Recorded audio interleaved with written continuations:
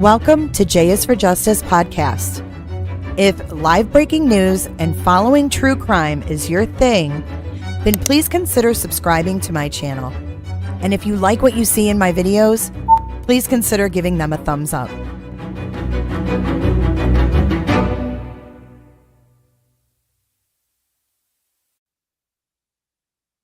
Well, hello there, beautifuls and lovelies. Welcome back to J is for Justice. We are officially back after Hurricane Milton came busting through my area. Oh, wait, let me get rid of this ticker. How y'all doing today? How are you doing? Hope you guys are all doing well. Hold on. Have you guys been watching the Leilani Simon trial today? Have you guys been watching? And yes, please smash that like button. I would appreciate that. I'm doing good. I'm doing good. Hey, Clinker. Hey, Robin. Good to see all of you guys. The Clinkster. What's up, Meow? Hey, Suze. Hey, Nash. Yes, I watched it too. So I hear that we have 6 jurors seated in the Delphi case. We have Leilani Simon just started today, which I was clipping a little bit of. And then we're waiting for Sarah Boone to have her jury seated in her trial. And then we shall begin streaming that. Hey, Kels. Hey, Dink. Hey, Pam. Hey, Jay Bird. Hey, Hindsight. Snazzy. Good to see you. Eeyore Blues. Sarah. Leilani's attorney looks like he sells popcorn. He looks like the peanut guy. The the peanut, Mr. Peanut.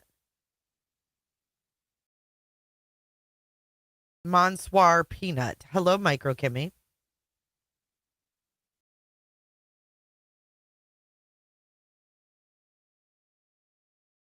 Yeah, I've been watching it too, Snazzy. What do you guys think? So I heard that her defense is going to be, this is Leilani I'm talking about. I heard that her defense is going to be drugs and postpartum depression. Boone starts as soon as they have a jury seated. They just started today. Hey, Jonathan. So I think that they're going to try to use that. But what I would do, hey, Flobo, hey, Bonkers, hey, retired EMT, good to see you guys. I think that for Leilani, though, her mother, if I'm not incorrect here, her mother, Billy Joe, is the one that had custody, like the kids were taken away from Leilani, and her she had custody of her daughter's children, from what I understood. And she left those children alone with the mother, who was deemed unfit by the state. I did, Melissa. I heard they have 6 jurors sat in Delphi. Yeah, I mean, you have to, Nash. But I wanted to go over these latest interviews because I didn't get a chance to when they first came out. It is hard to watch, Vivian. How you doing, Vivian? Learned behavior from the mom. Right. I mean, I get that, no one wants to see these types of things happen. But we have to look at the whole picture, right? Just like in the case of Jen Soto. Jen Soto was responsible for Madeline, right? At the end of the day, everybody wants to see Jen Soto face charges. I've seen it a million times. Hashtag arrest Jen Soto, right? I've seen it. Have y'all seen it? Put a 1 in chat if you've seen it. But then we have all these sympathizers of the person who was legally responsible for Quentin Simon.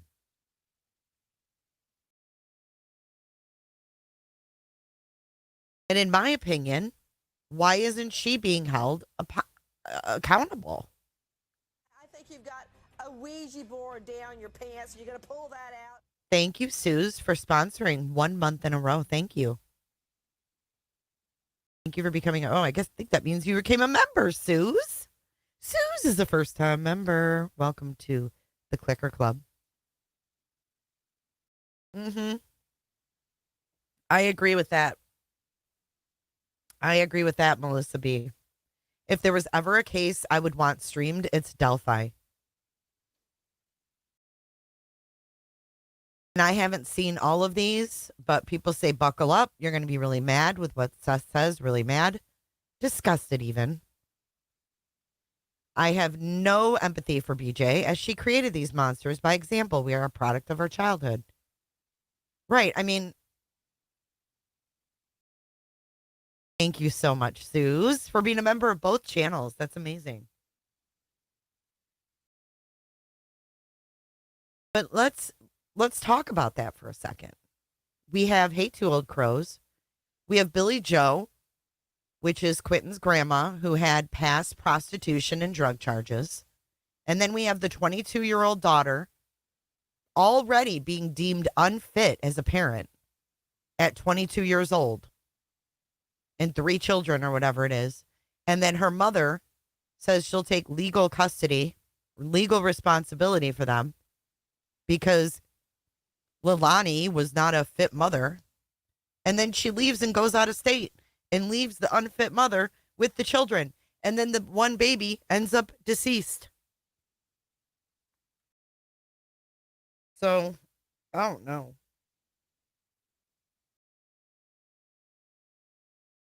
It's all a failure to Quentin at the end of the day. And if you want to see Jen Soto held accountable, everybody should be held accountable when it comes to a failure of a child that ends in a death. Oh, I'm sure she's sad. I'm sure she is. No one's doubting anyone's sadness. But the point of the matter is, if grandma was home, would this have happened? If grandma had done what she was supposed to do, as far as not leaving an unfit mother with children, would Quentin still be here? Yes, Snazzy, yes.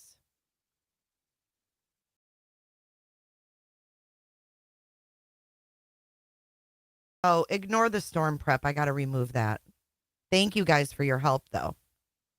But please ignore that. I'm going to have to remove that while we're watching. But the babysitter supposed to watch overnight? I don't think so. I think they were supposed to be dropped off in the morning. And I'm not sure if she faced any charges. And, even though she brought her daughter to the police station, it doesn't matter. The end of the day, there's still a baby dead. Exactly, Flo. Exactly. What if a foster mom did that? A non-kin foster mom. Let's say Quentin was put in foster care. And the mom in the foster mom said, "Oh, fuck it. I'll just leave him with the real mom today."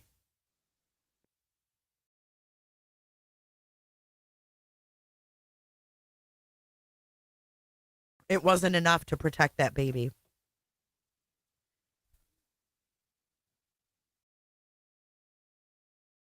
Does she have 3 baby daddy? I'm not sure if it's 2 or 3. I know, retired. I'm ignoring it right now.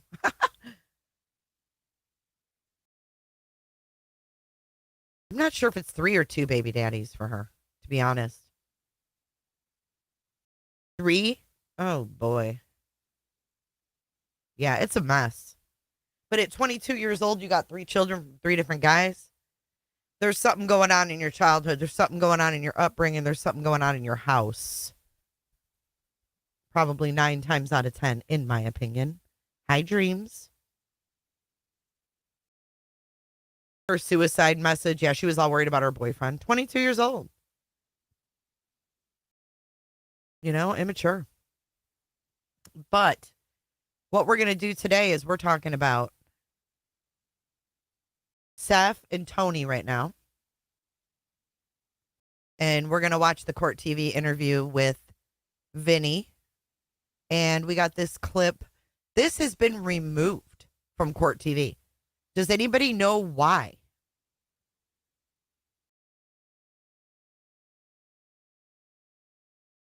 Grandma went to jail for violating court order.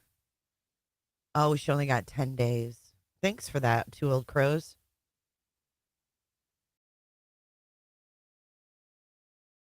Hey, Ann. Let's go ahead and start this interview. I don't know why they removed it.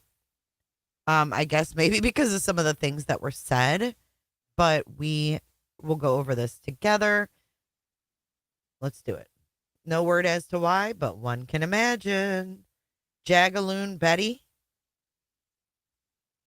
No. Hey, Carrie.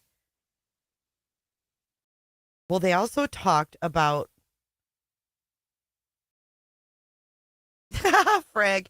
They also talked about one of their camera people that court TV brought to the or sent to the hearing, and Tony actually mentioned her by name. So that might be a reason why. Hey, body moving, body moving. Hope you're doing good. All right, let's get into it, y'all. We got this one, then we got this one, and then we got this one with Chris Proudfoot. So we've got 3 interviews to get through. Let's get into it. If you could please hit that like button. Hey, Kelly Mack, and hey, Andy. Hey, April. Good to see y'all. Tonight, Sebastian Rogers' father, Seth Rogers, is with us, and the Rogers family spokesperson, Tony Mathis, as well. Thank you both for coming here. What's your reaction, Seth and Tony, to what happened today or yesterday in court with Bullhorn Betty? And what are your thoughts about Bullhorn Betty and what she's been doing? Well, Vinny, first off, thank you for having us tonight.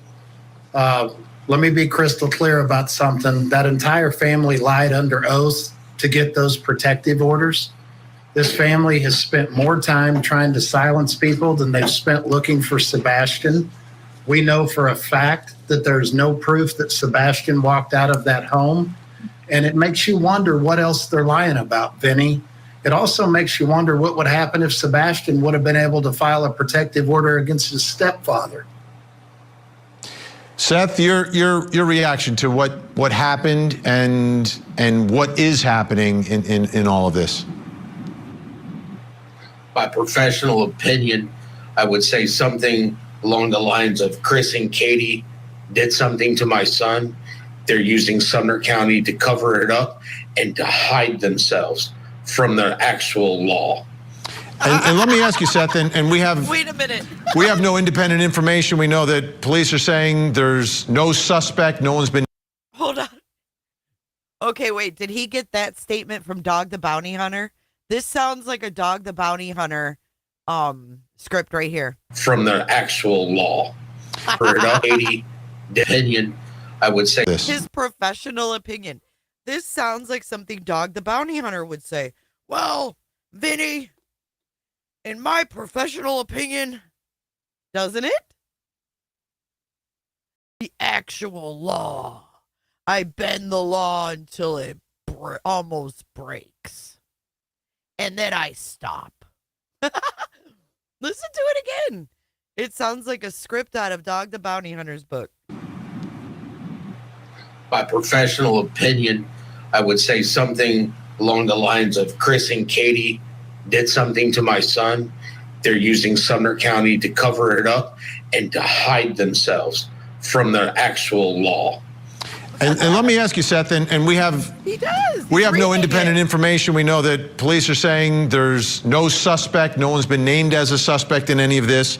But But this seems to be, at least from my perspective, Seth, is it a change in the way you are seeing what has transpired through all this? Are you seeing things differently than you did before? It's the evidence. I still believe my son is alive. I still believe he's somewhere. But the fact is that he was at their house last. There is no evidence that he ever left the house. And they, as Tony has stated, they have spent more money and time trying to get people to not speak about Sebastian than speaking about Sebastian. Sumner County hasn't come out since April with anything, and Katie won't come out and speak, won't ask for help to find Sebastian. I really have to say that she never loved her son. And Wow. I really have to say she never loved her son. And what is Tony talking about their finances? They've spent more money. What is he talking about? On this lawyer? Is that what they mean? Like they've spent more money on an attorney to, silence Betty. No, they want Betty to leave them the fuck alone. Never loved her child. Right. That's why Sebastian was, taken out and done things with him. That's why he looked well taken care of. Right. That's why that his electronics and his internet time was earned because she didn't care. Right. Parents who don't care don't put limits on their children, in my opinion. I think it takes a parent to actually have limits, boundaries, and discipline in place. And that was one area where, as a single mom, I was very lenient in the disciplinary area, where I wish I wasn't as lenient. But it's hard when you're a single mother. I'm sure a lot of the single moms out there understand that. But to say that she never loved him, I mean, wow. Where were you, Sean, while her and Chris were raising him? Right, and Betty has to pay for their attorney. That's true. That's right. So what the hell are they spending money on that he's all bent out of shape? What's he worried about? What's he worried about their money for? Sean, why are you worried about their money? on top of that, I have the DCS reports that I've written, that I have literally. Oh, what? Wait, what, Sean? You have the DCS reports that you've written? Uh-oh. Did you guys hear that? He actually wrote them? So was he the one calling CPS on the Proudfoots to try to get Sebastian out of there? Because he knew Sebastian didn't want to live with them. So we'd have to do something really fucked up and extreme to get Sebastian? What is he talking about? I have the DCS reports that I've written, that I have literally took me an attorney to get them. He fucked up right there. You done fucked up, Sean. Listen, I'm going to slow it down. Listen again. And on top of that, I have the DCS reports that I've written, that I have literally took me an attorney to get them. Sebastian deserves a restraining order from those two psychopaths. Tony, now, I have the DCS reports that I've written, that I have literally took me an attorney to get them. Sebastian deserves a restraining order from those two psychopaths. Tony, now, you've accused them of lying, the Proudfoots, right? So what were they lying about from your perspective? And again, we have no independent information or confirmation that they said anything that was untrue or verification that what they said was true, like either way. But what were they lying about from your perspective, and what's the evidence from your perspective that they are not telling the truth? Well, they actually were lying, and it was proven in court that they were lying about what they stated in the protective orders, which was that she had had physical contact with them, that she was following, stalking, and harassing them. And even on the stand, Mr. Proudfoot admitted that he had never met her in person. So in my opinion, it's a little difficult to be stalking somebody that you've never met in person. And it goes to the many inconsistencies that have been told by Mr. Proudfoot since the very first interview. Not one of his interviews have matched up, Vinny. Okay. This right here is like, what? What are you talking about? Hi, BZ. Nothing is added up. Hey, Olive Juice. Hey, Quinny. What do you mean none of his interviews have added up? They've all stayed the same. The story was the same. But now Vinny's like, okay, like what? And when you say the interviews haven't matched up, you're not talking about, so I just want to make this clear to everyone watching. You're talking about the disappearance of Sebastian, not about 100%. Bullhorn Betty in this case.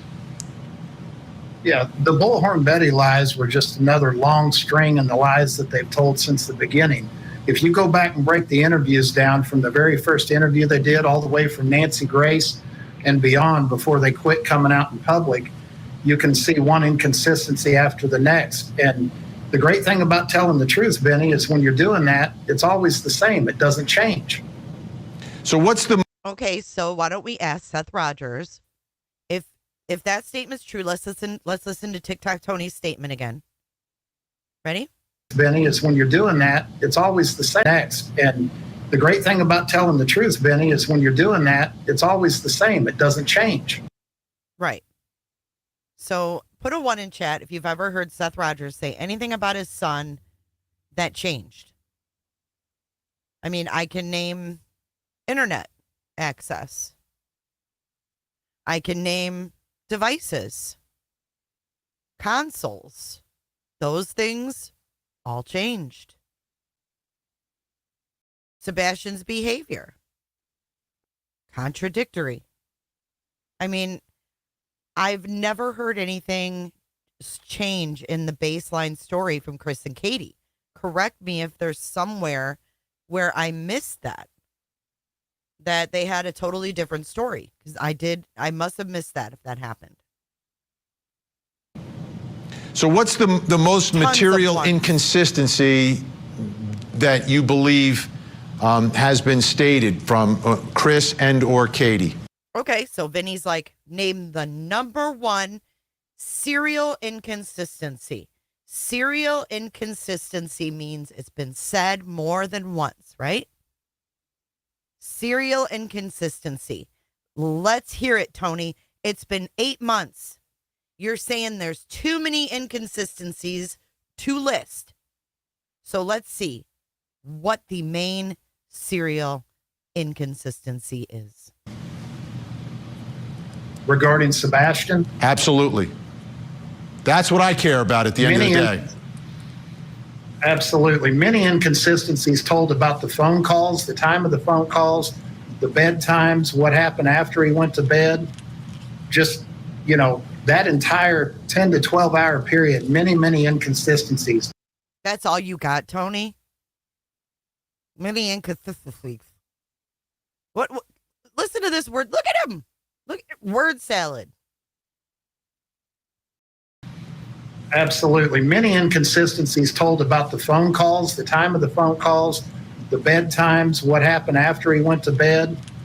Just, that entire 10 to 12 hour period, many inconsistencies. What? We've only heard, I told him to go to bed, and he did. Can you recap what Seth said that was a slip? He said, I have the records from DCS, which is the CPS records he's talking about, that I wrote, and he almost said wrote. And then he went, I literally, I don't know. He fucked up. Vinny has to steer them back to Sebastian many times. Also, not rock solid alibis, and a lot of time that's unaccounted for. So those are the main inconsistencies when they were asked. It doesn't even make sense. They were also, probably the biggest thing, Benny, is that they told Nancy Grace that they were told by TBI not to take a polygraph, and we found out later from TBI that that is 1,000% not accurate. Look at Seth. Look at the anger seething.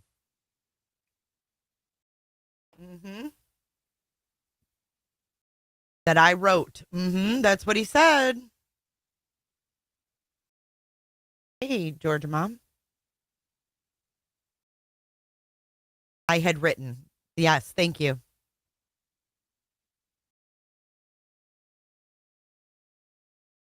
He's already said Katie didn't love her son. That they're inconsistent. They're psychopaths. Anything else I missed? Now, let's talk about the polygraphs, okay? We know from Chris Proudfoot that the TBI called Seth Rogers and said, hey, Chris Proudfoot passed a poly with us. And when the PI Chloe was asked about, the whole Chris Proudfoot taking a polygraph with Nancy Grace versus the TBI, what did she say? If you're going to take one, why wouldn't you take one with the TBI? Why would you not take one with the TBI and take one with Nancy Grace? Exactly, Choo Choo. He took the poly with who it matters he took the poly with. My question is, Seth Rogers, why didn't you take the poly with the TBI? Oh, they didn't want one from you? Is that what he said? They didn't want him to take one? It wasn't necessary?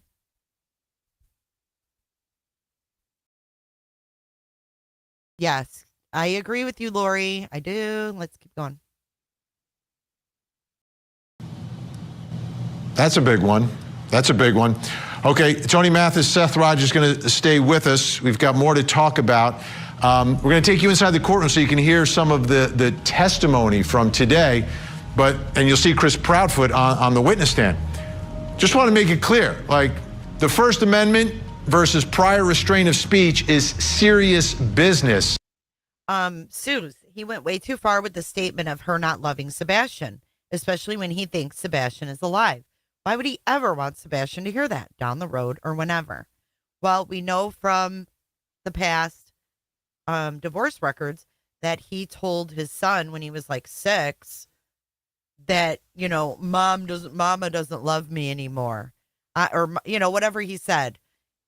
I'm paraphrasing, but he told Sebastian, mama doesn't love me anymore. Or mama won't love me or some kind of shit. And the judge made a decision today keeping her away from them, but how far did it go towards what she can say about this case? We'll be back.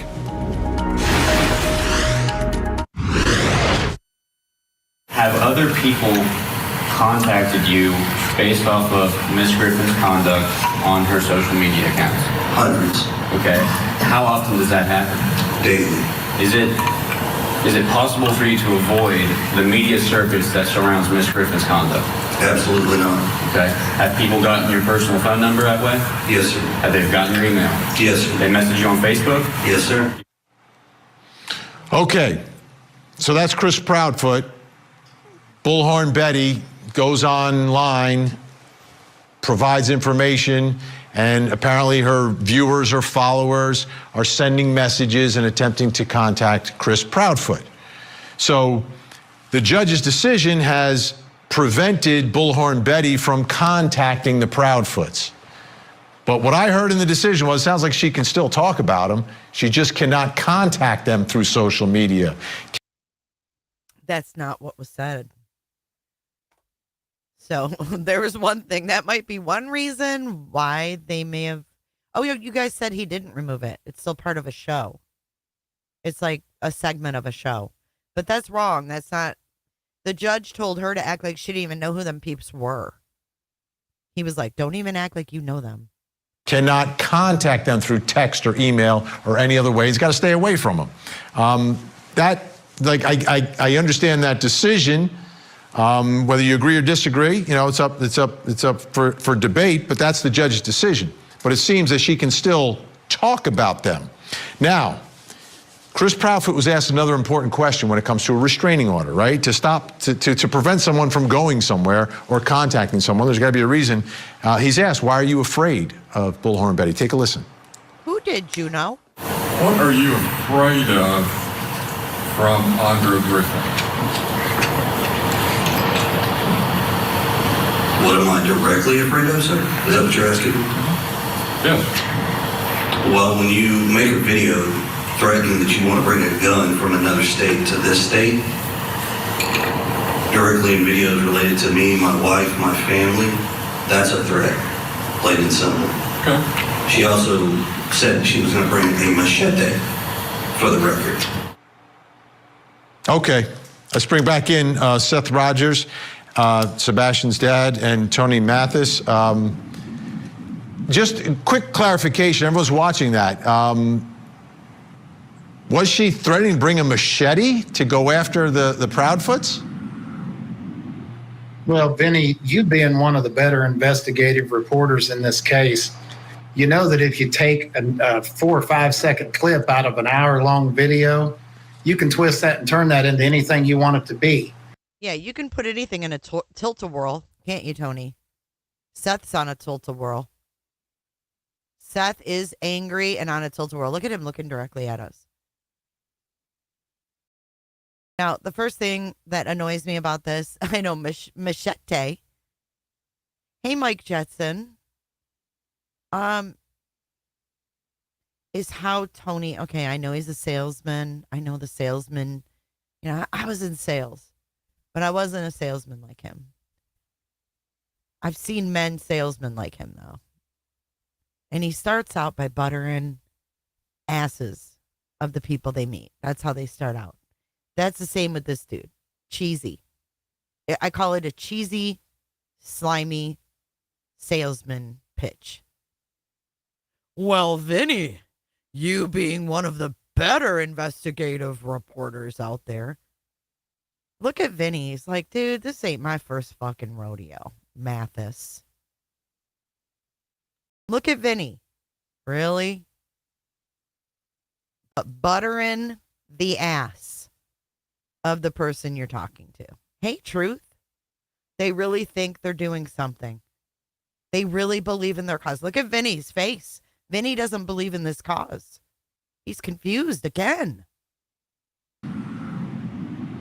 Well, Vinny, you being one of the better investigative reporters in this case. Look at... Why does Tony think everyone is really, really, really dumb? But your tactics suck, Mathis. You need another sales course. You need a different sales course because this one, people ain't buying it, dude. They ain't picking up what you're laying down. It's so transparent. Yes, he probably said that to Brian Enton, too, when he stumbled upon him in Moscow, Idaho, when he went and droned over the Idaho 4 house.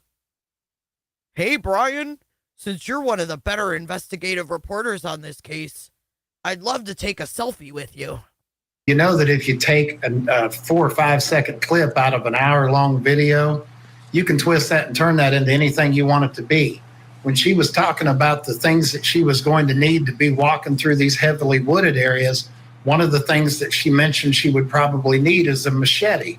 But you don't get to see all that because that doesn't fit the narrative. Does that make sense? On top of that, if she had stated that she was going to bring a machete, don't you think the felon that made the video for the Proudfoots would have actually clipped that in there? And it wasn't clipped in there. And if you notice, the attorney, that shyster that was sitting there representing the Proudfoots and the Bowersox, when they asked Chris the question, have you been contacted? They never asked who contacted them, because Nobody that is on Betty's team or my team is actually reaching out to speak to these pathetic excuses for parents. Pathetic excuses for parents. But they parented your son for the majority of his life. For the majority of his life, these two cared for him. And now he wants us to hang on the fact that the majority of the time, the last person to see the person that went missing is usually to blame. You know? Like in a domestic situation. Oh, the husband saw her last. He's really pounding in. Well, his mom is the last one to see him. Well, his mom is the last one to see him. I think he knows about that statistic. And I think that, in my opinion, Seth Rogers may have wanted to use that statistic to his advantage. Seth Rogers is not dumb. He's not dumb. He's very manipulative. I just feel like he knew that statistic, and he knew that that statistic is very high and very probable that the last person to see them would be the one to be responsible. And they could be. But a pathetic excuse for a parent is also someone who goes years and years and years and years and years and doesn't pay child support. Years and years and years and years and years and doesn't provide for his wife, right? I mean, there's a lot of things we can name. And Scarlett, I'm not here to argue with you about my thoughts changing. If your thoughts don't change, you're a robot. Period. If your thoughts never change, you just might be a damn robot. And Benny, I am a robot. I will eat your brain. if you actually listen to what was said there in court, the attorney asked the question, have you been contacted by people regarding things that Betty has been saying? Right. The people that are contacting Chris are his people. They're not Betty's people. They're contacting Chris saying, this is what Betty said today. This is what she said yesterday. Well, all you've got to do is tell those people, if you don't want to hear it, to quit contacting you. That shouldn't make you afraid of a 5-foot female as a man that has a strong history of being able to deal with females. So let's. He has a strong history of being able to deal with females. What does that mean? Why'd Seth look at him like that? And why does it matter? Why is he using Betty's size to make Chris feel or make Chris seem like he's a pussy for protecting his family from Betty? Would it be different if Betty was 6 foot tall?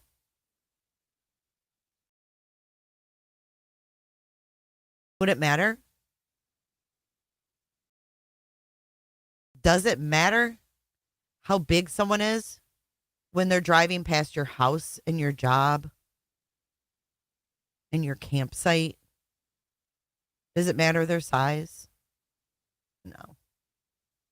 It doesn't. But Tony's trying to demean Chris. He thinks he's demasculating Chris is what he's doing.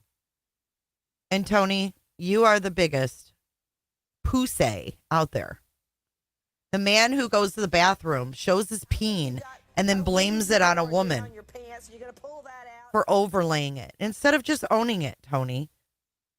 I think you've got a Ouija board down your pants. You're going to pull that out. Right. What if she would have pulled out that little pew-pew out of her bra when she confronted Mr. Bowersox? Welcome, new clickers. Thank you so much, Flo. Flo just gave 5 clicker memberships. Pull out your Ouija boards and let's get to it. I think you've got a Ouija board down your pants. You're going to pull that out. Yeah, it does not matter the size or strength of the person. I think you've got a Ouija board down your pants. You're going to pull that out. Thank you, Mrs. Smith. Mrs. Smith, I've missed you. And he's the one that keeps talking about teams, right? I'm not going to lie. At first, I backed Seth until he told the public to F off. Then my eyes were opened as to how much of a POS Seth was. Either way, Sebastian still isn't found. Exactly. Bullhorn Betty was checking to see if CP had picked up his packages from his porch at his RV. Yes, everybody thank Flo for those memberships. Thank you so much, Mrs. Smith. I did. All right, let's continue. That shouldn't make you afraid of a 5-foot female as a man that has a strong history of being able to deal with females. So I guess that was a jab at Chris for having 5 marriages. I don't know. He asked if Josh had told the viewers that Michaela left her panty. What? We're going to watch that one next. So let's refocus now and get back to what this is really about, which is finding your son, Seth. So, Sebastian, I'm sorry. Yeah, your son, Seth. So, Sebastian, I'm sorry. Yeah, son, Seth. So, Sebastian, I'm sorry. Yeah, to find Sebastian. Your relationship with Sebastian's mom seems at this point is completely non-existent. I know early on there was talk about trying to work together, and it seemed like you were trying to come together to do something, but that just doesn't exist. So what is the status of the search for Sebastian? As you sit here tonight, what is going on? Who is doing what, whether it's law enforcement, any private organizations, members of the public, whoever? What is the status of all of that? We have we have over 50 people that are working on this case. Just in investigators, FBI. I mean, been working with the FBI. It's how we got a reward out there. Sumner County, the people that are in charge of Sumner County refuse to connect the dots. So we have to go beyond Sumner County. My son is somewhere, and me personally, I believe Katie knows. Vinny, you can tell that we're a little bit. Did you see how he said that? I believe Katie knows. Do you feel like he's acting a little bit differently? I believe Katie knows.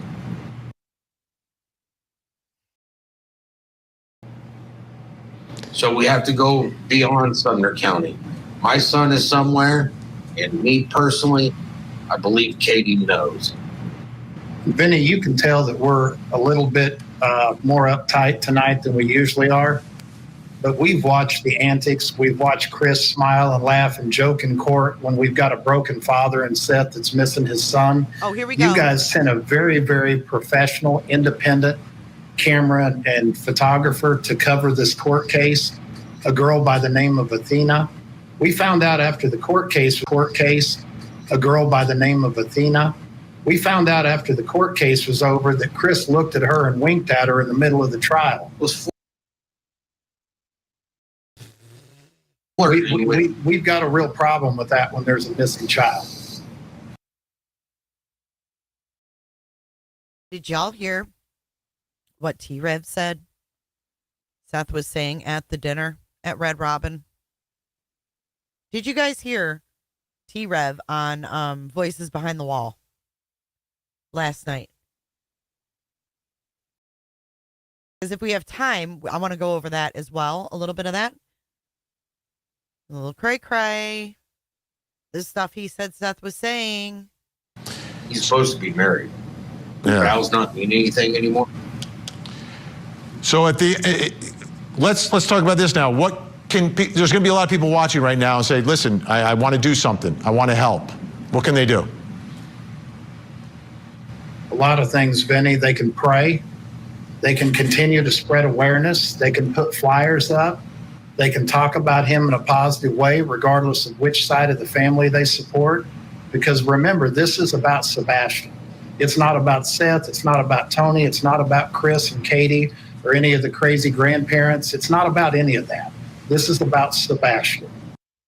And if you... Any of the crazy grandparents. He loves calling grandparents crazy. So, Tony, you are so disrespectful. You are here for Sebastian. Your focus should be Sebastian Wayne Drake Rogers. That's it.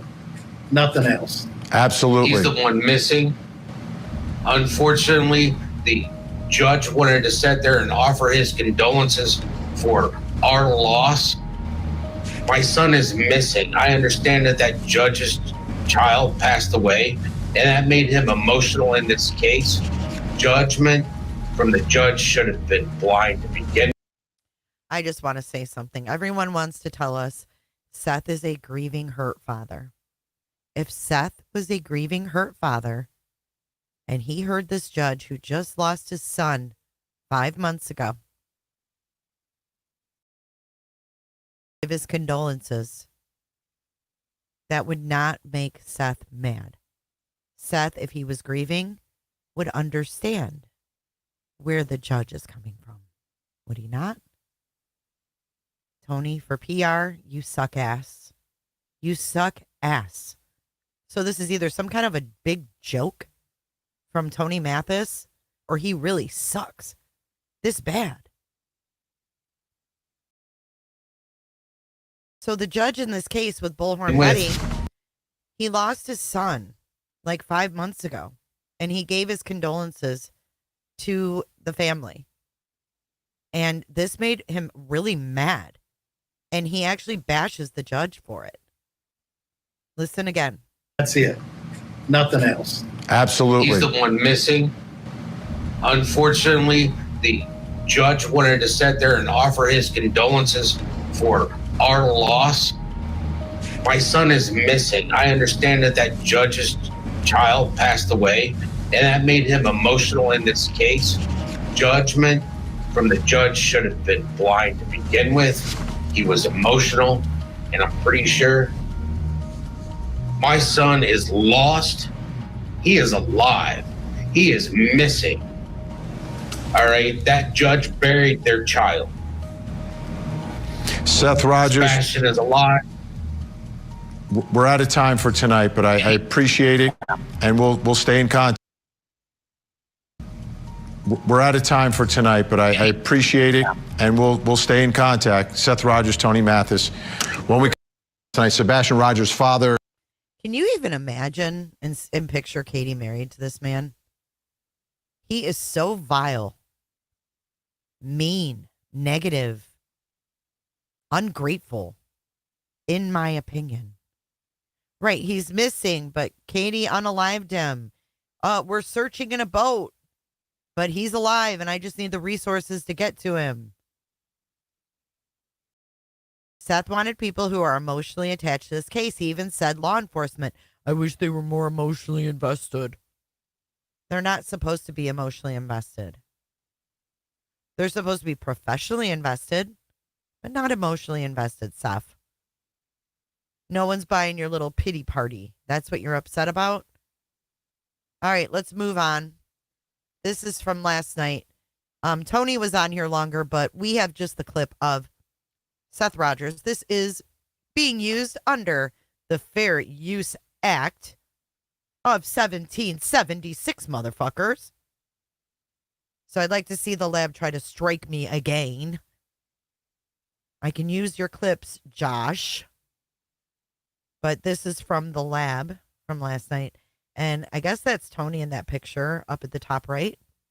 And then this is Seth down at the bottom here. And he calls in. Tony was on there for a good while. And then he calls in. So we're going to listen to the part with Seth. So again, this is the lab on YouTube, the lab after dark. Dig the anime poster too. That's sweet.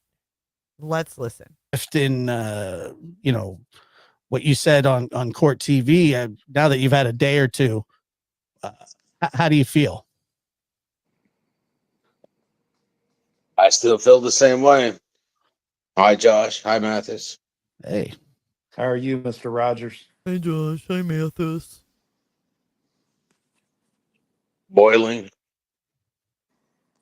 Waiting for the weekend to be over so I can do something. What are you planning on doing? Do you have a plan, or is something you care to share? If not, I understand that as well. Not sharing because, in your chat, there's a lot of people that can still hear me. may not be able to see me and I don't have to look at them. But I know that CP supporters are everywhere. I hope they enjoy supporting a child abuser, because those are the people that nearly make me sick in this world. What? CP supporters? Waiting for the weekend so I can do something? I got the screenshot, y'all. Look at this. Look at this. Seth Rogers. Seth Rogers, I heard you like 'em young. You better not go to cell block number 1. Katie was a teen when you fell in love. Then you had a son. Sebastian goes missing and now you play dumb. Wop, wop, wop, wop, wop. You done messed up. I mean, we're supposed to take this dude seriously?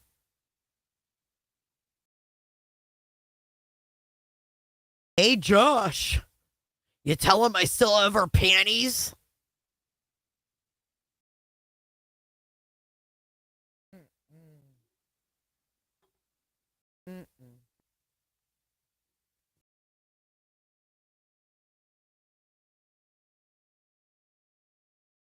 Sick.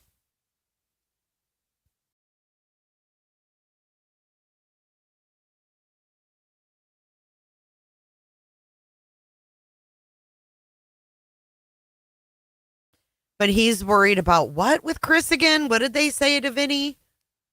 He winked at the camera girl for court TV during court. But this right here is just fine and dandy.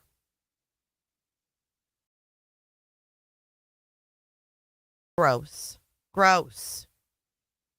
Just that word panties is gross, and even it's like 1 million times grosser coming out of him. And I mean, do you want to expand on that or just leave it there? I'll leave it there. Yeah, you know, and I have asked the chat, and normally, you know, this is a very charged, you know, I haven't covered a lot of this lately. And I understand that, Josh, because it's very controversial. I mean, no matter what it seems, it's like no matter what I said to people at the very beginning and have continued to say, there's no Michaela. sides but Sebastian. It's referring to Michaela. But everybody wants to make it about sides. And all I want from my side is to. Everyone wants to make it about sides. Wait a minute. Didn't we just hear him talk about sides?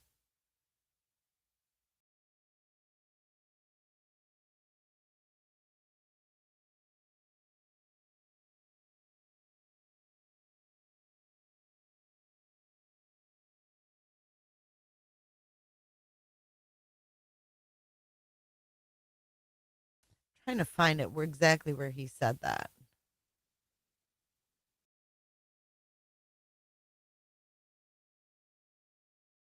Oh, right here, right here. I found it. Maybe he says, okay, here we go. Listen. This is from Vinny's. Who contacted them?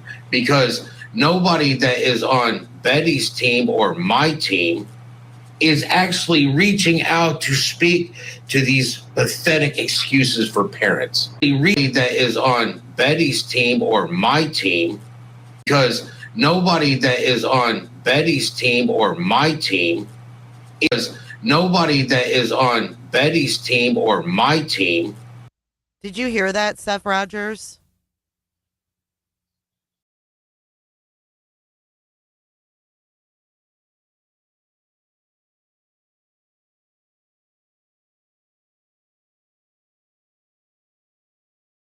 lately. I mean, no matter what it seems, it's like no matter what I said to people at the very beginning and have continued to say, there's no sides but Sebastian. But everybody wants to make it about sides. But Sebastian.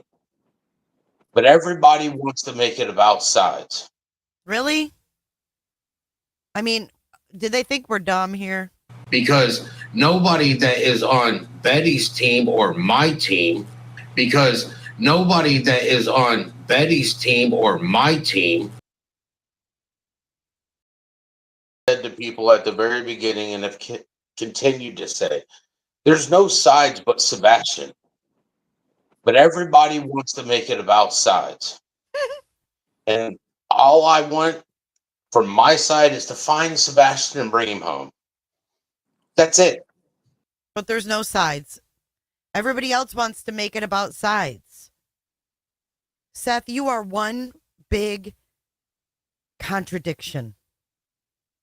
One big contradiction yourself. When you sit on a couch, they say, look, there's a contradiction sitting there. I want to find my son and bring him home and make sure he is safe and healthy. All right. Yeah, look, I agree. I think that the sides is probably the most detrimental. And I will tell you this too. I have a major problem, not just with people that attack you and accuse you, but I do have a major problem just in general with people talking about how bad of parents people are when they've only known what they've seen, through the media, and a lot of these people are absolute losers themselves. Dude, what are you talking about? I'm sorry, I'm not trying to get personal here, but is that your door to go outside? And you're talking about other people being who are you to copy what? Yeah, and a lot of these people are absolute losers themselves. Speak for yourself. Speak for your damn self there. Oh, Jesus Christ. On a cracker. That attack from behind a keyboard that probably wouldn't want their life put on display in front of everybody. That's kind of how I figure it, the whole situation. I see it a lot. Again, speak for yourself. That term keyboard warriors, Josh. Yeah, of course. Yeah, that term needs to stop being used, because if you're on a keyboard running your mouth, doing your little finger twitches, you're just a keyboard coward. Oh, there is some life lesson from Seth.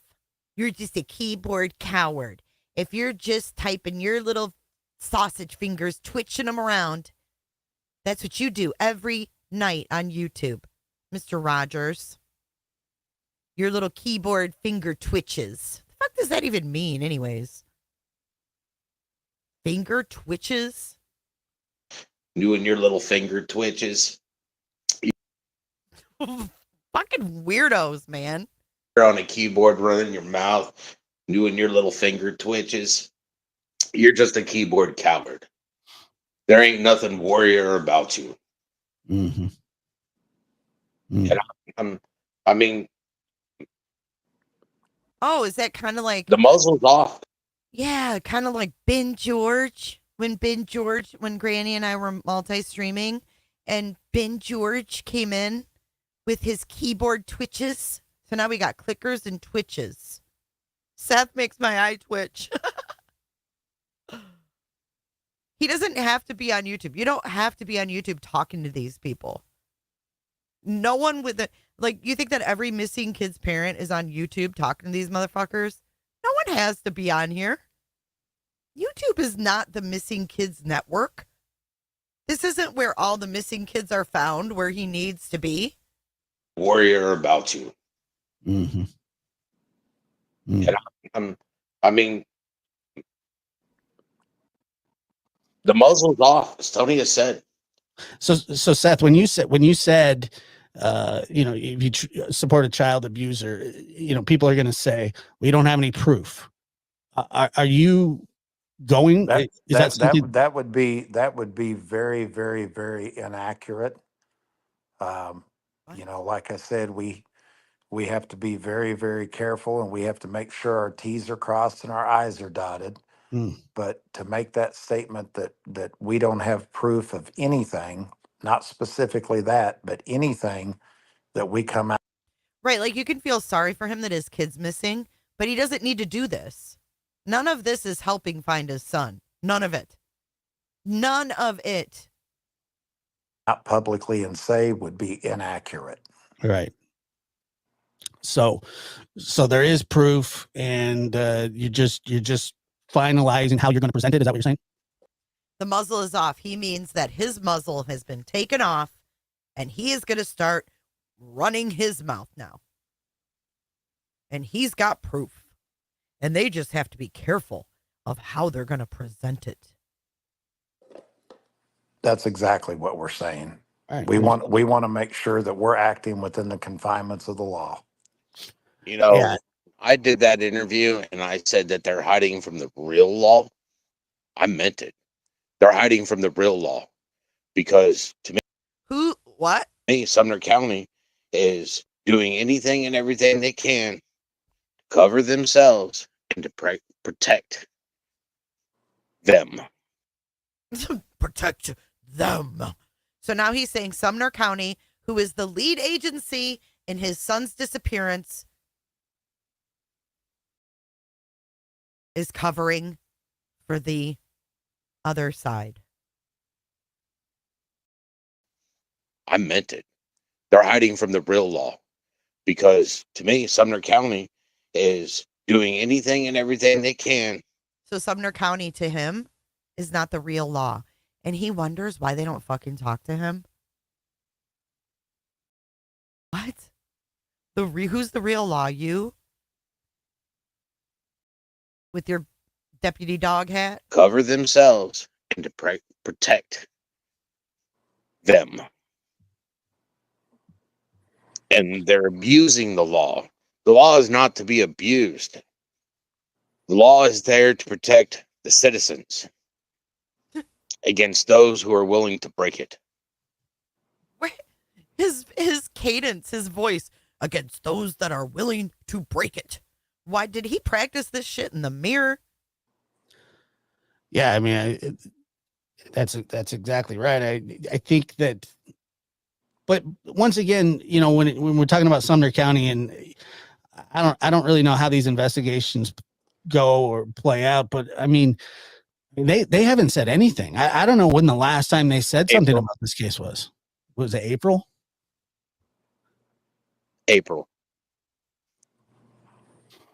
It's been over 3 months since a particular person has said anything about their son. Why doesn't he want to say her name? Why is he being like that? What does he want her to say at this point? My son is still missing? What does he want her to come out and say? Why does he want her to come out so badly? If she has nothing to share, why does he need her to come out? I don't think she needs to come out. Why would she come out now? There's nothing new to report on. There's nothing new to say. 1 second here, mods. I'm seeing a ton of just weirdos in the chat. If we need to turn on members only, then we can. But please just toss them.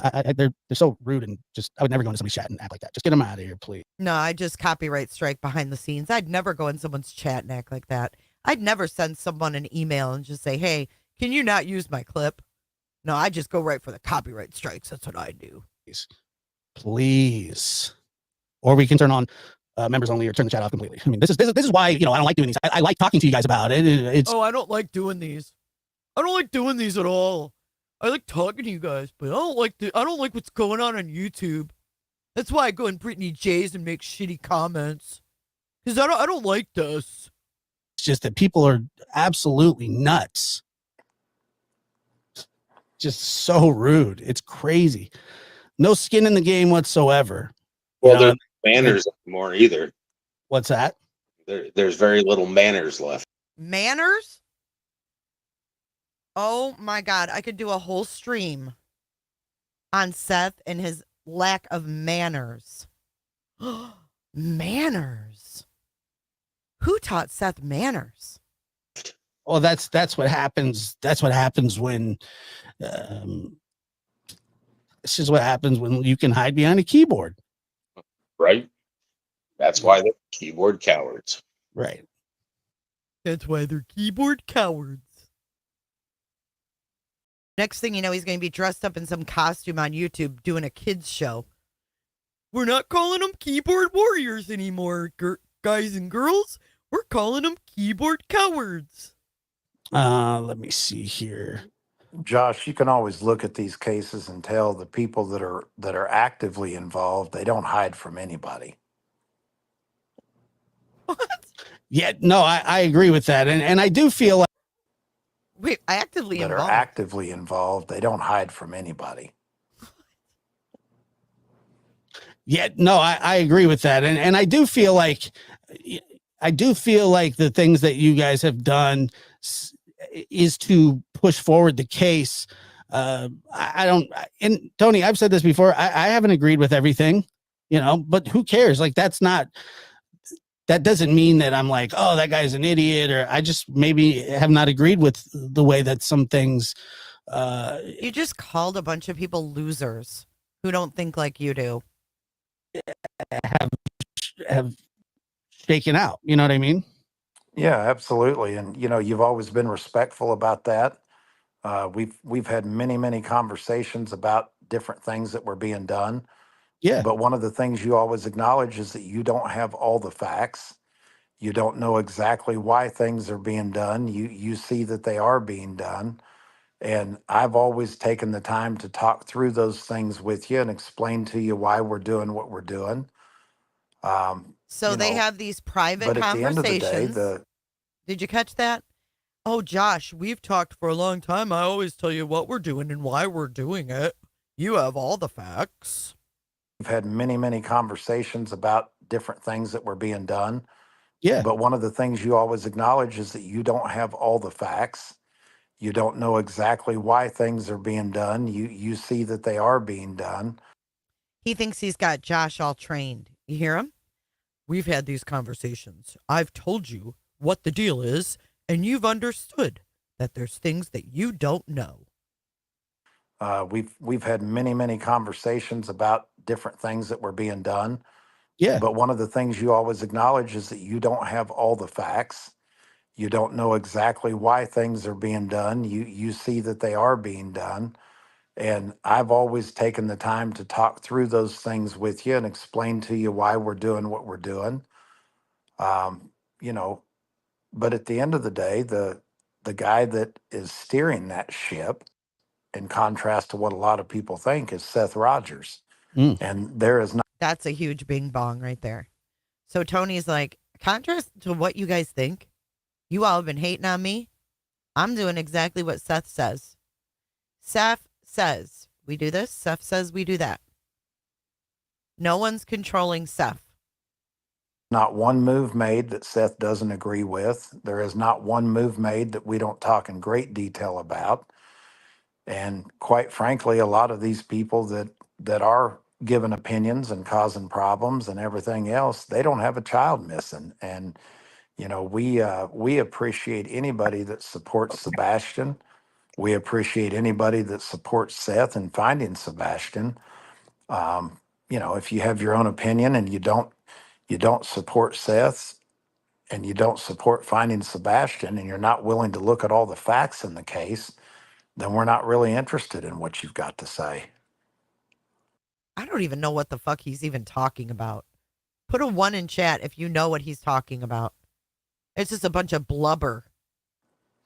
Right. I mean, that's what I'm saying. There are things about this case that I don't know. I don't pretend to know. I don't listen to. I don't really listen to the whatever gossip there is. I mean, dude, he hangs out allegedly with Brittany J's chat. There's so much that has been said. And like I said, this is probably the first show or the first time I've done a live about Sebastian's case in probably a month. And, every time I do it, I'm reminded why. But at the same time, I also feel like that there needs to be some sort of balance. Like I personally feel that that there's not enough balance, that people are so one-sided, leaning one way or the other. And when the simple, It doesn't matter if people are one-sided. None of this shit matters in the grand scheme of things. If we're one-sided or not, it doesn't matter. Sebastian is still missing. If we're not one-sided, if we're open to any possibility, Sebastian is still missing. If we're all fighting over sides, Sebastian is still missing. None of this matters. But why are they making a whole stream out of something that doesn't even matter? fact is that Sebastian is the main focus of it. It's not about who wears what or who said what or Sebastian is the goal. Sebastian has been my goal since the very beginning when this happened. Finding my son is all that matters to me. And you could do everything perfect, Seth. I'm telling you, you could do everything perfect. You could say everything right. And no matter what, you can go to any single post, like a popular post, like say, Sports Center, MLB does one. They say something nice about somebody. And within the first 2 or 3 comments, you're going to see some jerk off say, Sports Center? The fuck? You're going to see some jerk off say something negative. just be rude. I mean, that's just how the internet works now, unfortunately. And look, I've taken the brunt of a lot of stuff before, and I know that, Seth, I know that it's a constant for you, but you seem to. Well, if you stick gumballs somewhere where they don't belong, you're going to take the brunt of shit. Be pretty good at ignoring it. Well, a lot of this stuff, Josh, it just doesn't help bring Sebastian home. And one of the things that Seth has been very consistent about is if it doesn't involve bringing his son home, he's not really interested in it. And I've watched you over the last few months. I'll ask you a question if you don't mind. You've broken down a lot of those early interviews, and you broke down a lot of the early interviews that Chris and Katie have done. Mm-hmm. And you've pointed out some of the inconsistencies in those interviews. He has? Sure. Multiple things that were said. Like what? That were said differently. The Like very what? next interview. Tell us what. You can't just say multiple things that were said. No, you can't skirt around it, Tony. This isn't you selling a used car. This is about a kid. Details matter, right? Details matter. Oh, multiple inconsistencies you've pointed out, Josh. And Josh is like, yep, I have. Like what? Pointed out some of the inconsistencies in those interviews. Sure. Multiple things that were said differently. The very next interview, they were answered differently. Very, very important details that were answered differently. You've been working with Seth now longer than I have. Have you ever found an inconsistency in anything that Seth Rogers has ever said? Yes. No, Really?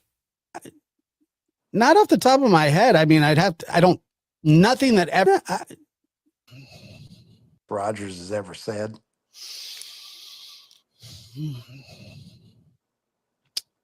How can you say no? No, not off the top of my head. I mean, nothing that ever stuck out to me. No. Nothing that ever stuck out to you? I don't think so. So, when people are aligning themselves and So you covered this case, and you don't know that Seth Rogers said that Sebastian was not on any type of device at his house other than Seth's PlayStation when he was sitting right next to him, and they didn't use headphones, and it was only on Seth's account? Well, guess what? I got a thought. Seth keeps saying, oh, his Gmail would come to me. This would come to me. Everything that Sebastian did online, he is now saying comes to him, is associated with him. So was he using other accounts, playing them off as Sebastian's for doing things, and now he's blaming that activity on Sebastian. Is he? I don't know. 1202. Instead of focusing on the child, you've got one side that has got many, many, many inconsistencies. And as we said on Vinny's show, if you're telling the truth, you're not going to have inconsistencies because the Oh my God. Right. We proved that. truth is easy to remember. No, you're right about that. Somebody said something about the internet access. I don't remember. I don't remember that. I don't remember if that was an inconsistency or not. Come on. I know Chris and Katie said that he did not have access to the internet at their house, but that he did with you, Seth. He could get on my PlayStation and play under my account at any point in time. I didn't limit him. I mean, we're talking about a child that 15-year-old child that I had asked many times, would you like to have your own account? And he says, no, Dad, I'd rather just play under yours. All right. You know, when you give the child the opportunity to grow and you give the child the opportunity to make his own decisions, it's going to allow him to grow and blossom, bloom, and to grow up. But literally, it's like, you know, he had his own on Netflix. He has his own profile. Wait, I got to go back. I had to get up Which for a is, second. you know, he should. He's 15. When I first got Netflix, he was like 6. Hold on. I got to go back just a little bit because I missed some of this. Okay. To grow, and you give the child the opportunity to make his own decisions, it's going to allow him to grow and blossom, bloom, and to grow up.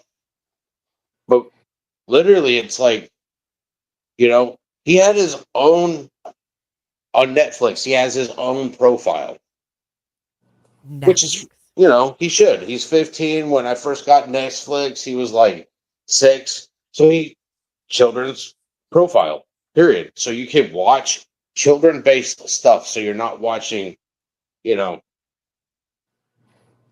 blood, guts, gore, horror movies, and, you know, all that sort of stuff. Oh, kind of like when you put the blood option on the video game, Mortal Kombat, to show Sebastian what a beatdown was. Remember when he said he showed Sebastian what a beatdown was? By putting on blood mode? Now he's Father of the Year over here. You watch children-based stuff, not blood and gore. Children's profile, period. So you can watch children-based stuff. So you're not watching, you know, blood, guts, gore, horror movies, and, you know, all that sort of stuff. It's the same thing with the internet. I had conversations with my son. I told him, listen, you don't know these people on the internet. All right. The only people you should be communicating with are people that are on my friends list because I know them personally. I've met them. I've shaken their hand. I've known them for 10 plus years. So what's the point of, you know, and he's like, that's fine. He'd rather play with these people because they play the game and he's there to play the game, not chat. I mean, Well, and the other thing too, Josh, is we're talking, everybody wants to label Sebastian as an autistic child, but they forget that he was a highly functioning autistic child. And in a lot of situations, you wouldn't know that he was autistic unless he had been labeled as such. So if you consider him a fairly normal 15-year-old child, I would ask anybody that's ever had a child of that age, and I ironically have a 15-year-old of my own, I don't know any. Ironically, yeah, it's so ironic. You know what's ironic? Is that rumor has it that TikTok Tony was sending out pictures of his 15-year-old in a bathing suit. Allegedly, this happened.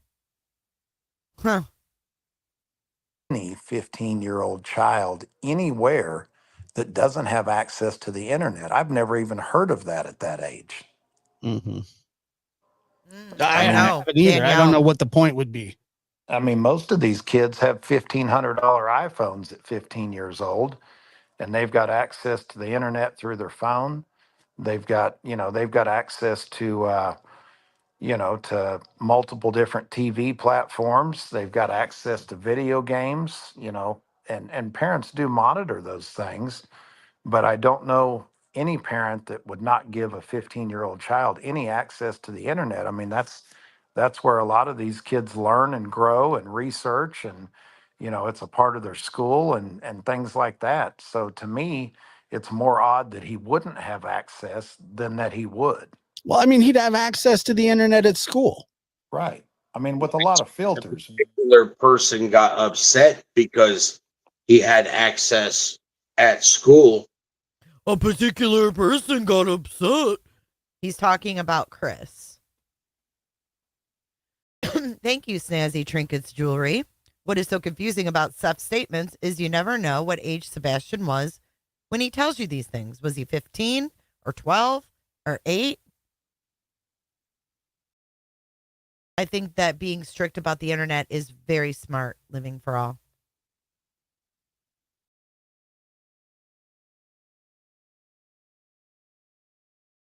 To get his FFA certificate that was given to me by the school. You had to have internet access to take all the tests and stuff for it. And somebody got mad because he had it. But yet, that person also wouldn't show up at the school to be given it the reward or the award. So he's saying Chris didn't show up. Maybe Chris was working. Not everybody's on disability. What was the reason that he was upset about it? Because they didn't allow him to have internet access at home, and they were upset that the school gave him internet access to take the tests and finish out the course. Yeah. Right. I mean, the internet is accessible, all over the place. I really don't know. I don't know that many 15-year-olds anymore. I used to when my kids were that age. The internet was what kids I hope you don't. thrived on. They still do. You know what I mean? 15-year-old I know is my son. Yeah, that's what I'm saying. Like, everybody's online. Everybody plays. And I think the thing that people get mistaken is being on the internet playing video games is like different than going to chat rooms. I mean, it's different. It's not the same. Like, it's not like, you can exchange messages with people and stuff like that, but it's pretty like out in the open, if you're in like a server or whatever, but it would all come back to your account, right? That's what you said. Right. Listen to that. And Your accounts, like a server or whatever, but it would all come back to your account, right? That's what you said. Correct. It would all come back to your account. Oh, so what was going on online? Why was he so mad about his devices? Why was he seemingly so worried about those devices not being given back? This is the biggest inconsistency of all. The biggest inconsistency of all, and could possibly be the most important.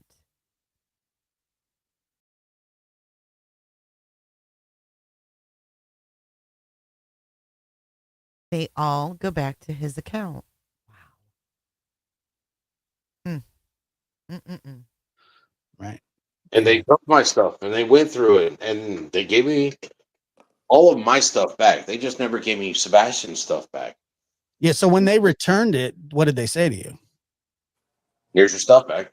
That's it. They didn't say, No, they took all my electronics, and then what they do is they download everything from the hard drive. Right. Okay, so I have to give them all my passwords for all of my accounts so that they can access it. Okay. So I gave all the passwords for all of my accounts. They had all of my stuff for 2 weeks. And then, I mean, they took Sebastian, his grandma bought him like a tablet, like pad thing. Mhm. And you know how This is electronics are weird. if they run out of juice for a long period of time and then you plug them in and it takes, a couple minutes for it to get enough juice to show you that it's charging. Yeah. Yeah, well, they took one of his electronics and they plugged it in, and it took 15 minutes for the computer to actually recognize that it was being charged. They turned it on, and the detective looked at it, was like, well, this hasn't been used since 2021. I'm like, yeah, he used it What? when his grandma. Okay, listen. Who believes that the detective collecting evidence knew that on scene? This hasn't been used since 2021. I'm like, yeah.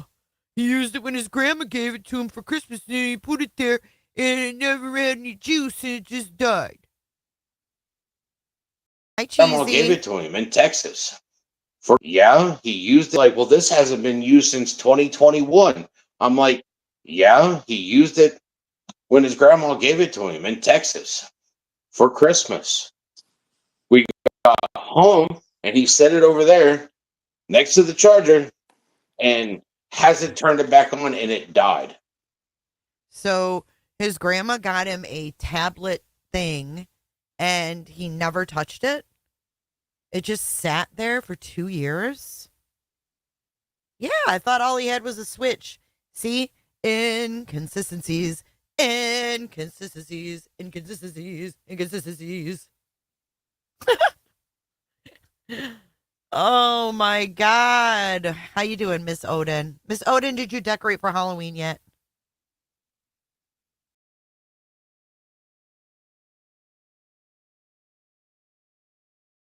They still have that. Something that Oh! hasn't been used in. They still have it. He's like, they take it all, they download it, and they give it back. But this thing that he wants us to think is just so unimportant. They still have that.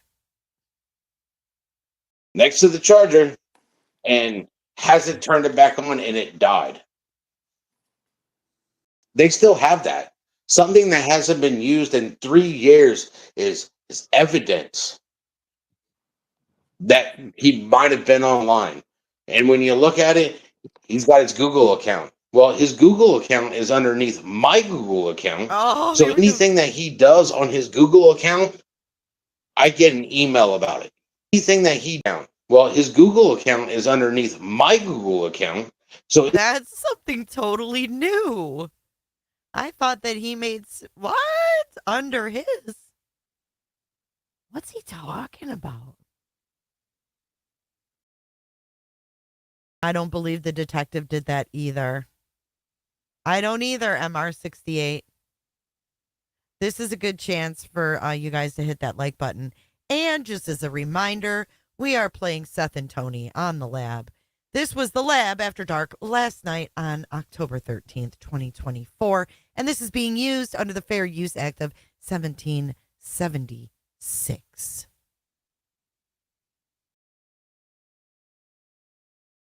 anything that he does on his Google account, I get an email about it. Mm-hmm. Yeah. Get an email every week that says where he's been, what he's been looking up, everything, because it's literally a parental account. Did he know that you could see it? Huh? Did he know that you could see his activity? No. Yeah. Because I remember I used to do that with my kids, and I would tell them, I can see everything that you're doing. I just want you to just know that. I could, and it wasn't, to me, it's not spying or anything. It's just, I just wanted them to know that, I monitor kind of what goes on. And that's what, some parents tell their kids and some don't. I mean, there's no right or wrong answer. To have the freedom.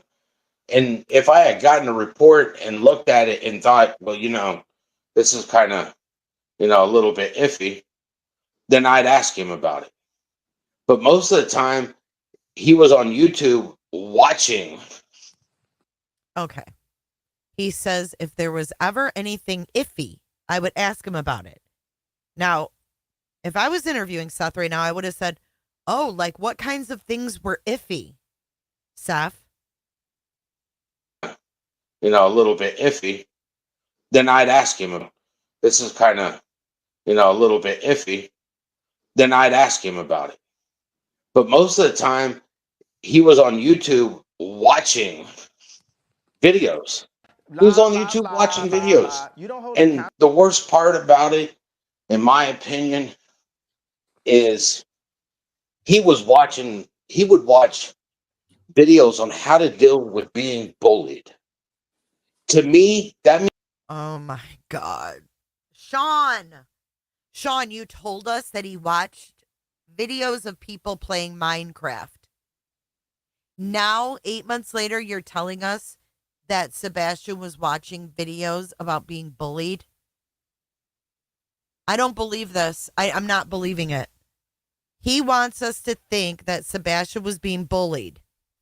Why does he want us to think that? We've never heard that. Ever.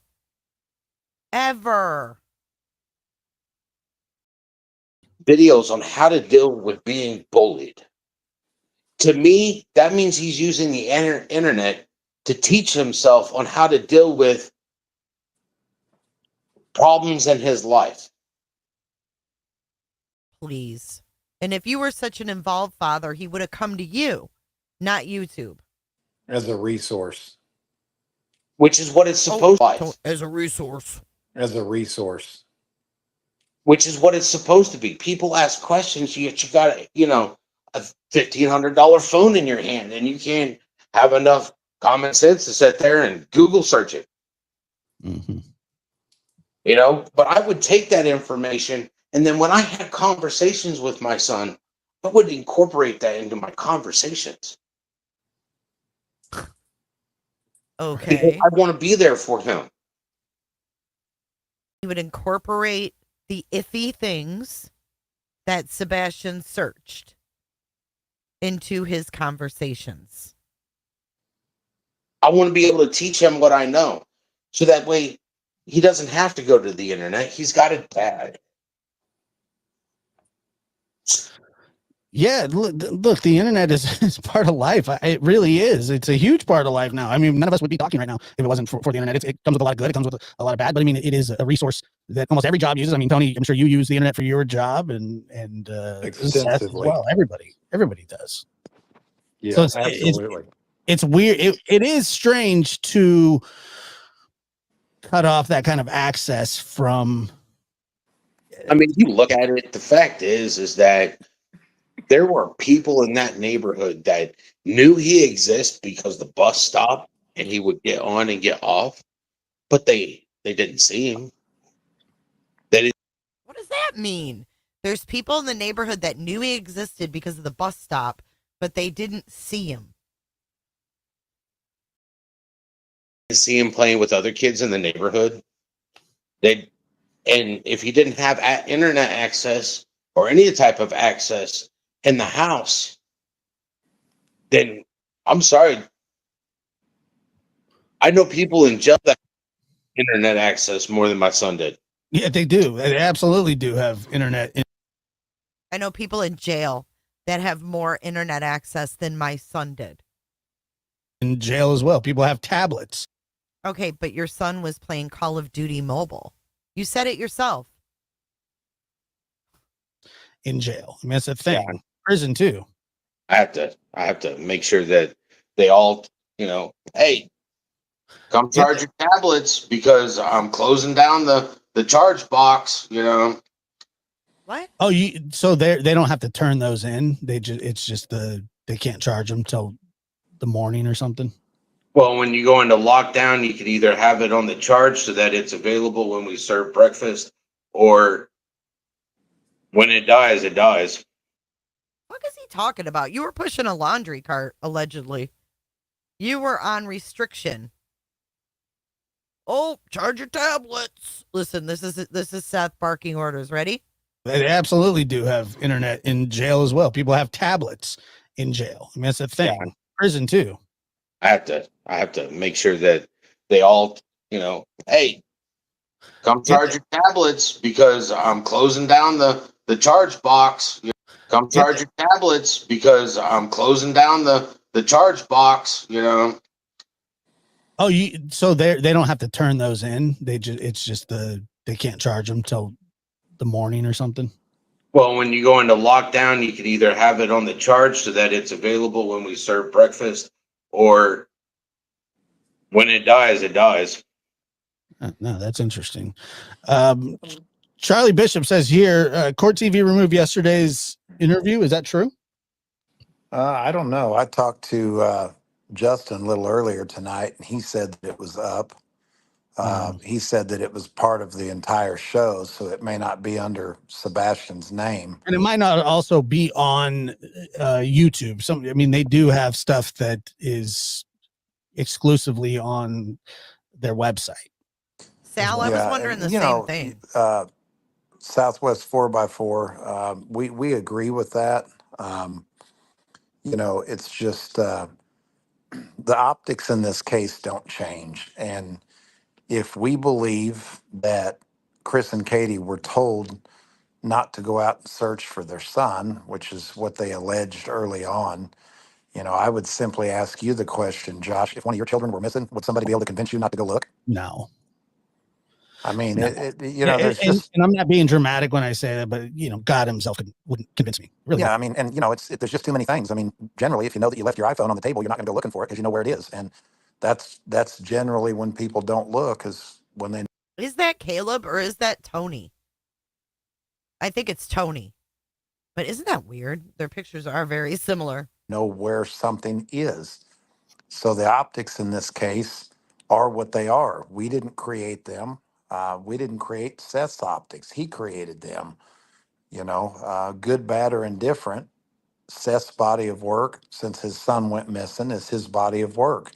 And Chris and Katie's body of work is their body of work. And, we didn't ask them not to go looking. We didn't ask them to not take a polygraph.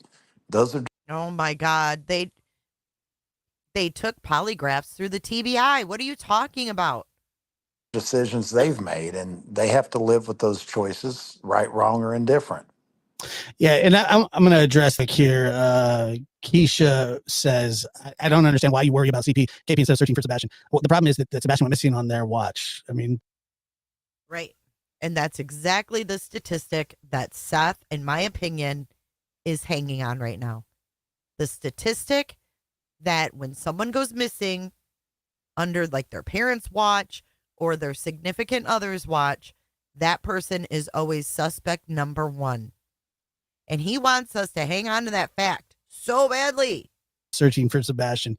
Well, the problem is that Sebastian went missing on their watch. Okay, but that's not what Keisha said. I don't understand why you worry about CP and KP instead of searching for Sebastian. Forget them. Use your YouTube channel for him. That wasn't even what she asked, Josh. Keisha says, I don't understand why you worry about CP, KP instead of searching for Sebastian. Well, the problem is that Sebastian went missing on their watch. What do you mean? Worry about them? They're at the center of this. If he was with Seth when he went missing, Seth would be under even much more scrutiny than he is now. And he's an hour away at work. Yeah, Josh, and no disrespect to Keisha, none at all. But Keisha, if you have a child and that child goes missing on your watch, everybody's going to be worried about you. Of course. Yep. Really, really, really counting on that statistic, right? Keeping the eye off him. In my opinion, allegedly, in my opinion. Look at doggy cam. It's all fucked up though. Sorry. I thought it was all centered, but it's not for this program. Here's another clip coming from J is for Justice. Ew. I don't understand that. I get what you're trying to do.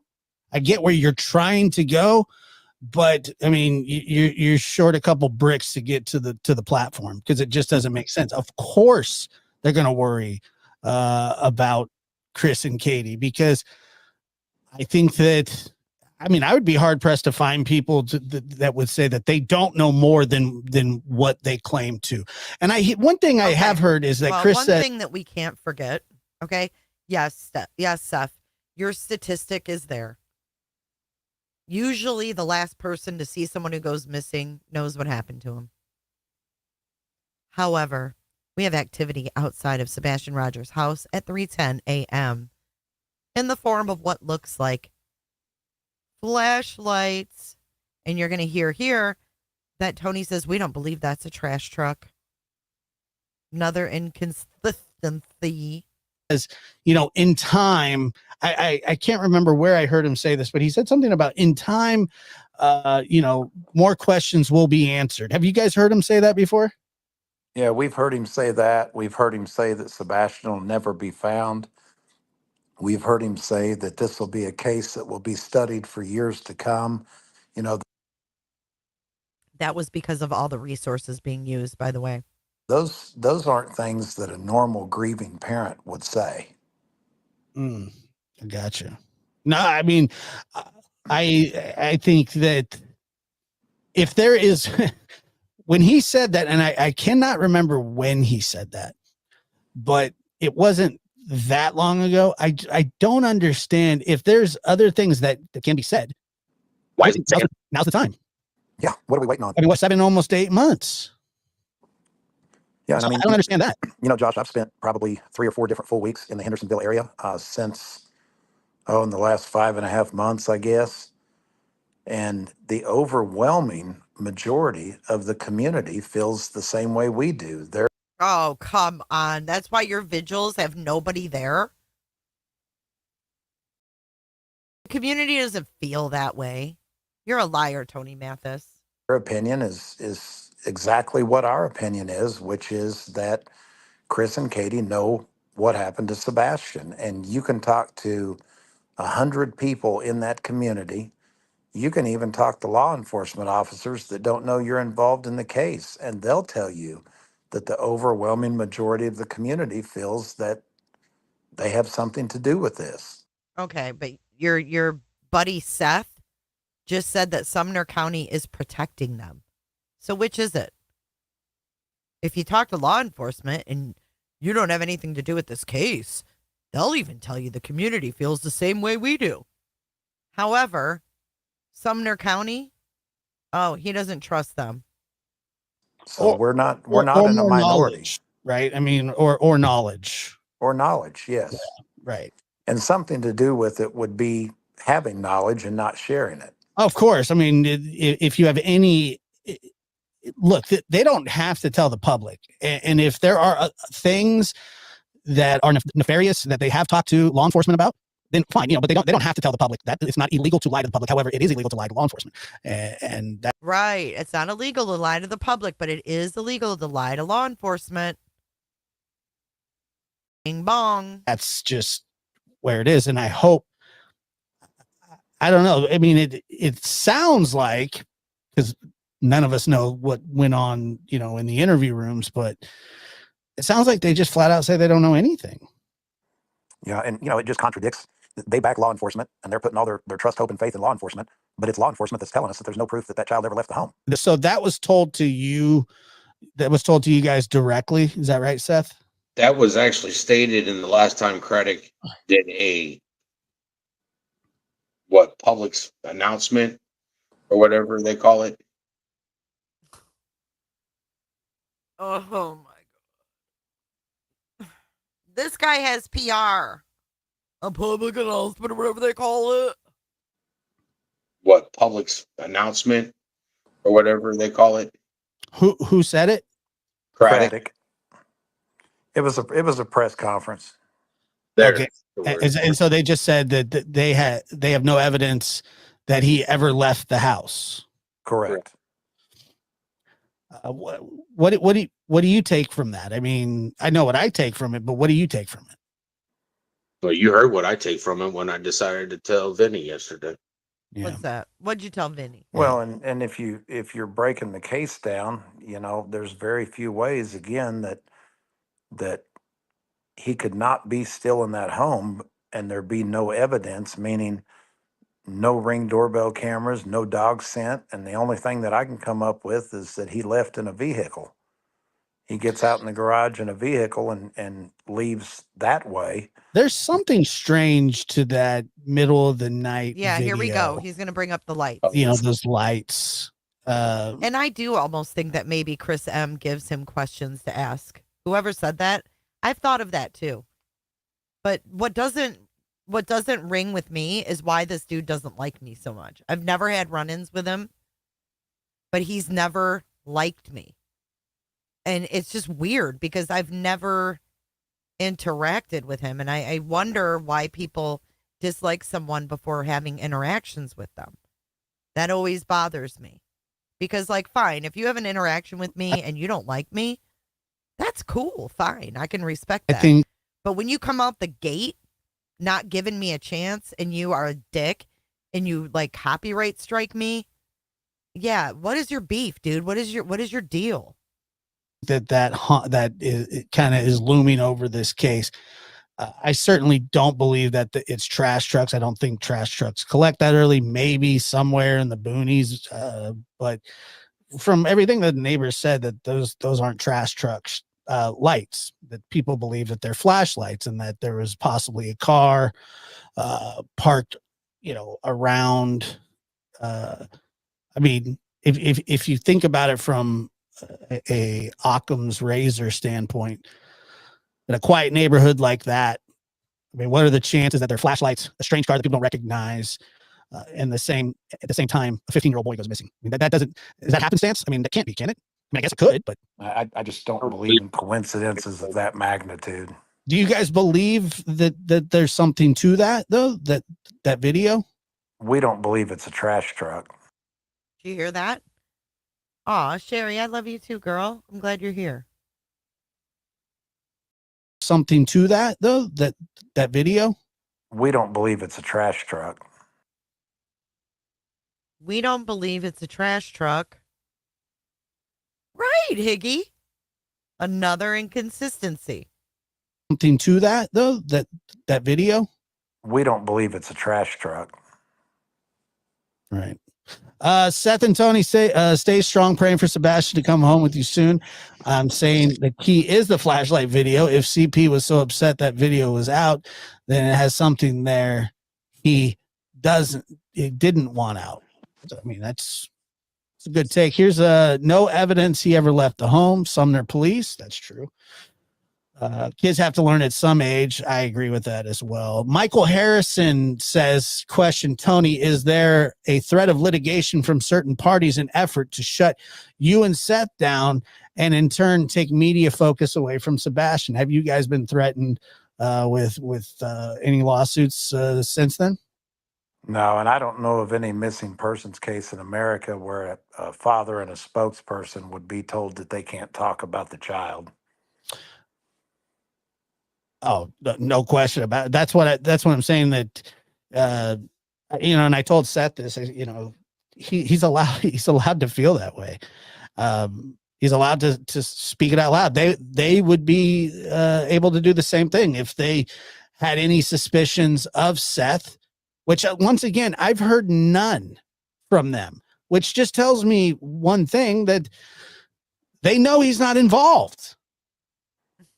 Yeah, and if they know he's not involved, the only way they could definitively know that he was not involved is they know who's involved. Is if they knew who was involved. Well, I mean, I would think so. I mean, to be honest with you, if I was Chris or Katie and Sebastian went missing and I didn't have anything to do with it and he went missing in my house, I would be accusing the shit out of you, Seth.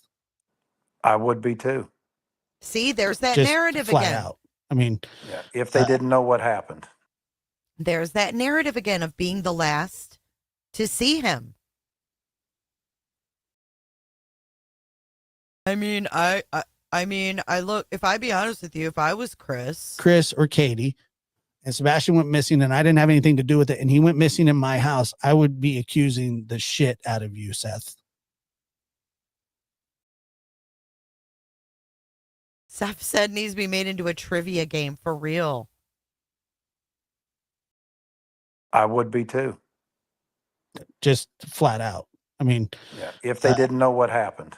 Absolutely. If you don't know what happened and you're convinced that he just disappeared, but well, John, thinking about like this, all right. This is the first time I've actually come out and stated that was on Vinny's. But methodically speaking, I've gone through every piece of evidence that I can come across. I've gone through a lot of scenarios in my head to figure out. I brainstormed with a lot of individuals on scenarios, and it's just, it comes down to the fact that he went missing out under her watch. Law enforcement has no evidence he ever left that residence.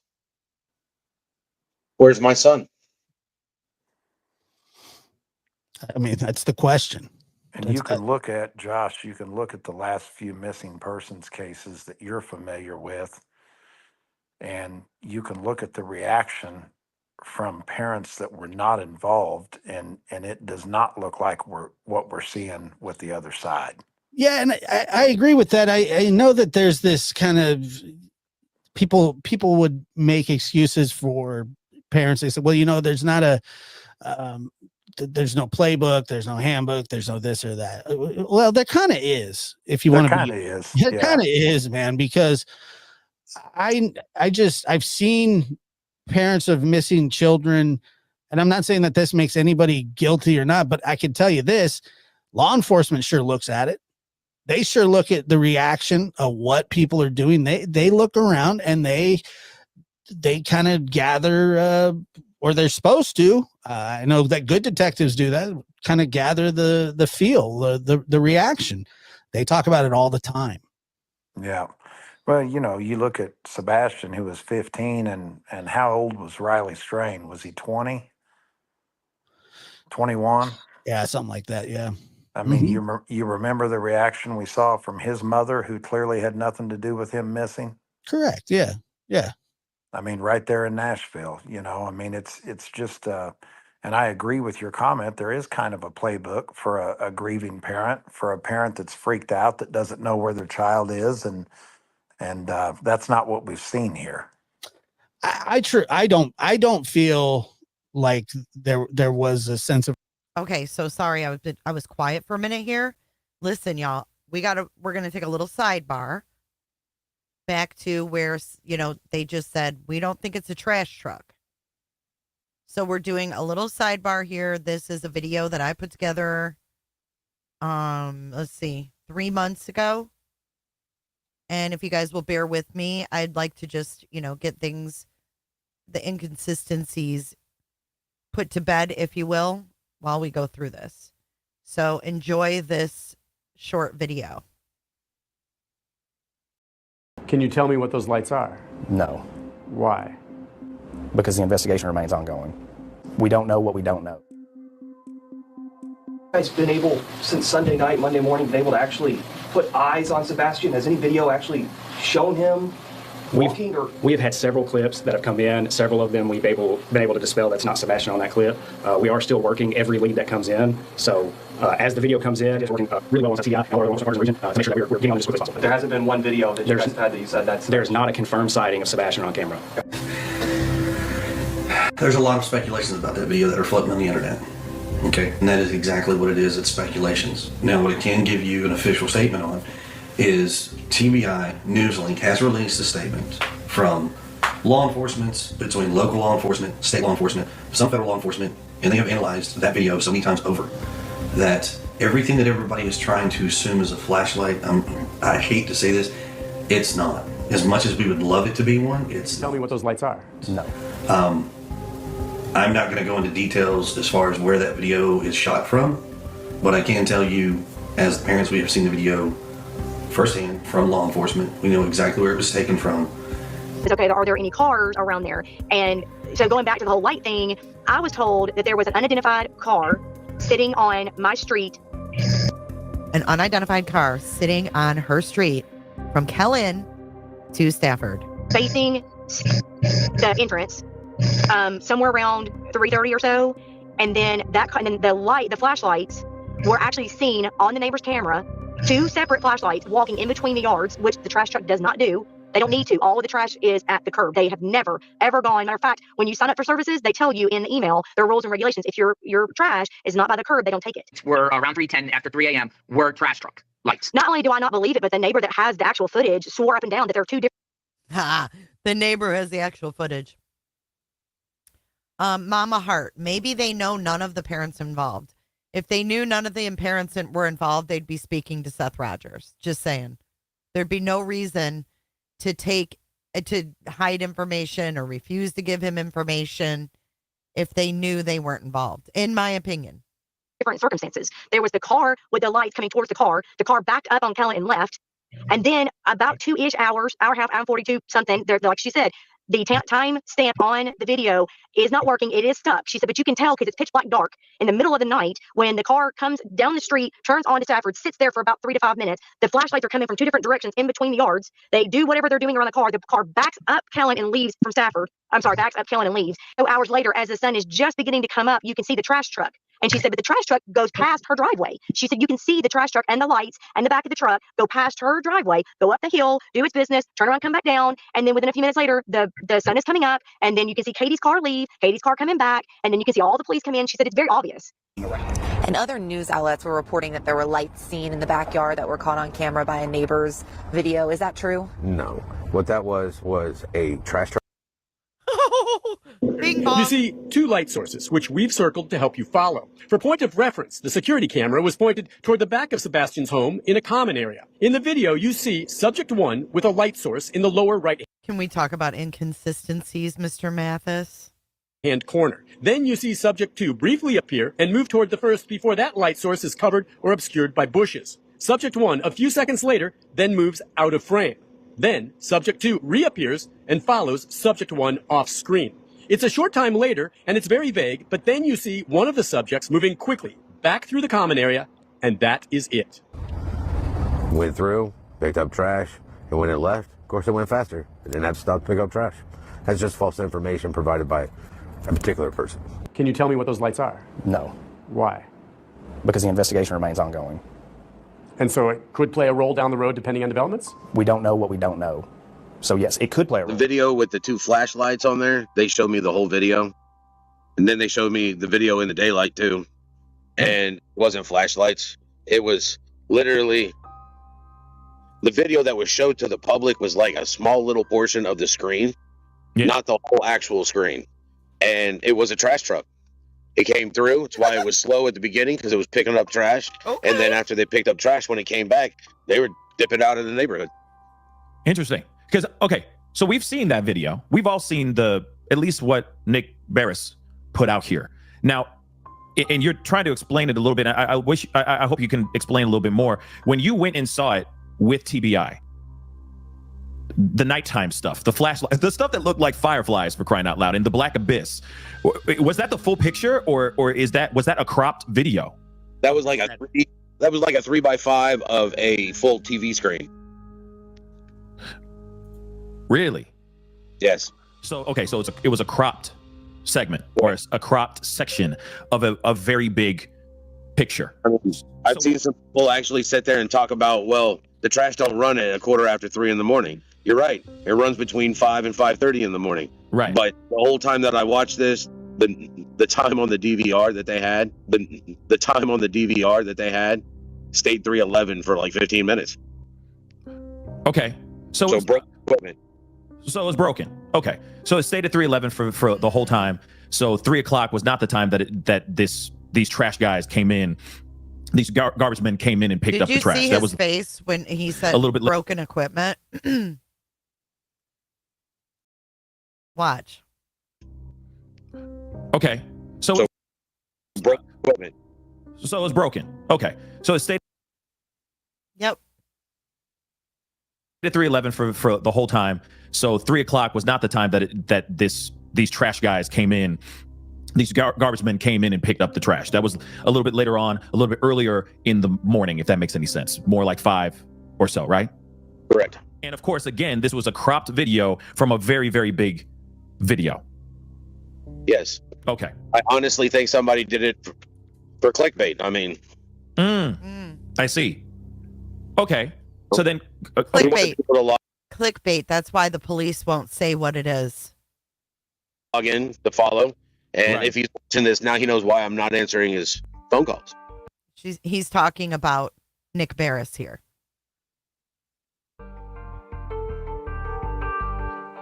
Oh, I see. No, I get that. But okay, then tell me this. It is false information and something that's going on trying to find my son. I can understand getting upset about that, for sure. I definitely can. But there is actual movement in that area. If he didn't know, I can see that. But, I can see a little mistake happening there. But as far as the rest of the image, right? Because it was only cropped with a bunch of, with those 2 white dots floating around for 2 seconds, right? What does the rest of the picture that you saw look like? Is it just pitch black, or was there movement elsewhere? It's dark because it's at night, but you can make out the road. So it's like, whoever shared it with Nick and Nick put it out, you could see the whole road. There was nothing there. There was no cars on that road. There was no movement on the road except for the trash truck. That was it. Oh, you hear this? Movement on the road except for the trash truck. That was it. Gotcha. Okay. But you also saw footage from during the day as well, right? You just said that it was nighttime and day. Yeah, because what they wanted to do is they showed me the footage for the night, and then they turned it on and they took from the same camera video footage from the day and showed me where the markings and everything were, so that I had no doubt in my mind. Gotcha. Because some of those lights actually stay stationary. Mm-hmm. And they're on throughout the night and throughout the day. And they literally showed me where it was. And I've been in the neighborhood. I even knew what house it was. As soon as I saw it, I recognized the house. So I knew the angle was. As soon as I saw it, I recognized the house. So I knew the angle. Because the angle's coming from at the end of the street. It's not pointing at like a common section. It's just literally at the end of the street. So it's not pointing at like a common section. It's just literally at the end of the street so that the owner can watch all their vehicles. Gotcha. Wow.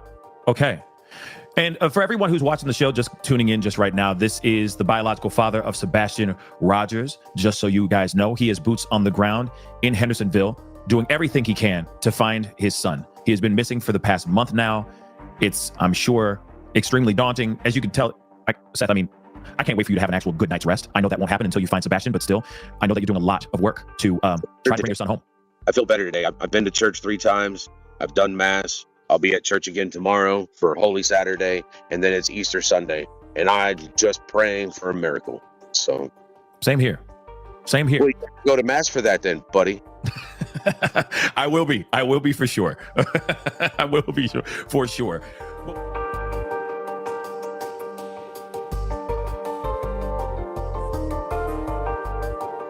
Why are Chris and Seth so adamant that that is a trash truck?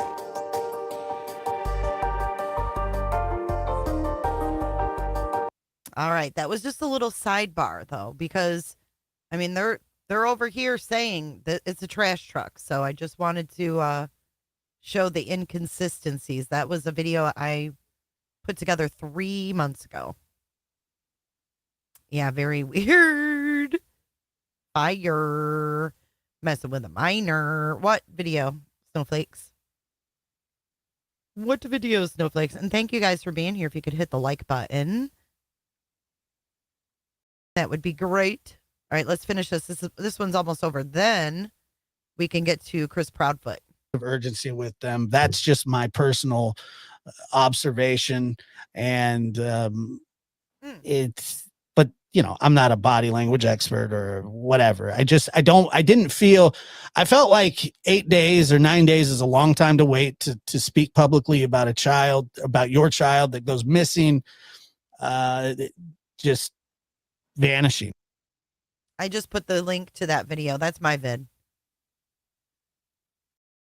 All right, we're going to move forward because I want to get through these. So here we have Chris Proudfoot joining. This is Tammy from TikTok, is now on YouTube. And I'll give you guys the link. This is also being used under the Fair Use Act. So they're talking, they actually, let's see, we're at 2:34. So they were live for 2.5 hours. They were playing Betty videos, just going over stuff. And then he calls in at 2, like around here. So let's take a listen. This is Tammy, Barbecue Lady, and Chris, and it says, "Hi, everyone." That's Chris. Hello. Well, hello there. How are you? Good, how are you? Good, how are you? Hanging in.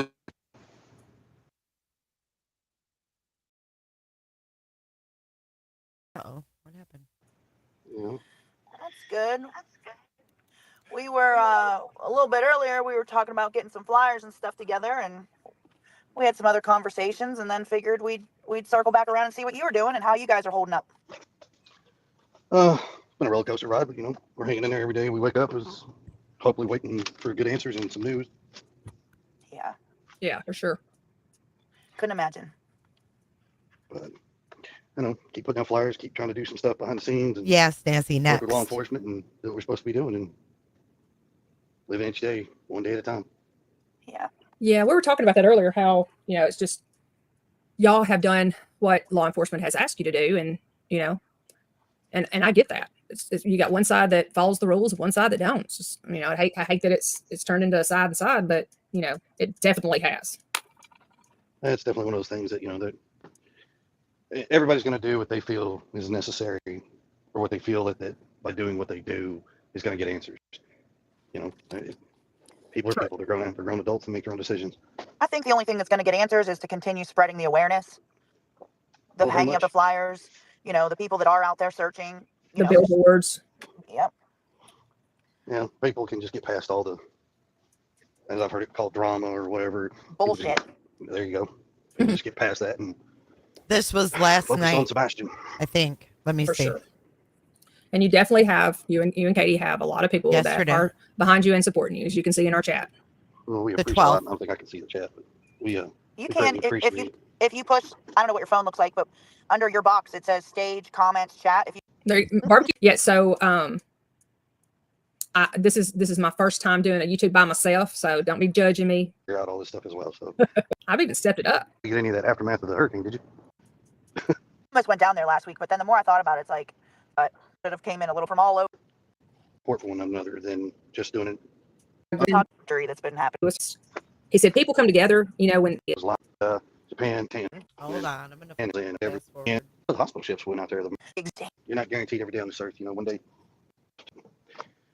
It's like campfire, marshmallow, s'mores weather up here. 47 inside your house. Yeah, it is. It's so Yeah, cool. You know what's crazy is I have a really, really nice telescope. Like, of course. They're talking about telescopes. And he's like, "Have you seen this?" And I lived at the bottom of a hill, and I walked.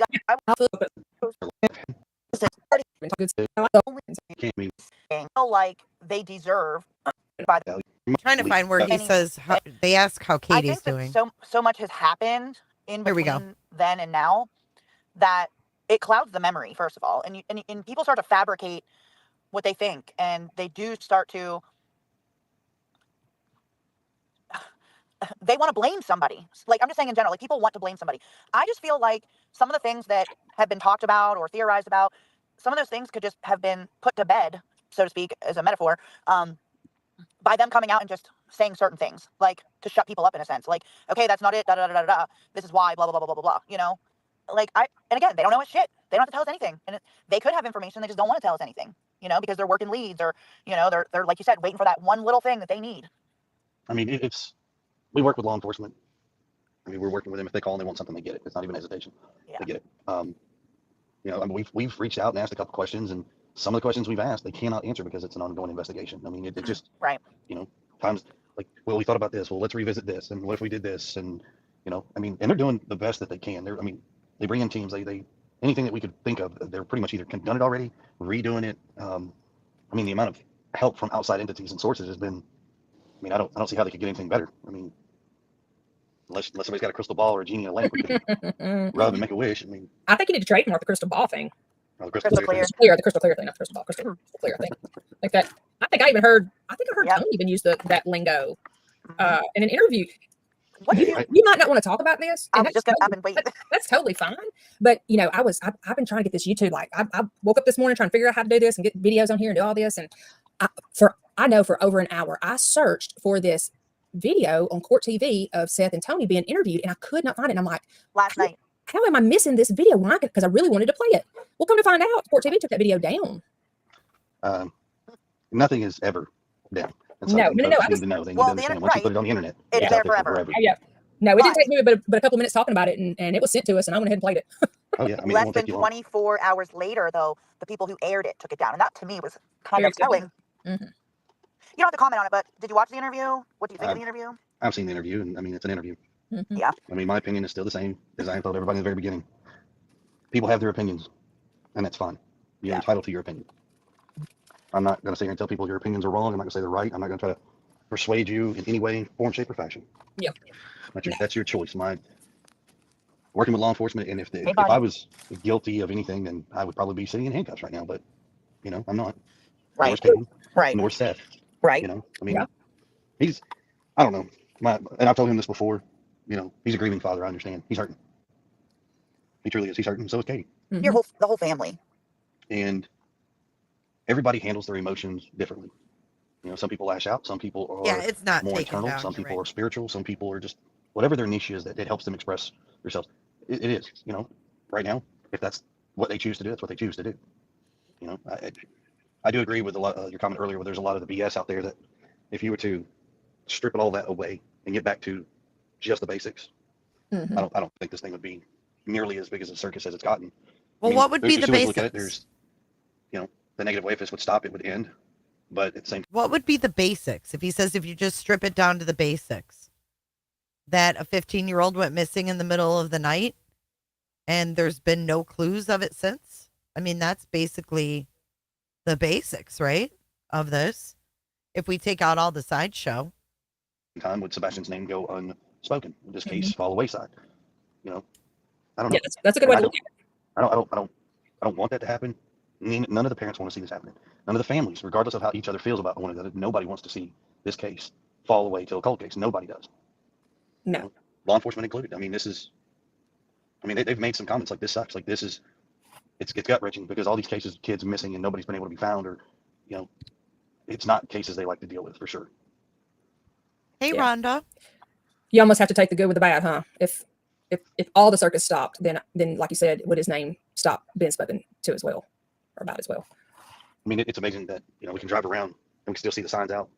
A lot of the flyers, you know, were put up or now taken down. It just sucks because it's like, you know, here we are, almost 8 months. You know, why isn't everybody leaving their flyers up? Yeah. You know, I don't know. Yeah, I could see where that kind of like, I could see if I was Katie and people were taking down the flyers, it would be like, have they given up hope? Or, you know, why are you taking it down? He's not been found yet. I do want to say, like, in our chat over here is mostly from our TikTok, obviously, but, you know, you guys coming and giving us those flyers that day speaks mountains, you know, because just because you guys aren't publicizing what you're doing doesn't mean to me that you're not doing anything. It's just, we're not and it's no disrespect to anybody out there when I say this, but I don't own TikTok. I'm not ever going to own a TikTok account. I don't particularly care too much of the social media deals. I don't need to be plastered everywhere. I don't need people. Well, what are you doing? Like, I'm doing what I can do. You know, I'm passing out flyers. All of our vehicles in our families, we drive around with a packet. I mean, when I say packet, probably nothing less than 100 of flyers at a time in our own vehicles. So if we go somewhere and there's not a flyer, we can, hey, do you mind if we hang this flyer up? And most of the places are acceptable, or some of them say, yeah, we can, you know, we'll post it in here, post it in there, and we leave it with them, you know. You know, I know this is going to a little off topic, a little side, but even in the courtroom, there was a young passing out bracelets. You know, I mean, anything to help Mhm. keep it alive, keep spreading the word. I mean, I didn't know the young lady, but she was passing them out to, like, she gave them the camera crews and stuff like that. So, I mean, for the most part, it was good. Yeah. One of our friends, This is the TikTok girls, but they're on YouTube. This is Tammy and Barbecue Lady, but this is Tammy's channel, and I'll give you guys the link if you would like to go check it out. It's in the chat. is in the chat, and she just mentioned a few comments up about Google Ads with data analytics on clicks. And I don't remember exactly the story that she told me specifically, but you know, there's a lot of people that are on the internet, and that might be something to look into, these Google Ads. That's a really great idea, honestly. Yeah, I mean, never really. Wow, because like everybody uses Google. Well, people said stuff like, we've heard of like the Facebook thing, like Doc trying to get the Facebook to see if they'll run, I guess, in between like comments or posts or something. Like, you'll see videos or these little streams or something. Yeah. Like, maybe they Little can add something in there. advertisements. Yeah. They're called, some of them are, what are they called? Like stitches or no? Sponsored, aren't they like sponsored videos or something? Yeah, they may be, but that's a good idea too. Yeah. I mean, it's, I don't know. We're still trying. I mean, football season's here, so we're still trying to push and see if we can get with some of the NFL stadiums and see if we can't get it put up on their those jumbotrons or whatever. Yeah, Great idea. It is a great idea. We need to look at our billboards and start moving some of them closer to some stadiums. For sure. Is it football season now? What? Oh yeah. Girl, you know I've been to those Alabama football games. Don't even act like you don't know. I thought that was college. That is, but NFL and college start at the same time. Oh, I don't know. College plays on Saturday and the NFL plays on Sunday.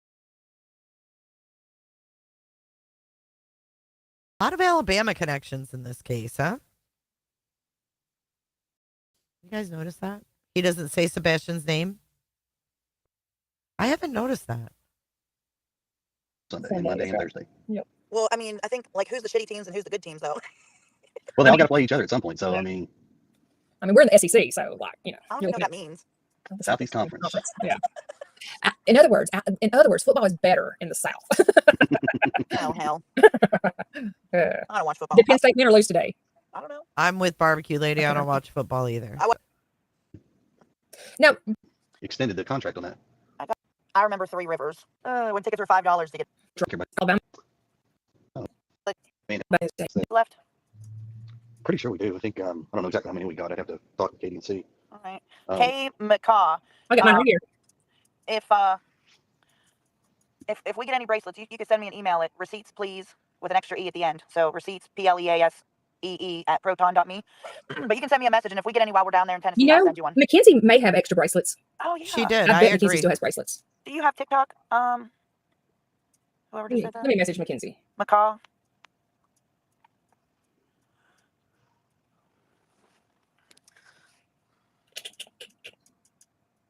There we go. I bet Mackenzie still has some. Was it Rhoda Niche? Well, her Yes. household is a wild one. Boys like the Bills and the Jets. Husbands like the Pats, and the rest of their families is a Steelers fan. Wow. Oh, wow. There's a really amazing photographer. I think we could. They're talking about doing This Google spot in the whole thing. ads. Had the like analytics for it. From second. Lawn is a part of Clarksville. Let's see. Caught here, but like on that ad, there was multiple clicks in Woodlawn. Do you know where Woodlawn is? No. I don't know too much about the Clarksville area. That's just not. And I don't want to put this out here, but like, Body, whose comment is right there, she caught a serial killer. She caught a serial killer. She is on the Netflix movie Don't Fuck with Cats, and she's like the main person in it because she and another guy caught a serial killer. I'd have to reach out to her. She knows how to do that, and maybe she can walk me through. Oh, so she's saying Woodlawn is a part of Clarksville. And they said okay. They sent it to TBI. Wonder how many times they clicked on it. Big Mama said that's her area. Yeah, Body's kind of a big deal. She don't give herself credit, but she really is a big deal. Fucking smart as shit. She is. No, it ain't even shit because shit ain't smart. Now, did you guys know that about Body, that she was in the Don't Fuck with Cats? I'm not sure if you guys all knew that. She does not go around here talking herself up. But she was. Yeah, you guys, some of you knew that? She's a fucking genius, in my opinion. Yeah, she's so smart. We are glad to have her as part of our community. I'm glad for a lot of people being part of the community, regardless of my personal opinion about things is just that, and I keep them to myself. But I'm glad we have from both sides, people involved, keeping Sebastian's name in the forefront and doing what they can and bringing what they can to the table. Yeah, I agree. And Chris, I've got to give this to you. And after hearing, the interview yesterday and the things that was said and the names that was called and all that, and you get on here today and you're so polite and you don't do the bashing thing. And I gotta say, even when we've talked. Oh, I don't know what the mole is. I haven't seen that one. Damn. She's a superstar. You and Barbecue and I talked in private. You've never done that. So kudos to you for being able to not. Yeah, I mean, you really have. I mean, like I said, even in our private conversations, you've not went to that level. So, and the chat actually had said that earlier, so I wanted to mention it. Well, I appreciate it. It Is noticed. I don't know. Everybody has their beliefs and their thoughts and everything like that. And I don't know. This is just way too rational, right? It's way too rational. It's not something I feel that anybody should ever in their lifetime have to experience. Oh, I mean, is it going to happen again? I can't wait to cover T-Rev next. I'm guilty. I'll be the first one to stand up and say this. I don't realize how many people, children and adults, go missing every day until it happened. And now all of a sudden you sit there and you look at how many people are actually disappearing and you're just like, what's going on? Like, why? What? It's truly eye-opening. And it sucks. They were talking about putting out Google ads, I believe, for Sebastian being missing for awareness. I think that's what they were talking about. But they didn't know how much it costed and stuff. They were just like, I think, tossing the idea around of doing Google ads. And when you run Google ads, you can look at the analytics, kind of like when they do the blip boards and they show like impressions and how many impressions per hour, stuff like that. You can run Google ads and then you can look at your analytics and it'll show you like how much traction your ad is getting, how many people clicked on it, how many people clicked on, the link in your ad or whatever. So we're talking about that. Vivian says she may be interested in turning this into a Netflix doc. A lot of cases might turn into Netflix docs. I mean, look at how big the true crime genre has become. We may just have to roll with it. Yeah, and whenever we talked about, you had even said like if you and Katie would like to do something instead of a visual or something, you'd like to do something where it brings other parents of missing people together and it'd be, an event for a lot of missing people. And I thought that was like really really great idea. Yes. And very selfless. Well, I mean, everybody, the amount of stuff that law enforcement did in the first 8 days, the assets that they brought in, I mean, it's the largest, we were told it was the largest they had done ever. Yeah. And with the amount of resources, the amount of people, I mean, it was, I don't know, to see it all and the way it just keeps going. And it was amazing. And I don't think anybody else who's in this situation or going through this or went through this and had a non-favorable outcome. I think they all bring something to the table, experience, support for one another. I mean, I don't think anybody should ever go unforgotten. Yeah.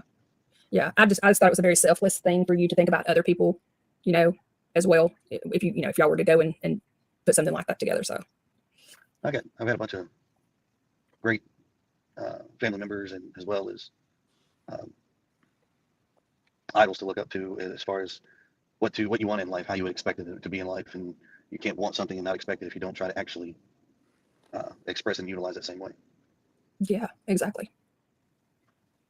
And it's funny, Barbecue, Emily and Nikki and I was in a conversation the other day and we were discussing something and Emily actually was like, well, what's the good in discussing it if we're not going to actually do it? And like by the next day it was done, it was like, you've done it. That's right. Yeah. And it's in the works. Yep. It is. It is. So they're saying it's in the works. So they say they're going to do things and they do them. I will give them that. I don't know where Dog's been. Oh yeah, I just found where Woodlawn is. Yeah. Up in Clarksville. What exit is that near? What exit is that near? Because we're going to go up there and we're going to be hanging flyers and we've never been there. So, obviously you've been there, but like, is there any areas that you know of that maybe we should like avoid walking around, just for safety? I mean, I don't know. I think give you some more information on that tomorrow. I think divorce. Hold on. He's a coworker of mine. He lives up there. Okay, hold on. I can't remember when I was going to. The divorce thing. I think it's really petty to pick on the fact that they got that he's been through so many women. I think it's petty. I mean, if we're going to talk about how many divorces Chris Proudfoot has had, can we talk about how it's also could be disturbing that Seth Rogers has not had a girlfriend since the divorce from Katie? I mean, if we're going to talk about things being weird, we can pick them from both sides for sure. Dog added $25K to the reward. I haven't heard anything from Dog. I saw his thing on X about the reward. Yeah, just weird. A bit more or better insight on where to look or where areas to stay out of, basically. But I know when we would, or just to be aware, you know. I mean, I've been in the ghetto of Detroit, so I think I could really go anywhere. But I'm just saying, like, we obviously we're women, you know. We do have security that will be with us, but you know, we don't want to put anybody or put ourselves in danger. I don't think you'll come across that kind of situations. I do know, like, for what I know about Clarksville's, we used to drive up to exit 1 when sometimes we take Sebastian up to see his dad, drop him off for the weekend. We'd have to go up to exit 1, which is, I think, like Tiny Town Road or something. And that's where, like, to my extent, that exit down to Tiny Town Road, Seth lives, and then back. I mean, that's my extent of Clarksville. Yeah. Yeah. I mean, it's 45-minute drive one way from my house to his house, so I don't particularly frequently that area that much. There's some people in here giving us a little bit of tips, so we appreciate that. I did take a screenshot of that so that we can look back on that. Oh, yes. So someone sent us this this compiled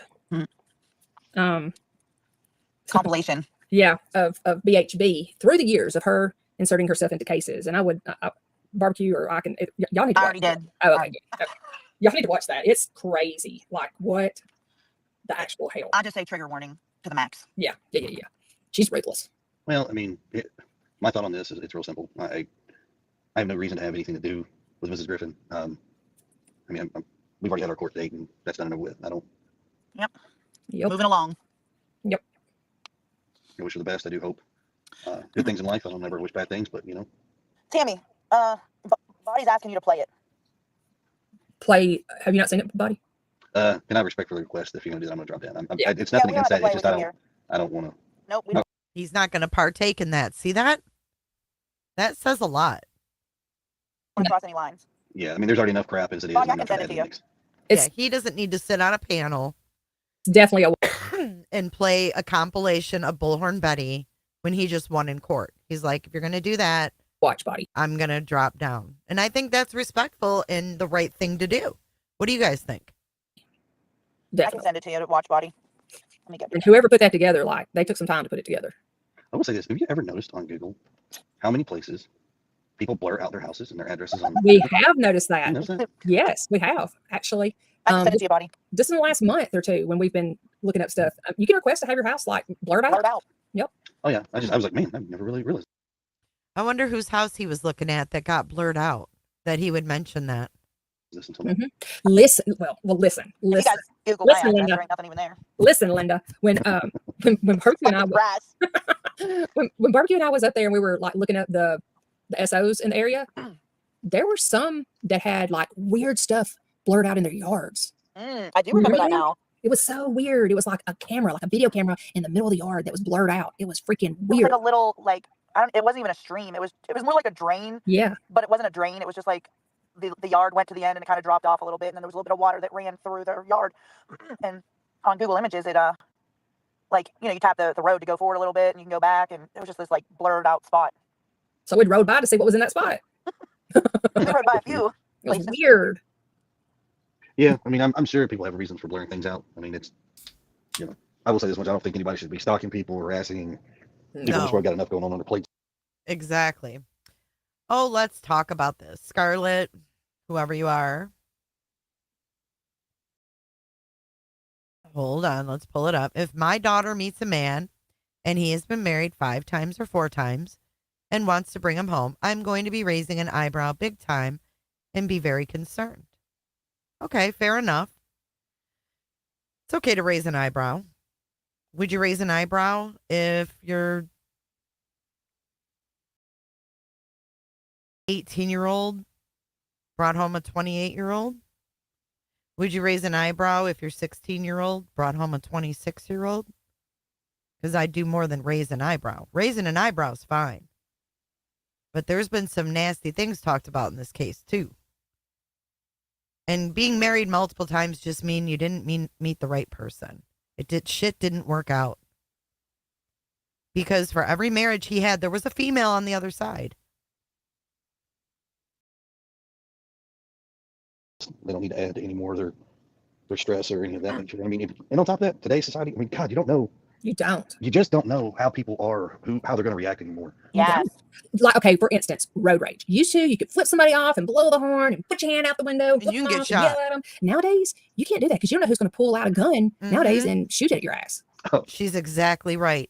And that's exactly what the fear was of Bullhorn Betty, whether she's 4 foot tall or 7 foot tall. If she got a pew-pew in her damn bra, it doesn't matter. Speaking of which, we had down in the area where I was working, this guy was coming in to work and driving a truck. His car came up behind him, didn't stop, rear-ended him, took his tailgate and folded it like a V all the way to the cab of the truck. Wow. Guy gets out of the truck. He's all shook up and he gets out of the truck to look. And as soon as he gets out of the truck to look, somebody sticks a gun out the car window and pops 4 rounds off in the air. Dude is scared, gets back in the truck, takes off, goes to work, and he's freaking out. And he's like, I'm never coming back. Okay. Oh, wow. Wow. Was that Memphis? That was down in the area. Yeah. Yeah. Oh. Yeah, I've listened to the scanner for Memphis. Maybe not recently, but like back in the day, I would listen and I'm like, it's crazy. I think it's worse than Chicago's. Yeah, I mean, it's pretty bad. I mean, I will say this much. I've been lucky. And I say lucky, but I also don't really go out much. I stick to myself. I go to work, I come back to my trailer, get food, laundry. That's it. I'm not running around town. I can't. No, I'm good. I'm Brooke. I don't need to be in part of that. Nope.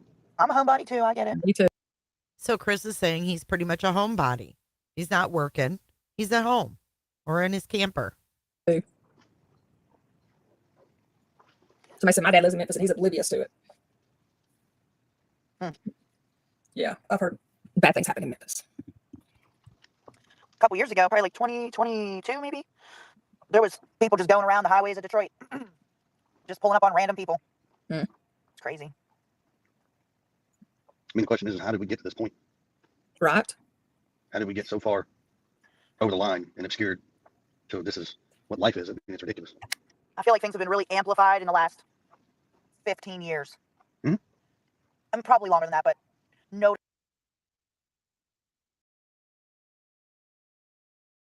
Vision. I know, right? Exactly. Exactly. I mean, Town is the subdivision. I know, right? Oh my. And a town, yeah, I do. We have a volunteer fire department, so I don't know. This block, a real old school kind of. Yeah, I don't know if they talk about anything Beyond else. this little About... I don't know. I had a little roommate car, and I just kind of because I stayed overnight on the car, so but it was actually pretty cool. Had to on the train, everything. The only train I really want to ride. So my son was stationed out at the Air Force Academy. This was Yeah, I think they're just small talking here. Amazing. Low carb cinnamon roll. What are you cooking? With these dogs. I don't even know if they were cadaver dogs. I just gonna say Terry Joe. Okay. It's next day. She's all, oh my God. Yep. I think that's about it. So we're going to go over now to our final video of today. Don't be scared. Don't be scared. T-Rev is back. He is back. Allegedly. All right. Be careful, cows, and have fun.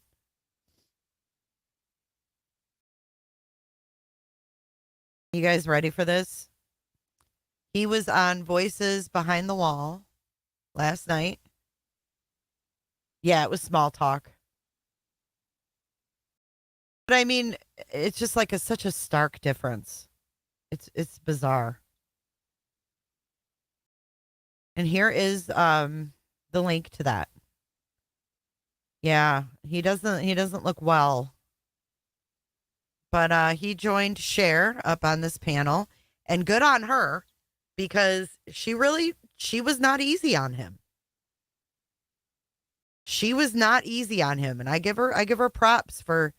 I always told Cher that she does a good job interviewing, and I think that she did a great job handling him. Why are you named a dinosaur? Is your name T-Rev for? Know much about you, but holy shit. So I'm live streaming I'm on one of what I like to call our power panel with a bunch of my creator friends, Justin and Mandy and Brittany, and just a bunch of other creators. And a lot of us disagree on a lot of things that we disagree. And people come from all different directions. You want people thinking and believing or looking down avenues on their own rather than just going based off of the content that we do or the things that we pitch. I mean, that's how I look at it. Right. Conversation goes everywhere. They're great. And so I think what made me actually message you was because I was watching you because Seth was all up in your shit. And so there was a picture being shown and it was inside Seth's apartment or house or something. And I just remember they said T-Rev took this and he snuck the picture. And I said, well, why didn't he just ask for a selfie type of thing? And that's when I texted you. I'm like, okay, your name is like you were just coming up like 100 times that night where I was like, okay, I want to go directly to T-Rev then, right? As much as I love anyone telling me this or that, I still want to hear for myself, of course. So I was saying, as soon as I schedule this conversation and then we reschedule from Friday to tonight, oh man, that, gave that 3 days for people to hit my inbox. Don't you even, I'm unsubbing if you even give them a platform to talk. And wow. And I'm like, he's probably getting the exact same bullshit about talking to me. So, because it goes both. Yeah, you're right. You hear. Okay. So she's going to ask him about the picture. Do you guys remember the picture or do I need to remind you? Let's do a little reminder. When T-Rev went to Tennessee, this was posted in his Discord. And from what I was told, there was no context given. And I thought, well, maybe he was just, saying, yes, I'm at Seth's, like, hey, I'm here type thing. But the pose that he took, I mean, could he have not like caught a picture and had Seth like look or, do something like that? But this is what he put in the Discord. And she's going to ask him, why'd you do that? We've all wanted to know why he did that. Quite hated. I like to feel people out for myself. I listen, I'll see what people are saying, but I also like to feel things out for myself. So at the same time, like I'm not going to not mess with someone because someone told me something. I'm going to go find out for myself and, talk, have a conversation and then make my thoughts, put my thoughts in after that. It's at least worth a conversation. Yeah, absolutely. So, okay, let's just start with the Sebastian Rogers situation because you got close to Seth Rogers, Sebastian Rogers' biological father. You got pretty close as I got close with Summer Wells's. He said, unfortunately, he got close with Seth. Family, and that was a mess. Oh, that's his buddy. Don Wells, that's his buddy. Dude, okay, well, we're going to get there, but that talk on the phone at night, but people say that. Right, but Danielle, if you're going to take a picture, oh, hey, I'm at Seth's, why would you want to take a picture of his crotch? I was bullshitting, like, let's just get straight to it. How does that happen, though? Okay, let's just start right there. So he talks to Don Wells, that's his friend. You think they get along good? He told me that he talked to him. Okay. But and I've heard also otherwise too, other stuff. Oh yeah. It is what it is. Like you can talk to whoever you want, but it's just my thing is this. At first, everything I wanted to do anything that I possibly could to help Seth, and it turned into something that it completely should have never been. He had my girl that I'm with now. He had her helping him, right? And he turned it into like this relationship type of thing. Like when I got there, I immediately was feeling the vibes. Like, damn, like this is weird. Okay, so let me go back. I'm smoking, so I'll turn my camera back on. No, you're good. You're good. But okay, so let me just kind of like interview style. So Sebastian Rogers, what got you? So Seth Rogers, how did you and Seth Rogers connect? What was that about? What got you in Sebastian's case to even connect? Like, let's start from the very beginning. Tell me that. I was covering Madeline Soto at the time. Okay. And the similarities there as far. He was covering Madeline Soto, and we know that his buddy Smoke said that he did the fake call-in, right? That case with you got mom, stepdad, then you got mom, stepdad here, and it happened in the same day, damn near, right? Yep. So I was doing a session on my second channel. And both of them on the spectrum as well. Yes. Who was it? Somebody came in chat and asked me to ask a question about Sebastian, and I didn't know anything about the case at the time. And I asked a question, and ever since I started digging into the case. That's really how I found the case, was from a subscriber coming in the comments and saying, can you ask this about Sebastian, please? And that's where it all started at.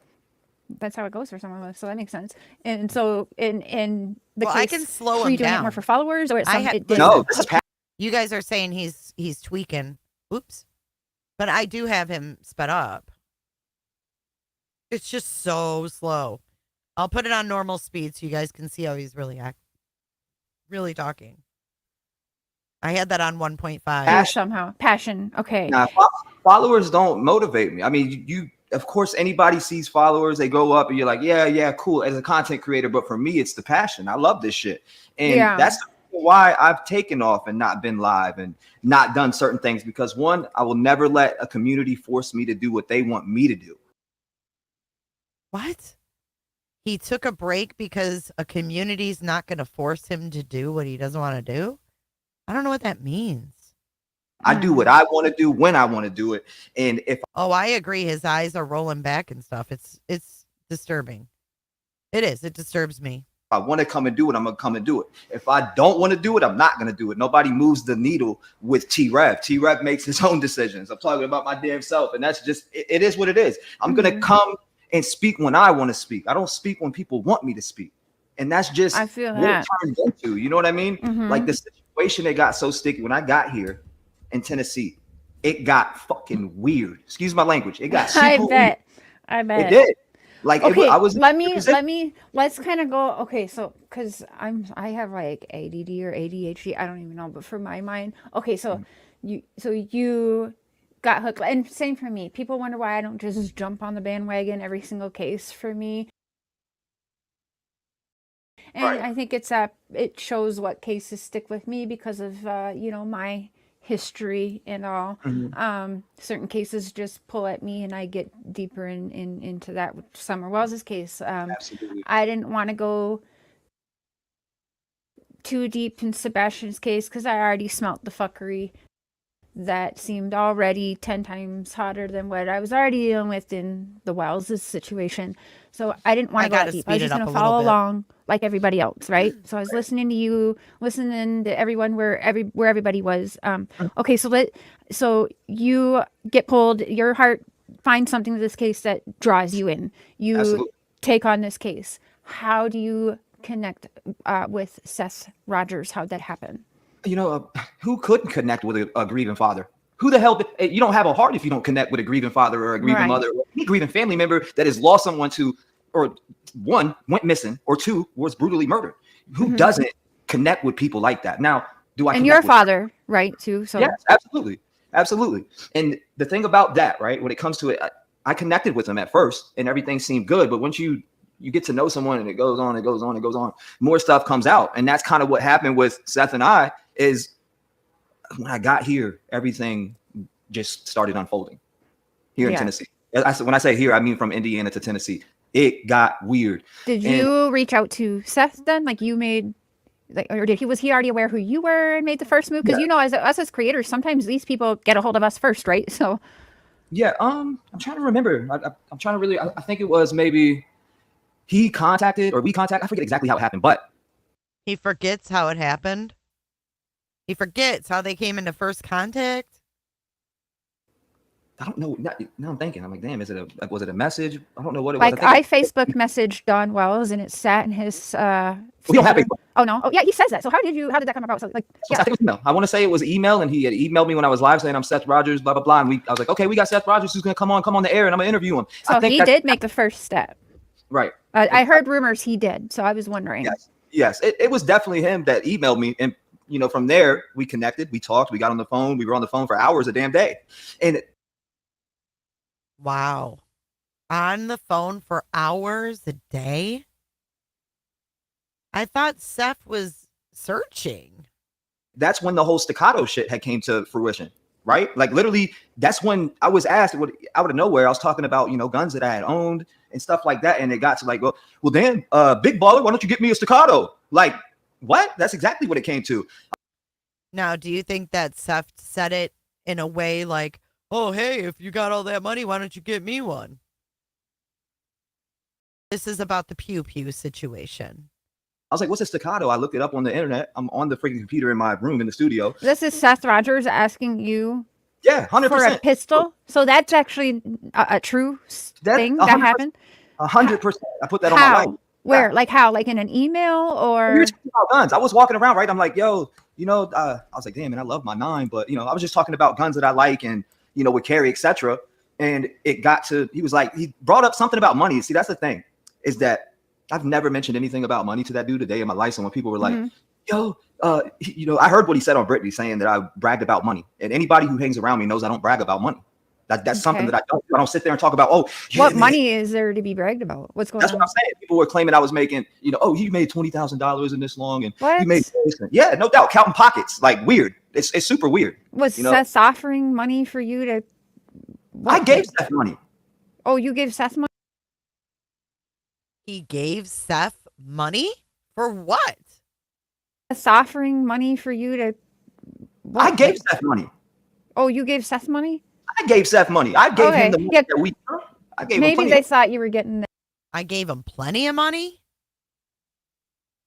and GoFundMe money or something set up. But I mean, like, that dude's been off of work for several months, 8 months now, and all that. But anyway, that's here. People for some reason, people thought he was still working at that damn place. He was never working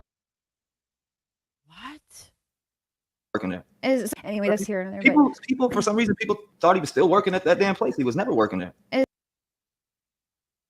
People thought he was still working at that damn place. He was never working there. Well, we know that he was on disability. We found that out.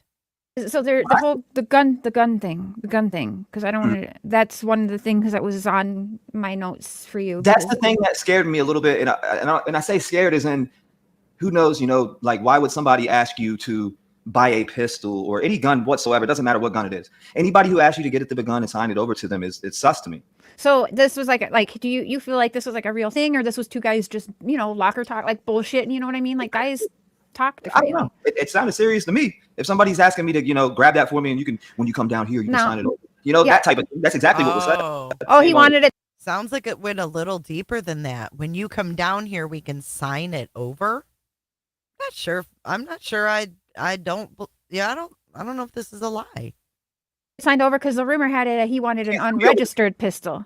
You can't sue me over the truth. Try it. Let's go. But did he want? You can't sue me over the truth. Vivian says, I believe they talked about it. If it was a lie, Seth would have tried to fix that narrative. Right. And Vivian, I think the same thing about SF putting out, the things about Seth with younger girls that allegedly happened. He's never refuted that claim. On it unregistered? He wanted it signed from me. He didn't say anything about, we didn't really talk about those details. It was more of, oh, big baller, get this. Like, what? What do you mean big baller, get this? And that's where things that got sus from that day forward. It got sus. And then it just got worse and worse. Okay, so you guys are talking about guns. He says big baller, and he named a specific gun. What is that? Okay. The staccato, which is, I guess I didn't even know what the gun was. I guess it takes 2 different types of bullets or something like that. And I don't know. In your mind, you're hearing this. What's going through your mind is this man with a missing child asking about a gun. So I'm hearing it was he asked you specifically for an unregistered pistol, but it kind of seems like that's not really the case. Well, he asked for the gun. Yeah. Point blank, period. If I would have said, yeah, I'm going to buy it right now, he sign it over when you come to Tennessee. That's exactly what was said. It wasn't, we're going to go down to the courthouse and just sign it over. It was none of that. It was just straight up, And Seth can't actually have guns though, right? I don't know. I'm not sure. I'm not. I think he can. I'm not all up in. So he could go buy his own pistol. He doesn't need a T-Rev to go buy him a pistol. Thank you. Exactly. Right? Okay. So yeah. Fast. Like there's no felonies or no orders against him where he's hurt people, so he can't have a weapon, right? Yeah. Not that you know of. Yeah. That I know of. And that. And when I got here, right? When I got here in Tennessee, like I said, shit got weird because in his mind, he thought that he was dating somebody who he wasn't even. He didn't kiss. They didn't have sex. They didn't do nothing. So the fact that you think that you're dating someone who was there helping you to find your son and you're more worried about a piece of ass than finding your son and trying to hook up with somebody who was there dedicating their time, putting their own money for it, doing whatever to try to help you find your son. And you're getting leads from this person. This person is investigating around the night, trying to sleuth things out, giving him locations that he's not going to. He's ignoring that and trying to have a relationship. This shit was super weird. I'm telling you right now, it's weird. I stand on it. I don't give a shit what he says. And the fact that he's putting out information like I stole CPS papers, dude, I have the. Okay, let's go back.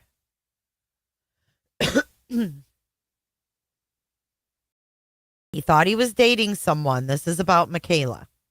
Because in his mind, he thought that he was dating somebody who he wasn't even.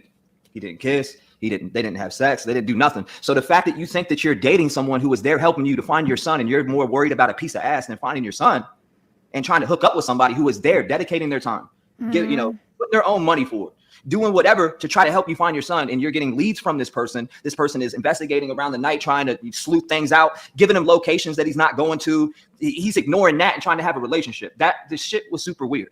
I'm telling you right now, it's weird. I stand on it. I don't give a shit what he says. And the fact that he's putting out information like I stole CPS papers, dude, I have the email from you, literally.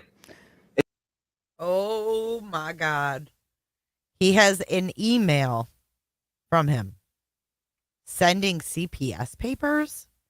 But let's go back to Michaela for a second, because this was a comment in the labs chat last night. Seth Rogers says, "Hey, Josh, did you tell him I still have her panties?" Just saying. That was Seth commenting in Josh's chat last night. It's from your email. What are you talking? Like you called me and said, do you record Seth, or is that don't want to say it? So like any calls you have with him are like, so with me, like I recorded Don Wells a lot, and there's a lot I don't have on my channel, but the law has, like, did maybe you don't want to say it. I'm sorry. Maybe you don't want to say it right now. One time. So like the whole phone call with the pistol thing, that's not recorded? No, absolutely not. Oh, in fact, we were having a personal conversation behind the scenes. Can you guys still hear caught it? me off guard. You know how just when you meet somebody, this guy's grieving, you're hearing him cry to you on the phone, and I mean that's what we really connected, because I'm hearing him cry, right? And I'm connecting with it deeply. Like I'm already into this case, and so my heart's all the way in it. And I'm hearing the father speak and cry, and I'm feeling for him, So again, when he caught me off guard with some things, and when I had first got here, the next thing that threw me off guard was the way that he was talking to his team. Okay, like I want to see how far this dick can shove down your throats and shit like that. You know what I mean? And people can attest to that. Anybody who was at that table can attest to what I'm saying right now. This is about Red Robin. Was the way that he was talking to his team. Okay, like I want to see how far this dick can shove down your throats and shit. Do you guys believe this? Put a 1 if you believe this. Put a 2 if you do not believe that this happened. He caught me off guard with some things. And when I had first got here, the next thing that threw me off guard was the way that he was talking to his team. Okay, like I want to see how far this dick can shove down your throats and shit like that. You know what I mean? And people can attest to that. Anybody who was at that table can attest to what I'm saying right now. It was super weird. I don't like shit like that. I don't like people who talk like that. I don't like people who harass women like that. Do you think that's why Pascal was like, peace out? Wow, tons of 1s. You guys all believe that. It kind of makes a lot of things make sense, doesn't it? Are we getting like a little bit of the pieces put together now?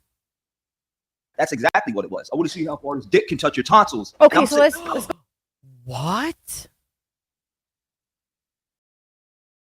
People who harass women like that, that's exactly what it was. I want to see how far this dick can touch your tonsils. Okay, so let's go back to your girlfriend, because that's something I had in my notes for you, because that's what people are talking about, right? So you said Seth thought there was a relationship with this girl. Now rumor from what I heard, and one of the reasons I texted you was so this girl was sent in to lead Seth into believing there could be a relationship. I did hear she did allow him to, like, I mean, like, she really put herself on the line, you know what I'm saying? Like, I mean, like, she was, I guess, allowing some things to go on that would lead a grown man to believe he had a shot with this other grown Where's that woman. at? Where's that at? Because I mean, from what I've witnessed sitting right here, I've never seen nothing. When I was there, nothing. Not touching, not hands, not nothing. Did you know her? People who don't touch each other, are they kissing from fucking 20 feet away? And like, what's going on? Like, I'm being dead serious. People who are in a relationship. Okay, I have to agree here. If it was never like publicly, a thing, it's not a thing. Relationship, there's going to be something there. You ain't going to be sitting on this couch over here to the far left and this person over there to the far right. Baby, I'm coming in and holding you. You know what I mean? Like, get out of here with that. There was nothing. What about like in their own private, like texting? Like, I mean, for sure. Like, I did my shit with Don Wells. I sent him. Oh my God. She's going to admit that she sent him pictures to get him to confess. In their own private, like texting. Like, I mean, for sure. Like, I did my shit with Don Wells. I sent him pictures, everything. Did she do anything like that? Not that I seen. I like literally texting him right in front of me, showing me the messages, reading them to me, and like, damn, like I can't believe he really thinks this. Right. I'm literally watching them text each other. Like I'm sitting right there looking at the messages, so I've seen them. Because like, was that your girlfriend? I'm sorry, because for me, Yes. T-Rev, like for me, I don't know. I really don't know this from a bar. So Yes. I'm coming to you with just what I've heard, which is why I wanted to come to you, because we know how these streets get. But Absolutely. did you tell me? Did you know this girl before all of this? Rumor has No. it, of course, No, you knew her and you sent her in to do this. I didn't send nobody in to do anything. Actually, Seth's the one who put me on the phone. Here's a team member of mine, Michaela. He didn't say this is my girlfriend. He didn't do that. He said this is a team member of mine. He didn't say this is my girlfriend. Here's a team member of mine. Seth said you can rent a room from her. Listen. You sent her in to do this. I didn't send nobody in to do anything. Actually, Seth's the one who put me on the phone. Here's a team member of mine, Michaela. He didn't say this is my girlfriend. He didn't do that. He said this is a team member of mine. He introduced you to her. He started saying, now there was an incident that happened, and he started to say it was his girlfriend, right? And I asked her, I was like, are y'all dating? Like, what's going on? No, absolutely not. And that's when I started seeing them converse in text messages, right? She would do it right in front of me and read them to me, and then show them to me. So literally, he had it in his mind that because he was obsessed with her or some shit, it got super weird. To the point that she wasn't even over there no more. But she was over there at one point, eh? Right? She would do it right in front of me and read them to me, and then show them to me. So literally, he had it in his mind that because he was obsessed with her or some shit, it got super weird. To the point that she wasn't even over there no more. That she was back home again because she felt weird from the all the vibes. She was back home again? So she was living with Seth? She was back home again. Huh? She wasn't even over there no more. That she was back home again because she felt weird from back home again. What the fuck? To me. So literally, he had it in his mind that because he was obsessed with her or some shit, it got super weird. To the point that she wasn't even over there no more. That she was back home again because she felt weird from the all the vibes that were going on. The weird shit with Robin. I guess there was an incident with her and Robin, and that's something she didn't like her. People were talking smack. You know how it goes. He's talking about Seth's mom, Robin. But that's what happened. Like I didn't see one indication. We were over at his house. Why weren't they holding hands or anything? Like I'm confused. Yeah. If somebody is dating someone, aren't you gonna be sitting next to each other holding hands and doing some romantic shit? Or I don't know. Yeah, you'd at least be able to tell, there was something, I think. Okay, so Exactly. you didn't know her. Okay, so you didn't send her in. Now this picture. Well, Scarlett, I'm somebody, so not everybody knew she was staying at his house. So maybe you knew that, Scarlett, and I'm not quite sure how you knew that, but put a 1 in chat if you knew definitively that Michaela stayed with Seth. Put a 1 in chat if you knew that, because Scarlett says everybody knew that. Scarlett, it sounds to me like you're up to your eyeballs in this. Another rumor I heard, so you took this picture in Seth's house. I was all like, why didn't he just ask for a selfie? Why did you take that picture? I just have to know. Okay, so all right, that's easily explainable. Like I was cool. I'm like, yeah, I'm here with Seth, and a few people were like, oh, I don't know, are you really? And I snapped the picture and just dropped it in Discord. Yeah, I've heard it said that she had stayed there, but we never heard it definitively. And it's not definitely a rumor that everybody knows. Oh, everybody knows that. And it's not a big deal. Like everybody knows Sebastian's missing. That's something everybody knows. Oh, and look at there's Josh the lab. Okay, I'll ask it. Did he bang your girlfriend? LOL. Look at the comment. And there were people were like, oh, I don't know, are you really? And I snapped the picture and just dropped it in Discord, thinking it's not a big deal, like I literally pulled it out and bang. So that's just how it was. Josh said, the lab, Josh. Is that the person that robbed her grandmother? Oh, what? my bad. No, don't do that. Oh, he's throwing freaking Josh on the carpet. I guess it was rumored that Josh stole from his grandma. The lab, Josh. Is that the person that robbed her grandmother? Oh, what? my bad. No, don't do that. My bad. Don't do that. Don't do that I'm either. not letting them do that to you. So anyway, he said, did Seth bang your girlfriend? Not gonna lie, that is the rumor on the street that they actually did hook up, but I don't know. There's rumors everywhere. There's rumors about people everywhere. No, I know. Like my thing is this: either you're gonna be a dumbass and believe everything that you hear, or you're gonna actually talk and see what people are saying and listen, hear things out, and not just go off the knack of what people put out. You know what I mean? Like, that's why I'm coming to you. That's why I'm coming I see to you. like for me, I see everything. So when people talk shit, I see it. Don't, you know what I mean? Don't ask me questions. If you talk shit about me, keep your shit over there to the left. Don't speak to me. Straight up. Like, keep yourself in check. If you talk shit about me, then keep your ass where you're at. It's as simple as that. That's exactly how I look at it. Because so many people on this platform are fake as shit. I've watched everybody fold right in front of my eyes for no reason. So it's like, okay, you want to fold because people put out some fake ass lies about me? Go ahead. Fold over that. Well, but when you come back to me, get the hell out of here. I don't want to talk to you. We have to expect this kind of shit. So I guess the answer is yes, because all it would be, that was a yes or no question. Did he bang your girlfriend? Yes or no? Over that. Well, but when you come back to me, get the hell out of here. I don't want to talk to you. We have to expect this kind of shit too, though, right? Because when we put ourselves in these situations, we know that people are gonna, I mean, we just know we have to expect it, right? And like, for me, like, yeah, it gets to me too, but if we get so defensive, like, don't let it get you so defensive, because then it makes. I mean, you got to be. You honestly, you like, these people will come and sit in front of your face, talk about how much they F with you and how much they, if I ever had a problem, I'd come and talk to you. And then you watch every single one of these people who were clout chasing you fold right in front of you and turn into somebody completely different because they want to run with some popular opinion that's going around. That shit's weird to me. So without me, let's just interview off his table, whatever. Let's just, I don't want to interrupt you. Just say your piece, because, the rumor has been going. I have you here now, and I want to hear from you, right? I didn't want to just go through. I want to hear from you. So if you want to just tell your story. So you said some shit went down. Like, okay, so you met actually Tony Mathis. Like, just give me tell me a story. Tell me a story. Tell me everything that happened. What happened? Like, where did the love end? Tell me. I see the chat is kind of going crazy. I'm watching chat, but I'm ignoring it. It's all good. Me too. I haven't even looked at it one time. Okay, so tell me this. Just tell me the story. Your truths. Your interactions with Sebastian Rogers' father. The mask of Tony Mathis for Sebastian's father. Like, what? Okay, so just tell me a story. I'm sparking my joint. Let me hear it. Yeah, right. That sounds like a good idea, right? No, but when it comes to the whole entire story, when I had talked to Seth, I was going through a situation, with my girlfriend at the time, right? And she wasn't even my girlfriend at the time. Like, people think that I was like cheating on her, like she's put out, but in reality, I broke up with her in March. So the fact that this chick's not even your girlfriend anymore. She wasn't my chick then. She's never your girlfriend. Okay. In March at that time, I broke up with her like March 3rd, right? As the day I broke up with her. So, she put out this narrative that, I was like cheating on her with Seth's girlfriend, which wasn't even his girlfriend. You know what I mean? Like, so it's just some weird shit that went on. And that's where it started at. I was talking to Seth every day, and it progressed. He progressed. I got close to, people on his team, etc. And that's when shit got shaky.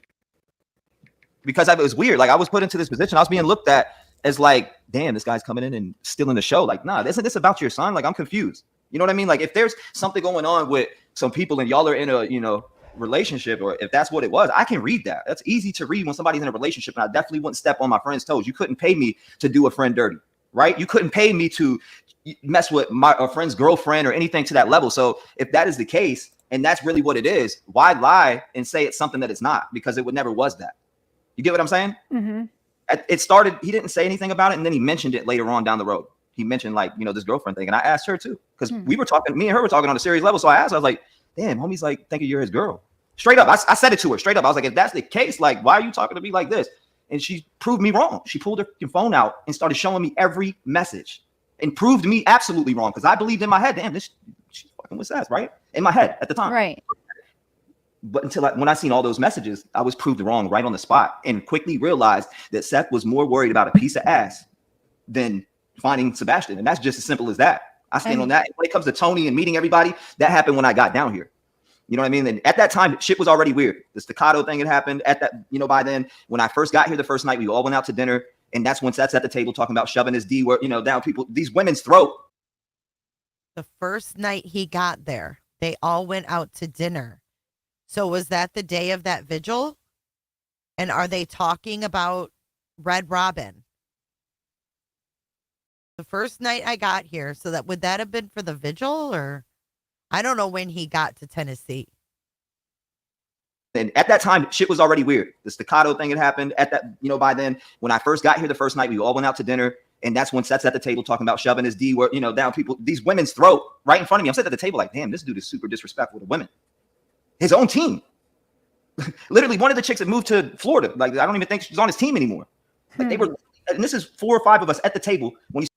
Is he talking about Karen Strom moving to Florida? Jaden's mom? What? Talk about, I just want to see how far. You know, Scarlett, I'm surprised you made it this far. Potato, why don't you go ahead and do a 24-hour timeout for Scarlett? Scarlett, you've had plenty of chances to be respectful. You're not going to start getting on me. You want to come back tomorrow and be a little more respectful? That's fine. But you're not going to start getting on me. Nope, this is my house. Or his dick can touch your tonsils, etc. And literally one of the chicks that moved to Florida. Like, I don't even think she's on his team anymore. Like, they were, and this is 4 or 5 of us at the table when he's talking about, I just want to see how far this dick can touch your tonsils, etc. And I just don't talk like that. So when I'm hearing that, like, it really rubbed me the wrong way. I'm like, as soon as we got in the car, we started leaving. I told my girl straight up, I said, I do not like that. I'm done. And I can't do it. Not only do I not like it, the staccato, all this shit is weird. I got to cut ties. I'm not about to just sit here and act fake and be friends with somebody or act like friends with somebody for whatever, you know, like, I don't need that. Seriously. So that when it ended with y'all, did Seth Rogers say that kind of stuff? He said that like out in the open in front of everyone? Yes, absolutely. Like, and that girl was there? Or was this kind of like, this wasn't just like, you know, guy talk? Like, I don't know, guys talk gross. You know, like it was, no, this is a little bit further than guys. I mean, okay. We're talking about a 15-year-old boy that is missing. And you at the table more worried about your dick poking tonsils than us talking about the plan to what's going on, like what are we gonna do? Where can we go to look at? Where can we go post stuff at? Where can we? It was nothing like that. It was super weird. It was the oddest shit ever, and it was pervy as hell. Mm-hmm. Well, you know how these streets work. Are those ever going to be like? Will that female ever show the conversations, or have it been shown and I missed it? I don't know. Is there receipts somewhere? You know how the receipts go on these streets. When it comes to what kind of receipts we talking about?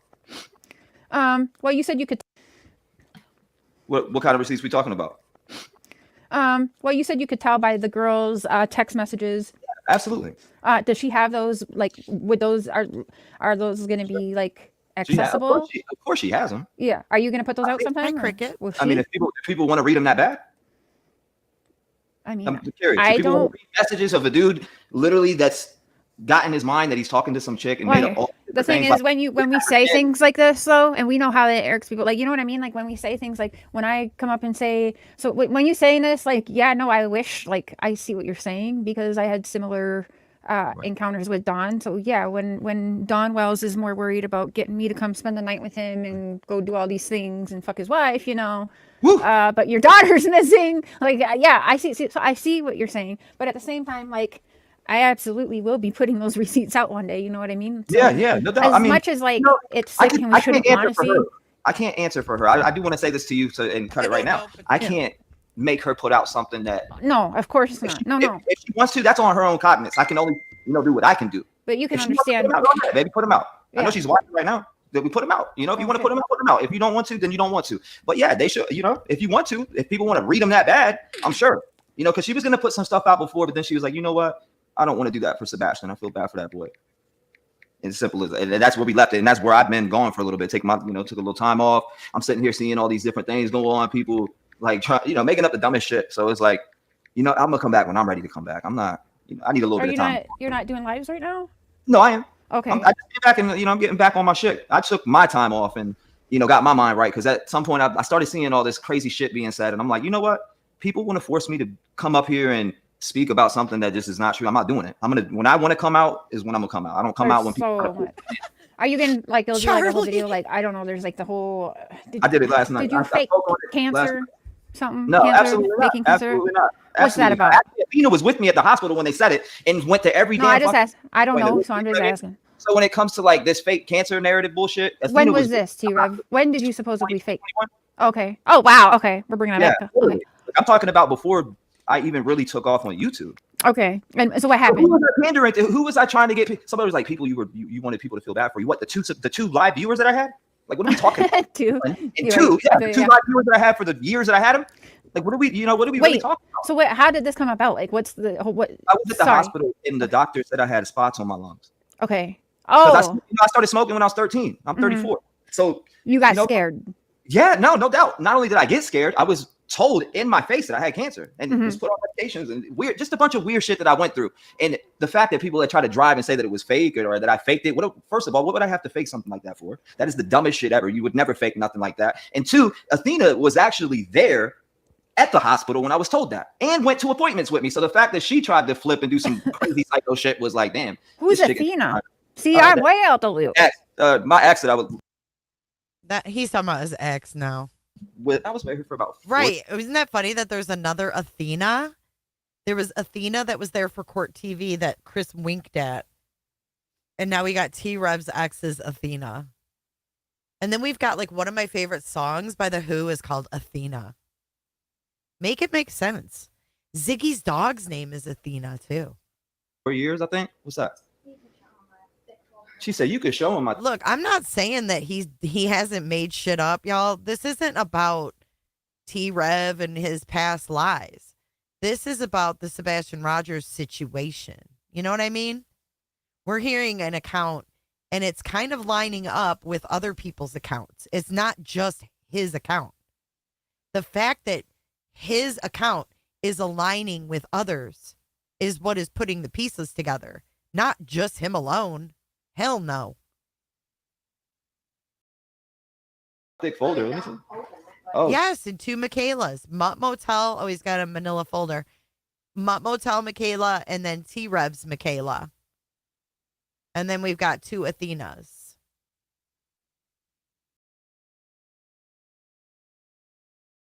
Which one, Cricket? Damn. Whoa. Oh, shit. Oh. Wait, is that all from like this is all stuff that'll come out? It's not, Seth Rogers? Yeah? Oh yeah. Like, I'm telling you, she has shit. This is all stuff that'll come out. Oh. What? Wait, let me slow this down. She's like, show how something. This is Michaela's file folder. Whoa. Oh shit. Oh. Wait, is that all from like this is all stuff that'll come out? It's not, Seth Rogers? Yeah? Oh yeah. Like, I'm telling you, she has shit. But, is that the one he was texting? Yeah, that's that right. Okay. Oh, is that Rogers? Is that all from like I wonder if that's got anything to do with the CPS docs. Oh damn. What? We got Terrelyn's kin's friend having binders. Now we've got this big ass folder from Michaela. Whoa.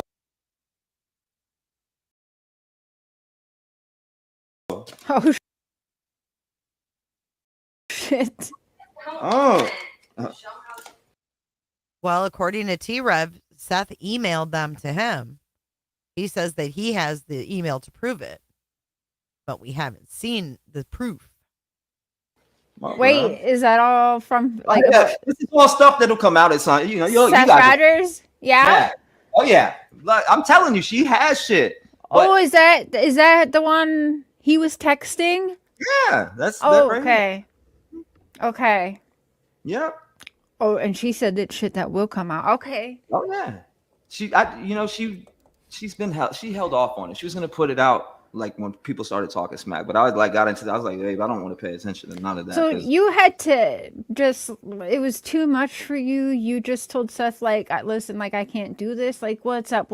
I went live. Yeah, I absolutely. And I had to put it out there too about the whole staccato thing, because when somebody asks you something like that and it's legal, what do you need that gun for? What did you ask me that for? Why would you even ask me something like that? Or is somebody going to get hurt? I would have, how bad I would have felt on my conscience if somebody got killed or something because I didn't mention it. So you hear these stories of things and, people could have prevented this or did that. That sat on my conscience every time that I went live. Like literally when I see, I'm like, damn, that's this, all these weird different red flags. It threw me off. It really did. It threw me off. You didn't go into talking to, like, I didn't hide it from Don Wells one bit. I said, where is your daughter? You're a liar. Where's your daughter at? Like, he knew all along my thoughts and feelings. I never hid it from him. I don't think that he did anything to Sebastian. Okay. I don't believe it. I don't, I'm not gonna go and say that because I don't think that. No, I I don't appreciate believe that. and I would if I really did think that, I'd say it. No, it wasn't anything like that. It's more of the whole girl, focused on a girl rather than focused on finding your son. Focused on these wrong things and asking the shit obviously about the staccato and the other shit of seeing him and Tony, and it's just all weird vibes. When you're uncomfortable in a room and I you feel could read that. Yeah, that's absolutely. what it was. That's what it was. And the weird shit, like stuff that I don't do. I don't sit around and talk to females and tell them to blow me. You know what I mean? I don't do that. And especially when we're at a restaurant meeting up to talk about your son. I'm here and serious about helping you find your son. I wasn't here to listen to you tell me about how far you want to stick your dick down their throats while they're sitting in front of you. You know what I mean? Like, that's not what I'm here for. So I can't rock with that. And I never will. Damn, dude. He like straight says it. About your son. I'm here and serious about helping you find your son. I wasn't here to listen to you tell me about how far you want to stick your dick down their throats while they're sitting in front of you. You know what I mean? Like, that's not what I'm here for. So I can't rock with that, and I never will. I got my morals I have morals, obviously. Like, okay, dude, if you've got T-Rev talking morals, this went over his moral compass. That's exactly why I stopped fucking with Seth. I'm speeding it up. Was there any money involved between you guys? Because that's something. I gave him money. He's never gave me time. And did he give that girl money or help pay her rent or something? Absolutely not. Absolutely. Okay. Do you know where that originates from? I don't know. That's she asked me that pretty all the time. Have you heard where it came from? I don't know where that came from. Who put that out? Who said that? Who put this out? Was it Seth that put that out? Was it who that put that out? Who's put this to the people? Like, she doesn't even know. We don't know. So this girl, she just passed you that yellow folder. So this is the girl in question. That's your girlfriend now. Yeah. Who thing? Oh, okay. She wasn't before though. Like, as far as before. So like. Okay. Before coming to Tennessee, we weren't even dating. No. You moved to Tennessee for Sebastian's case? Yeah, actually, no. We're going through some shit, right? And he's the one who put me in contact with her to rent a room. What are we talking about? That's what I was. Okay, so that's why I was confused. So like, Seth actually knew this girl before you knew her. So there's the truth. He was having issues. He broke up with his girl. He needed a place to go. Seth hooked him up with Michaela and put him on the phone with Michaela, according to T-Rev. That's what I'm putting together, is that he was having issues. Seth put him on the phone, said she's got a room. I don't know. But this is sped up now, by the way, just for time purposes. Yeah, absolutely. That's not a secret. Anybody who knows me knows that. You didn't steal him from Seth. You stole her Absolutely from Seth? not. Is it like hot blood because you stole her from Seth or something? Where's it at? Yeah, no, I'm just asking. I don't know. My thing is this: when it comes to that, I hear people say that, and it's like, steal what? I didn't have to steal anything. It fell into my lap. Like, what are we talking about? It fell into my. He called her a piece of ass. Seth was lying about getting a piece of ass or whatever, or worried about getting a piece of ass while his son was missing. And he says she fell in his lap. Michaela, you can do better. This moral compass is not respectful either. Okay? This is a nada for me. Okay?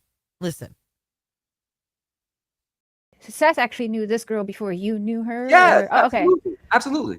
That's not a secret. Anybody who knows me knows that. You didn't steal him from Seth. You stole her Absolutely from Seth? not. Is it like hot blood because you stole her from Seth or something? Where's it at? Yeah, no, I'm just asking. I don't know. My thing is this: when it comes to that, I hear people say that, and it's like, steal what? I didn't have to steal anything. It fell into my lap. Like, what are we talking about? It fell into my lap. I don't steal shit. I can't steal something that I'm not trying to steal. One, and two, it wasn't like I came here because I was going through some shit with my girl. We broke up in March, and it got super toxic. Right? It got to the point where it was so toxic that I had to go, and I chose to go. And she offered me a room to rent, and that is as simple as that. That's where it started at. Okay. We weren't talking like, yo, I want to get with you. It wasn't nothing like that. The things that me and her would talk about was Sebastian's case and, what her thoughts were, breakdowns or whatever. It was just about the case. It was nothing about sex or anything outside the. Okay, listen. I didn't say CPS emailed anything. I said, he said Seth sent him an email. We don't know if Seth's lawyer sent him a PDF? Why does it only have to be papers? Why do you imagine it being a stack of papers that he would have to physically get? Why can't it be a PDF that his lawyer received on like an online portal? I mean, that's how you get records these days. Or electronically through the online portal is the quickest way. Lines of flirting. It was all about Sebastian. That's where I met her. And that's why I'm like, you know, it is what it is. Damn. Okay. Okay. And you lived in Tennessee. So this all happened. Sebastian's case comes along. Right. Seth knows this chick. She's a part of his team. Yeah. And then Seth Rogers emails you, hey, what up, buddy? Blah, blah, blah. You guys make a friendship. Somehow then you move to Tennessee and you're living with this chick who no longer talks to Seth Rogers and has a big ass yellow folder on him. Who what do you mean no longer talks to Seth? Well, I don't know. Do they talk? Is Seth still talking? No, I mean, to like, your no. You said like when I came here and then she no longer talked to Seth. Yes, she did. She was trying to work with him to find Sebastian. It was nothing else. Right now she doesn't. He didn't want to fuck him. That's when things got weird. You know what I mean? That is that type of thing. Wait, like, no. What? Right now she doesn't. He didn't want to fuck him. That's what the hell, T-Rev? When she didn't want to F him? Oh, Olive, this is the wildest shit, says Kenny.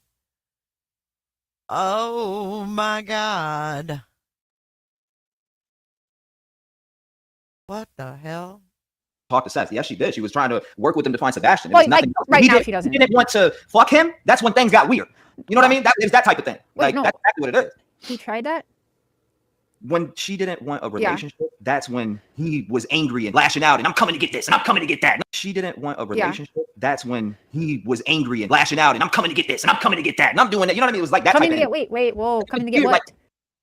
Whoa. Cher's like, wait, whoa. You want to fuck him? That's when things got weird. You know what I mean? That is that type of thing. Like that's exactly what it is. He tried that? When she didn't want a relationship, that's when he was angry and lashing out and I'm coming to get this and I'm coming to get that. And I'm doing that. You know what I mean? It was like that. Coming to get, wait, whoa. Coming to get what? Like, she was part of the team as well as so he like paperwork. People, I mean, yeah, people, or not just paperwork. It was Sebastian's shoes and personal belongings. I'm talking about. The hell? She had Sebastian's shoes? Hold up. Wait a minute. He snapped really fast, didn't he? Okay, hold on. We got to slow that down. She had Sebastian's shoes? Do they talk? Is Seth still talking? No, I mean, like, is Clue here? Hey, Clue. No. You said like when I came here and then she no longer talked to Seth. Yes, she did. She was trying to work with him to find Sebastian. It was nothing else. Right now she doesn't. He didn't want to fuck him. That's when things got weird. You know what I mean? That is that type of thing. That's exactly what it is. He tried that?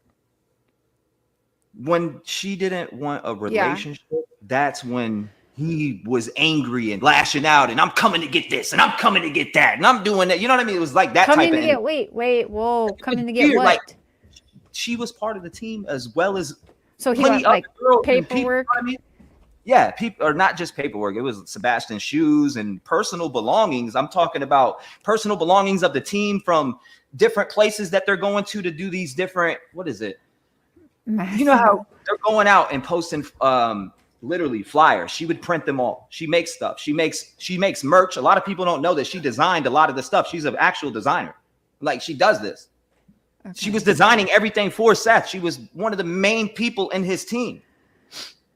Yeah. You know what I mean? A few other women, and I'm not going to name them. Okay. Well, yeah, no, we don't. I won't name those women, but there was other women involved too, and not just other women. A few people. There was a couple people. Men, you know, Tony was there. Crabtree, I met. Pascal, I met. There's tons of people that I've met that were trying to help. Yeah. Yeah, I thought about that planting of things too. Now listen to this again.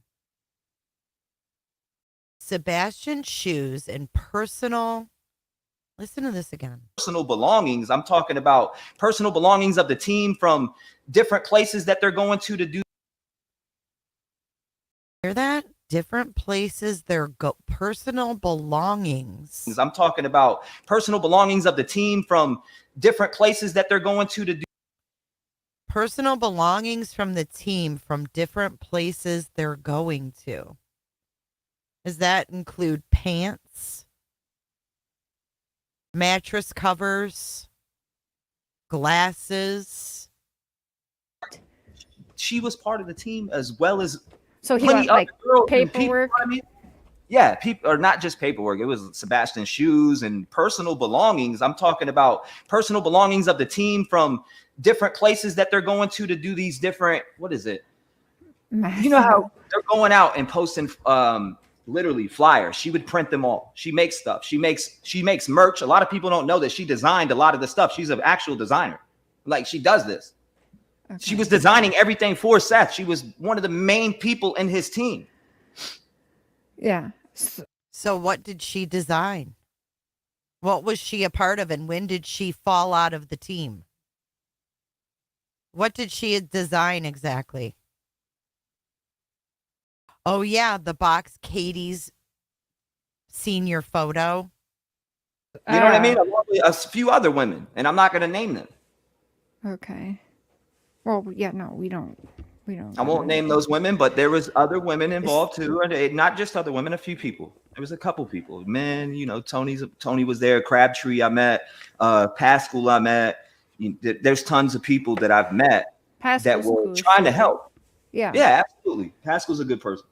Very good. And so, are you guys still? What's the deal? Is this?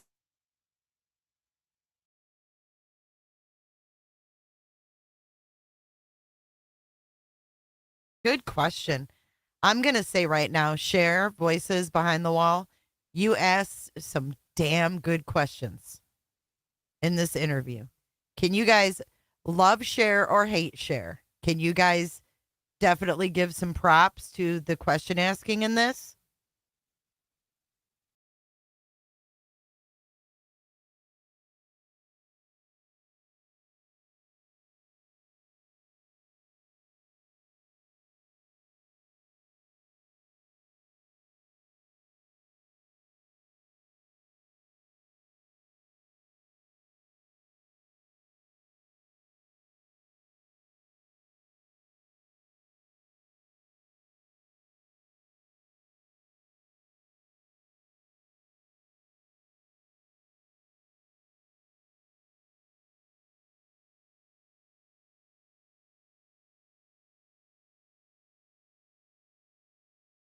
Ooh, I kind of believe him, man.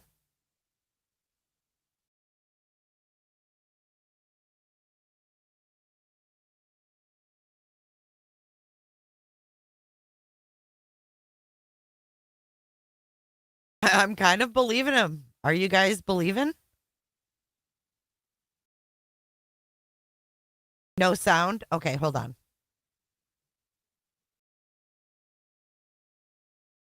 Let me reshare.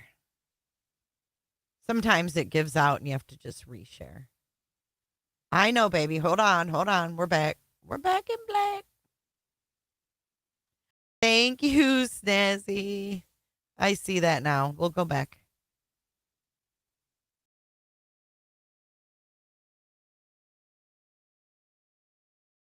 Okay, here we go. So he says Pascal's a good guy. Yeah. Yeah, absolutely. Pascal's a good person. Very good. And so, are you guys still? What's the deal? Is this? What is your girlfriend's name? Sorry. Michaela. Michaela. Is she still now? Was she kicked off of the team then because she dated you? Like, was it? How did this? Like, is she still doing something to help find Sebastian? Like, what was she doing on the team? You know, we both got served letters.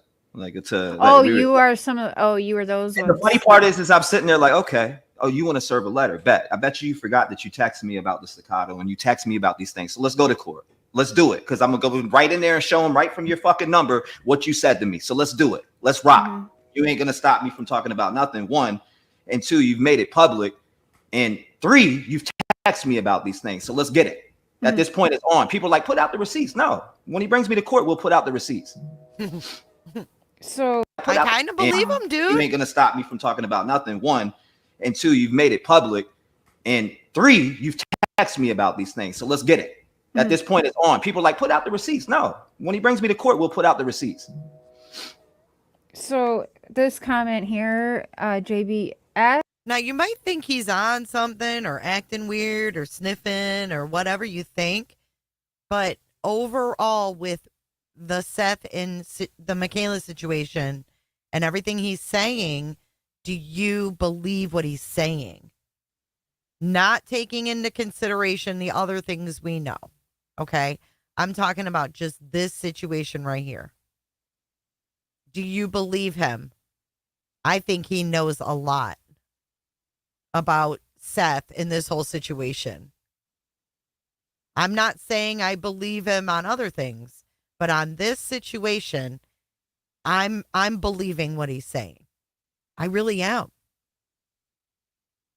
Why didn't Seth go in that chat? Good question.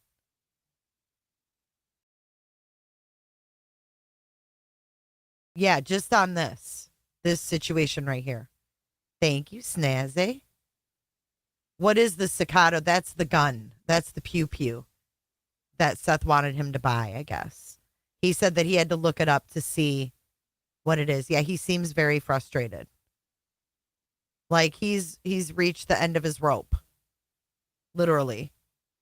Ask if he knows whether or not Seth had ever been invited or slept over at Michaela's. I don't know. Dude, I mean, the teams were literally staying, like some people would stay together. You had people who had other personal stuff at their house. I'm not just talking about Seth. Other people too had personal tables and stuff that they were doing to help Seth. It was all in to help Seth find Sebastian. It wasn't for a get together to have sex or a get together to do all these different things that it was made out to be. It was a get together to help find his son. And the fact that it got so far off track about finding Sebastian was, one of another reason. Why? Okay, that that picture you took in the house. What was that? Okay, so it's like you're in there. I see like Seth kind of falling off of the chair. Yeah. It's okay. So, did you take that picture? Yeah, absolutely, 100%. Okay, were you trying to? He knows I did because I told him. No, that's okay. Oh, you told. You know what I mean? He knows that I did. I told it. He asked me if I took that. I was like, yeah, I took the picture and put it in Discord. People, there was a couple people like, no, you're bullshitting me when I said that I was right there in front of you. So yeah, snap. Why didn't you just ask Seth for a selfie? Would he not? Is he not that type of dude? Or I didn't even think that he'd give a shit. I mean.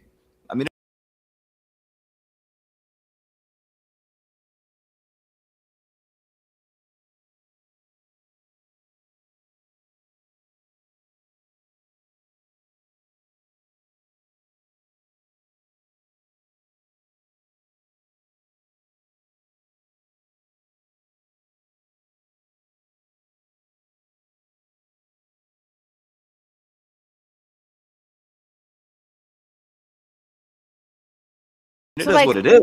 Okay, so like my conspiracy dumbass, like okay, tinfoil hat here. I thought maybe were you trying to show us something? Like what was up with that? Like what were you trying to? No.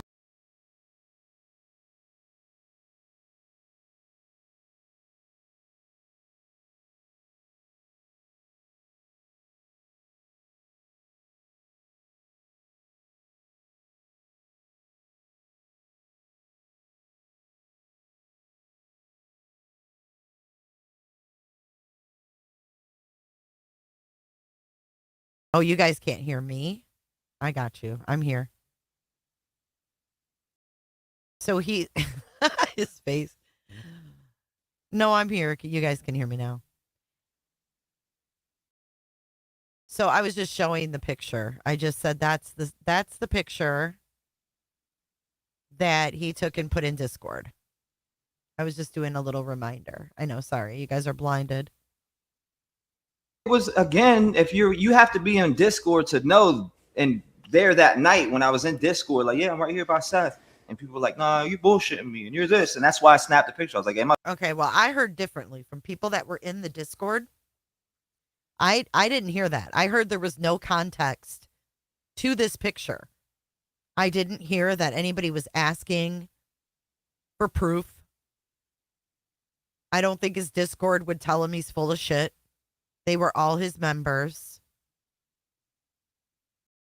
So why really was that shared? Because I'm not believing that. Because I know people that were in the Discord and said there was absolutely no context, and they were confused. They were confused about it all. So, right, are we missing something? His mods even asked. Yeah. I think he was trying to show everyone the stain on his crotch. Lee, thanks for being here. Yeah, no context. At 10:41 p.m., he posts this photo.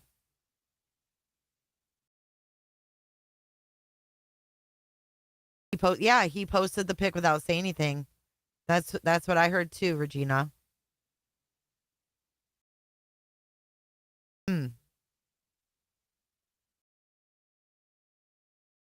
But no one asked for proof. He's lying about that. So what was the real point of this? Is he trying to like make Seth look bad? What are we missing here? I'm just wondering. Is that an ankle monitor or is that just his shoe? Jesus Christ on a cracker. So sorry, but this was put out for some odd reason. Naruto t-shirt, stained shorts. What else would be in this photo besides a laundry basket with some clothes hanging on it? That's it.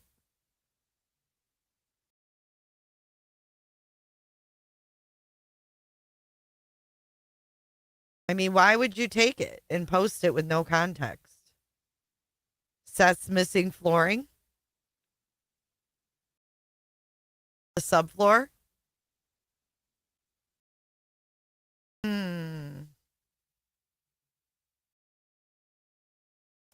I don't know, guys. I wish that we knew. I wish that we knew. But why particle board? Do you guys remember when Nancy Grace asked the Proudfoots if any carpeting was removed from their home? Anyways, let's get back to this. Bullshitting you, boom, boom. Then say, hey, Seth.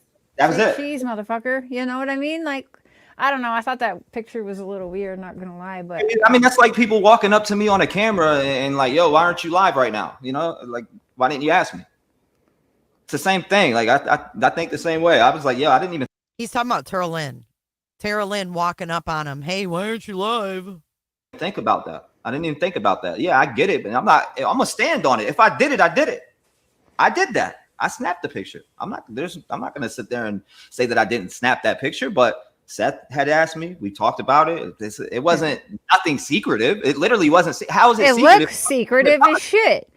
How is my thing? T-Rev, wait. My thing is this though. How is it secretive if I'm posting it publicly? No, you can't bullshit a bullshitter though, T-Rev. Okay, like wrong. That picture. Because why are you taking 900 people in my Discord at the time? How am I bullshitting somebody? Hey, yo, don't holler at me though. Like, no, I'm saying though. Tell me and that. I'm not like giving you shit. I'm like, this is haha to me. Like, if I want a picture of Seth Rogers and I gotta prove I'm with Seth Rogers, I'm gonna be like, motherfucker, smile, like they don't really, or like, hey, let's take a selfie. I don't feel like I'd ever have to take because that picture looks like you were like fumbling. You know what I mean? Like, come on, that looked like fumbling. That was a hidden. That was a hidden picture. That was a hidden. You were hiding taking that picture. No, you did because you had to tell. Y'all are wrong. Y'all, I'm sitting here telling you it's not. I'm standing on me taking the picture, and y'all are making up some weird shit. No, I'm not making up shit. I'm being fair as shit. I'm telling you the exact truth as it is. I was literally in Discord with 900. Someone send me that picture. We're gonna pull. Do you have that picture? Let's pull that picture. No, I don't have it. That's not. It's not an important picture to me. It's a picture that I It was dropped an in. important picture for you to take at that time, for sure.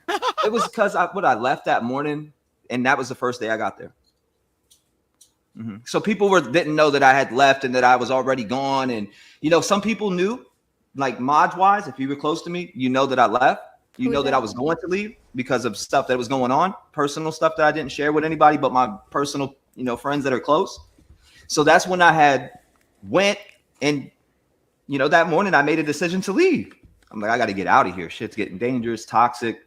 Like I got to, yeah, at home. You got a woman waking you up and throwing and beating you with this phone, and you're literally yeah. I took pictures of that too. And what are we talking about? So let's move. Another big thing. I think I brought it up to you, but another big thing people brought up to me, and this is kind of a little, well, not a little. This is off of Sebastian case. Right. I listened to something about a case. I didn't follow it too close. It wasn't one that touched me personally. It's a sad case, as they all are. But it's Brian Kohlberger's. Yeah, that's where he worked. Murdered, like I think 3 or 4 or so college students. No, okay. Or telling me it's you or you had somebody, because it's so. Let me to your show. Yeah, and they said they were Brian Kohlberger or something. All of his bullshit. I mean, like I can't control who calls into my show. Exactly. I don't want to hear that. I don't know who. I want to hear about Seth. Like how the hell would I know if even they think smoke? Yeah, who that is. Yes. You guys can listen to that part he was about doing.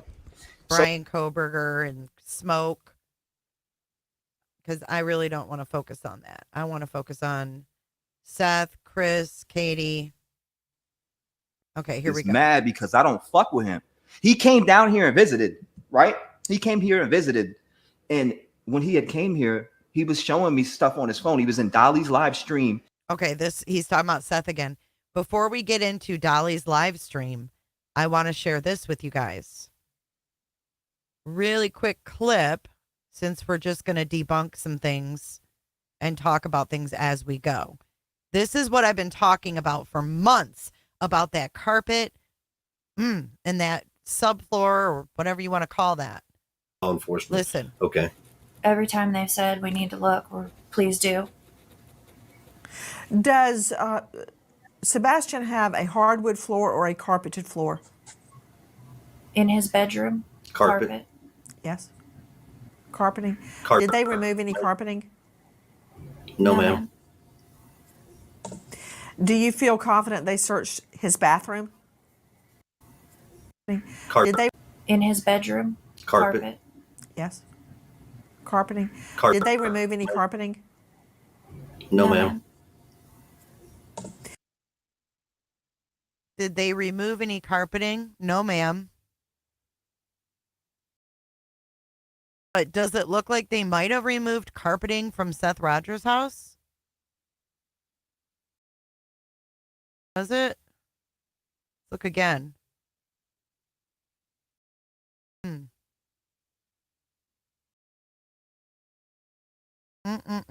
Why would Nancy ask that question? And then here we are looking at particle board. Just seems a little bit too coincidental. And I don't believe in coincidences. Do you? I don't believe in coincidences. There's too many in this case. In his bedroom? Carpet. Yes. Carpeting. Carpet. Did they remove any carpeting? No, ma'am. Look at Nancy's face. All right, now let's get back into this interview. Literally trolling on a Katie Proudfoot name and Chris Proudfoot name. T-Rev. Wait, what? Listening to what we made. Like, who does that? Friend of Stephen Stearns. With Stephen, he knows that I got that on yeah, my Stephen Stearns. That was the other one. Yeah, So when people go out and they're saying these things publicly, you might be winning right now, but you forgot that you emailed me with a fake number. Okay, he's talking about smoke still. Okay, listen, I'm going to tell you something right now. I have rented and rented and rented in my lifetime. And when you're living in a rental and it's mid-lease, the landlord doesn't say, oh, hey, I'm going to come in and remodel your place because, I just want it more up to date. No, they're going to wait for that lease to end, and then they're going to remodel it and rent it out. They don't just come into your duplex to remodel to make your place better. It doesn't work that way. It doesn't work that way. And I don't believe that Seth Rogers was living on particle board at all. He is renting from someone. It's a corporation that owns those duplexes. They're not just going to randomly go, hey, we're going to remodel because, we think you deserve better. No, siree, not happening. But he's talking about back on my show and was talking about yourself in third person. So you didn't know that he was going to do any of that? You didn't pay Absolutely Smoke? not. Nope. Absolutely not. Absolutely not. Why would I do that? I've never had nobody call into my show and be like, yo, do this, man. Like, that's stupid as fuck. Like, who does that? Who's Nobody Ricky Armstrong? He made that dude, I guess. I don't know. Like, when it came out, it blew me away. I'm listening to it, right? And I'm like, hold up. I got hit up. They're like, yo, did you know Smoke said that he was the person that called in? So I go to the link that they gave me and I start listening to what was said. And I'm like, oh, this dude is mad because I don't fuck with him. He came down here and visited, right? He came here and visited. And when he had came here, he was showing me stuff on his phone. He was in Dolly's live stream, literally trolling on a Katie Proudfoot name and Chris Proudfoot name. T-Rev. When he showed me that, that's when I cut him off. Hold up, wait a minute. Bruh, I dare you to call in and pretend you're his friend from high school. Right, that's fake. I'll fall out my chair. Is that you? Because it's cut off, so I don't know. Absolutely not. That's fake. That's fake. And then LMAO bet. See, I don't believe that. I think he knew exactly what Smoke was doing. What's his friend name? I don't think it looks like vinyl either. I've never seen vinyl that looks like plywood. That's not a look. That's doctor. That's doctor. Show me. Like, my thing is this. I've already seen all that. That's doctor. People believe, that's the bad thing. Is people believe the doctor screenshot. This dude's literally making AIs about Seth Rogers of fake videos. Like, fake videos about Seth Rogers? AI? This is why I stopped fucking with him. So you know why he got mad and put out some bullshit? It's because I wasn't going to help him grow his channel no more when I realized that he wasn't serious about the craft. Point blank, period.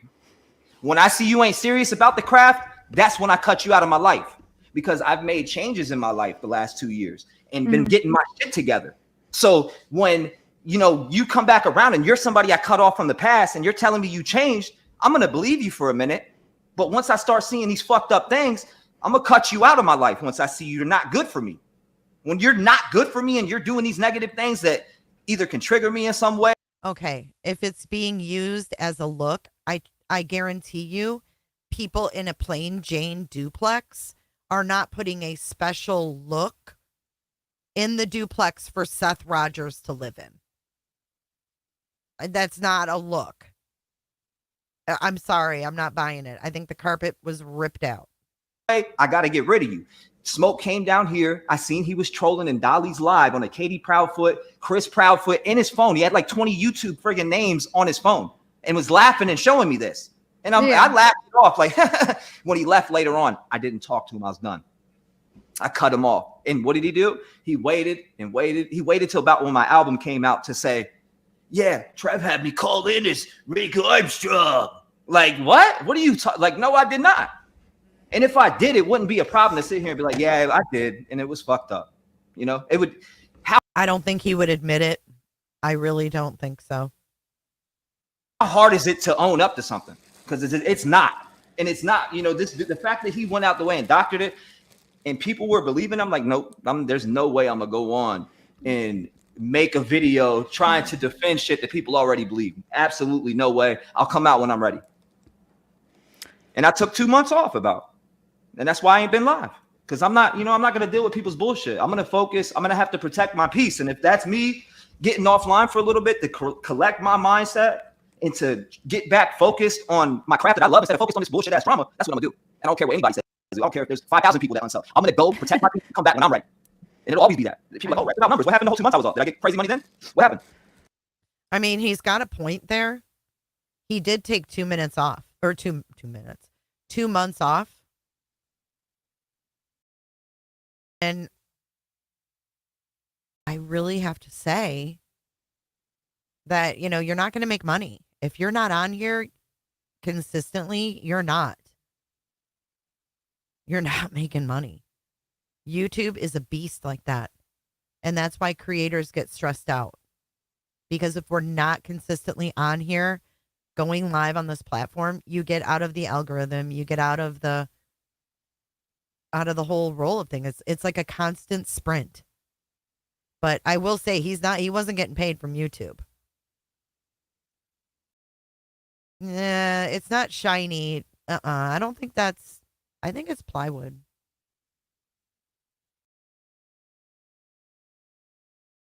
I mean, I don't know why he went dark. I appreciate him going dark because no one wanted to hear the bullshit anymore. I mean, quite frankly. How was rent paid? What happened? I didn't need YouTube then, did I? Oh, okay. See, the difference is when you love this shit, there's stuff that's gonna bother you.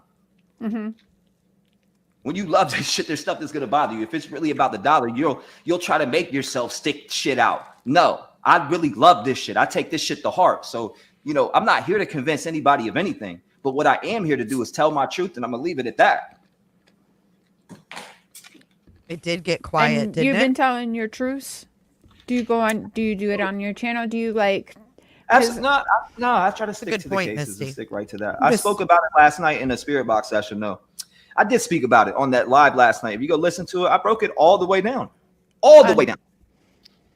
Last night on my second channel, I broke that shit all the way down on why and protecting my energy and peace rather than, having people that I've literally grew relationships with on YouTube and thought we were friends. And when I seen that people were believing fake shit, that's when it started to mess with my peace. For real, it started to mess with my peace. Like literally depressed, losing weight, literally going through some depression. And the only person by my side the whole time was people who are loyal and obviously in the Rev gang, and Michaela. If it wasn't for her, I would probably wouldn't even be here with this conversation with me and you right now. Mm-hmm. This wouldn't even be happening if it wasn't for her. So he did. That's a whole different thing, Catherine. I agree. Like I was really in a fucked up, depressed mind state of seeing these people go from like brothers, sisters to me to wanting to destroy me because you couldn't get what you wanted out of me, and I won't buy onto your bullshit. And I'm just gonna stand on it. I'm gonna stand on what I believe and why I change. I'm not gonna keep letting these people back in my life, like Smoke, for instance. Take for example, Smoke. As soon as I seen that he was up to his old ways, I got rid of him. What did he do? He waited till around my album dropped to put out a fucking lie. His album. So it's like, that shit right there. Album drop on the 4th of July. I didn't even know you did. I didn't even know you did music. Wait, so I didn't even know who Smoke was. Like, okay, so wait. He's old friends. He's friends with my whole entire, like my dad, my brother. You know what I mean? Not like part of like Bad Boys or something. Like I don't know. No, like, are you big? Like, are you? No. I just do, like I love it. I'm passionate and really love. It's just your hobby. I love it. Even if money came from it or life came from it, they would have like natural. Smoke. That dude, Smoke, coming out and doing that when you drop your album. Then like, is it a hobby? Do you make money off it? Like, it hurt you in some ways. What I'm getting at, you know what I mean? Like, he hurt you. Do I make money? Like, I'll sell an album or whatever. Yeah, of course. And you drop the album. I invest money into myself all the time. Were you dropping the album? Look, I invest money into myself all the time. It says missing. Yeah, of course. And you dropped the album. I invest money into myself all the time. Were you dropping the album before you got in Sebastian's case? Like that dropped before, during Sebastian's case, before, after? Well, Seth was complaining that his rent increased. So I don't think Seth is paying extra to get new remodeling done. He was complaining about how much his rent costs. A lot of those songs live. It was more like I've been working on music for a minute, but that album I started working on, I can't remember the exact date, but I recorded a lot of them live and it's, timestamped on there if you want to go back and look. I don't remember when I had first started, working on it. I don't remember the dates or anything, but I started working on it. Definitely during Sebastian's disappearance, probably. Yeah, you said what? During, like, sometime after Sebastian went missing, probably. Nah, it was before Sebastian went missing. Oh. Yeah, I've been working on it. Like, I've been recorded DRG, or was it right? I'm telling you, it was right around that time before. Smoke come out, and so this guy, Smoke, I don't know who Smoke is. Straight weirdo. I don't know. He's a friend, like, okay, so. I gotta talk to this guy. He's autistic or something, he tells No, what? You can't, you call him autistic? No, he tells my family he was autistic. I met the dude back in 2012. Like, I've known him since 2012. You know what I mean? Like, since 2012, somehow there keeps being fake cancer, fake this, fake that between you and this dude. Where does fake cancer come from? Because that shit's real. There's nothing fake about that. I'm just saying what the streets say. You know what I mean? I mean, the streets can say what they want, but they can't tell you the truth like I can. They can make up. If you have a clip of Seth saying that the flooring was replaced, blah, blah, blah, blah, please send the link to me, to my email. And twist whatever narratives they want to go and believe, but they can never tell you. No, Michaela's motel is a different Michaela. Like, I'm going to be able to tell you. Right. That Theta was there with me. The one who sat there and said that I had fake cancer was there with me at the hospital when they fucking walked in there and said, Rev, you know, you got some stuff going on. You got spots on your lung. You need to get checked out.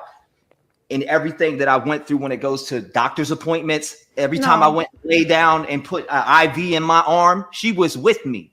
So to sit there and put out something like that, you're an evil motherfucker. Simple as that. That's crazy. That shit bothered me too. Like when somebody tells you, especially when you went through something so traumatic like that, and I'm sitting there scared for my life, and people are making a mockery out of that shit. Hell no. Mm-hmm. Hell no. Absolutely not. I was scared for my life, literally. So the fact that people would go and draw that line and continue to paint that it's fucked up to me, but it is what it is. And it's going to happen when you're doing this. When you're working in the field and you're getting seen by a broad audience, you're going to have things that are said about you, and you got to learn to keep moving. And that's what I should have did. And if I could go back, I would just ignore and keep moving.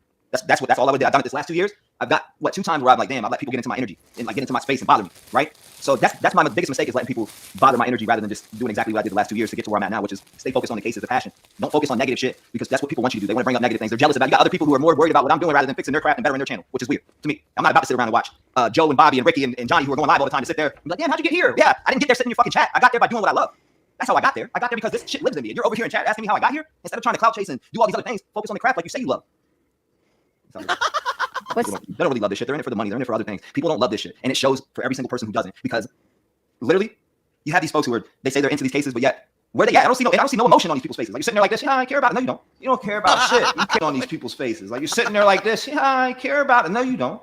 You don't care about shit. Emotion on these people's faces. Like, you're sitting there like this. Yeah, I care about it. No, you don't. You don't care about shit. You care. Yeah, neither do you, T-Rev, with your freaking clickbait titles every night. Arrests coming soon. Body found. That's you right there. On these people's faces. Like, you're sitting there like this. Yeah, I care about it. No, you don't. You don't care about shit. You care about what donations you're sitting there like this. Yeah, I care about it. No, you don't. You don't care about shit. You care about what donations you're getting. You're sitting there fucking asking for donations the whole time. That's how I look at it, right?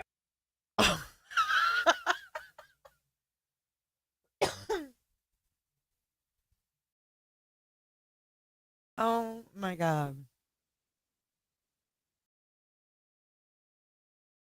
Jay, I'd like to chat on to educate you on why they removed the flooring. I learned this a few years ago from a victim's father. It's too much to type in a message. It's mind-blowing. If they removed some flooring from Sean's, yeah, it would be for like evidence, right? DNA evidence. If they thought maybe something happened.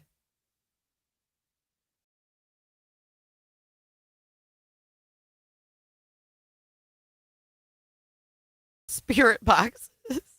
His energy. Like, people are literally asking for donations and I need this and I need that. Like, instead of focusing on what you need, why don't you work on the craft? Put some fucking work in.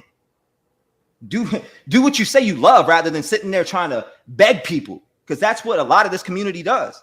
And I stand on that. I'll never sit there. Like, it always felt wrong when, as a creator, you'd be like, oh yeah, I need donations, or I need this, or I need, like, why are you even bringing that up? I thought you're here because you love this. That's why I don't do that. That's why I stand on that. That's why I focus on the cases. That's why I talk about the cases. That's why I don't sit there and go, yeah, can you donate half my stream? And that's how I've got to where I'm at. And that's why I will always stick to the way I do. You know, I do these things. This is what I love. It's not this ain't no game to me.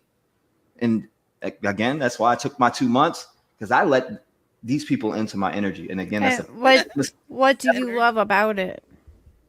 Helping families, like helping, like, especially when you've lost people around, helping family energy. And again, what do you love about it?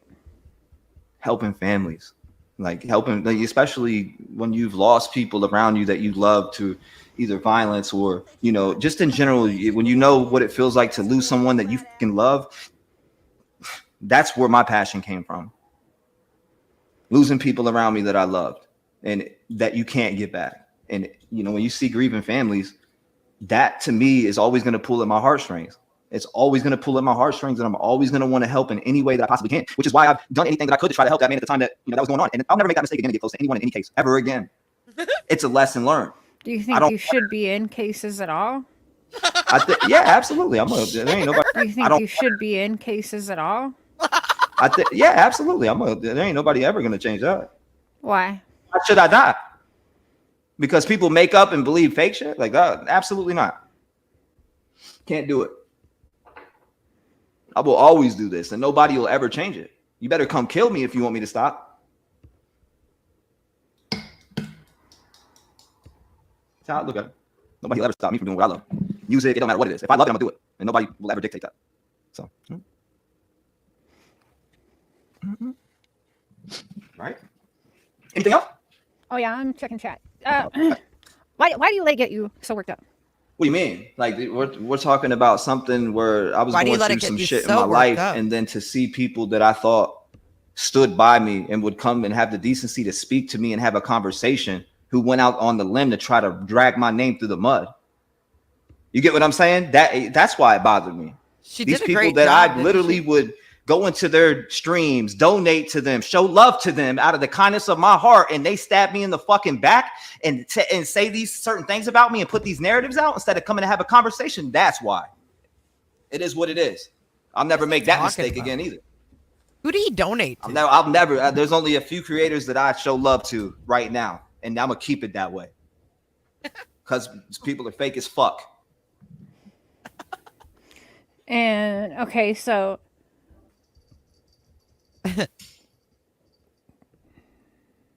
trying to figure out how to ask.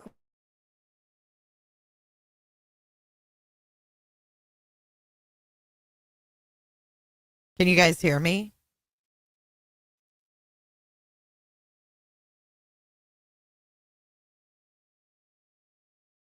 Can you hear me? Yes. Okay.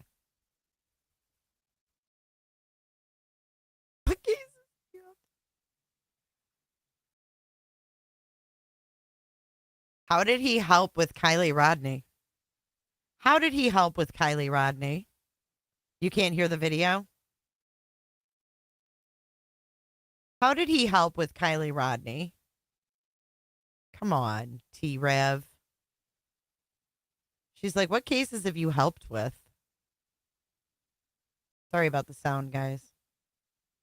I was doing panels for like 12 hours straight. We would do it all night, shit. every night. Every night we were doing it. And it started in 2021, 2022, actually. So 2022 is when I, began my journey on true crime on YouTube. I've always been a true crime fanatic. Okay. I've always been that. But when it comes to YouTube, I was like, man, I really, feel like I can make a difference on here. I really feel like I can, help in some way. So, and that's where it all began for me. That's where it all began for me. Are you down? There's some people, and I mean, it'll be respectful. Are you down for people to come on panel and ask you some questions? Because I'm kind of like, what about people doxing us over lies? Like what? Yeah, doxing over lies is crazy, especially when you can't come and have a conversation. If people want to ask why am I bothered? Because you're putting information out that is not true. Yeah, I can stand on what's true. That's no problem. Standing on what's true is no problem. Anybody should be able to do that. But when it comes to lies, absolutely not. So I'm down. If we can be respectful, we're all adults. Listen, I know we're gonna butt heads here a little bit. This is what ruined the whole interview, right? So she was asking some really good questions. It was really interesting.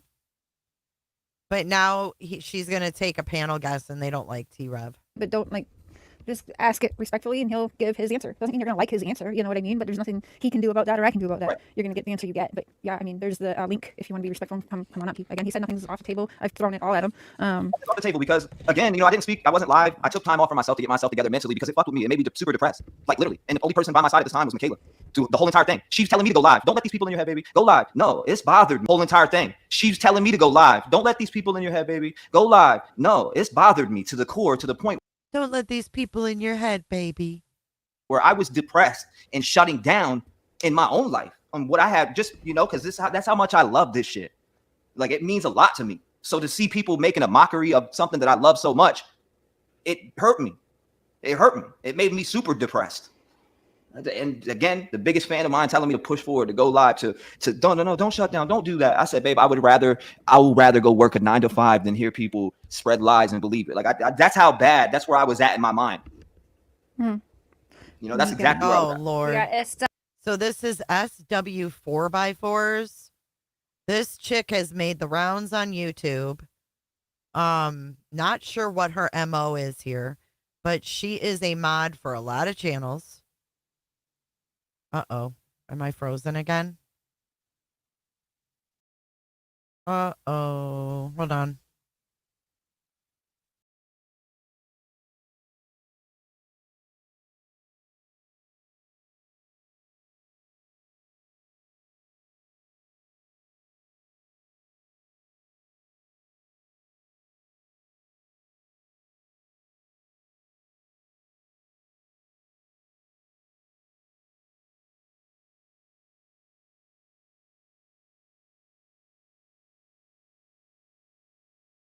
Oops, I think we needed a little reset. Hopefully you guys can hear me again. Sometimes I have to do that on this computer. It'll lock up. So we should be back in black.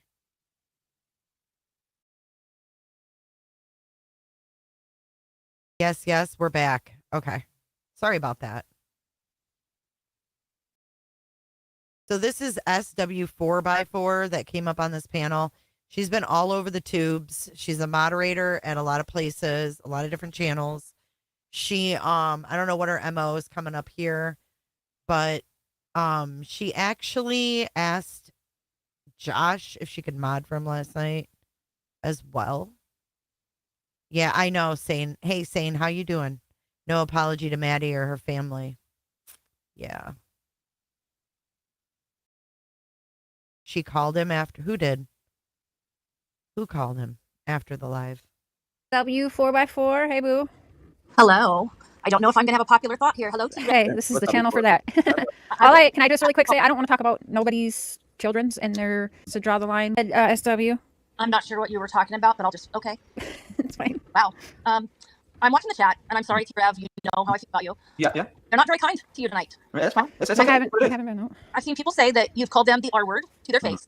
The R word? Like, what are we talking? What? R-tard. Oh, that's great. That is super exaggerated. And then that person who said that would really like an apology for you calling her that. Who said I said that to them? I'll let them. These are her.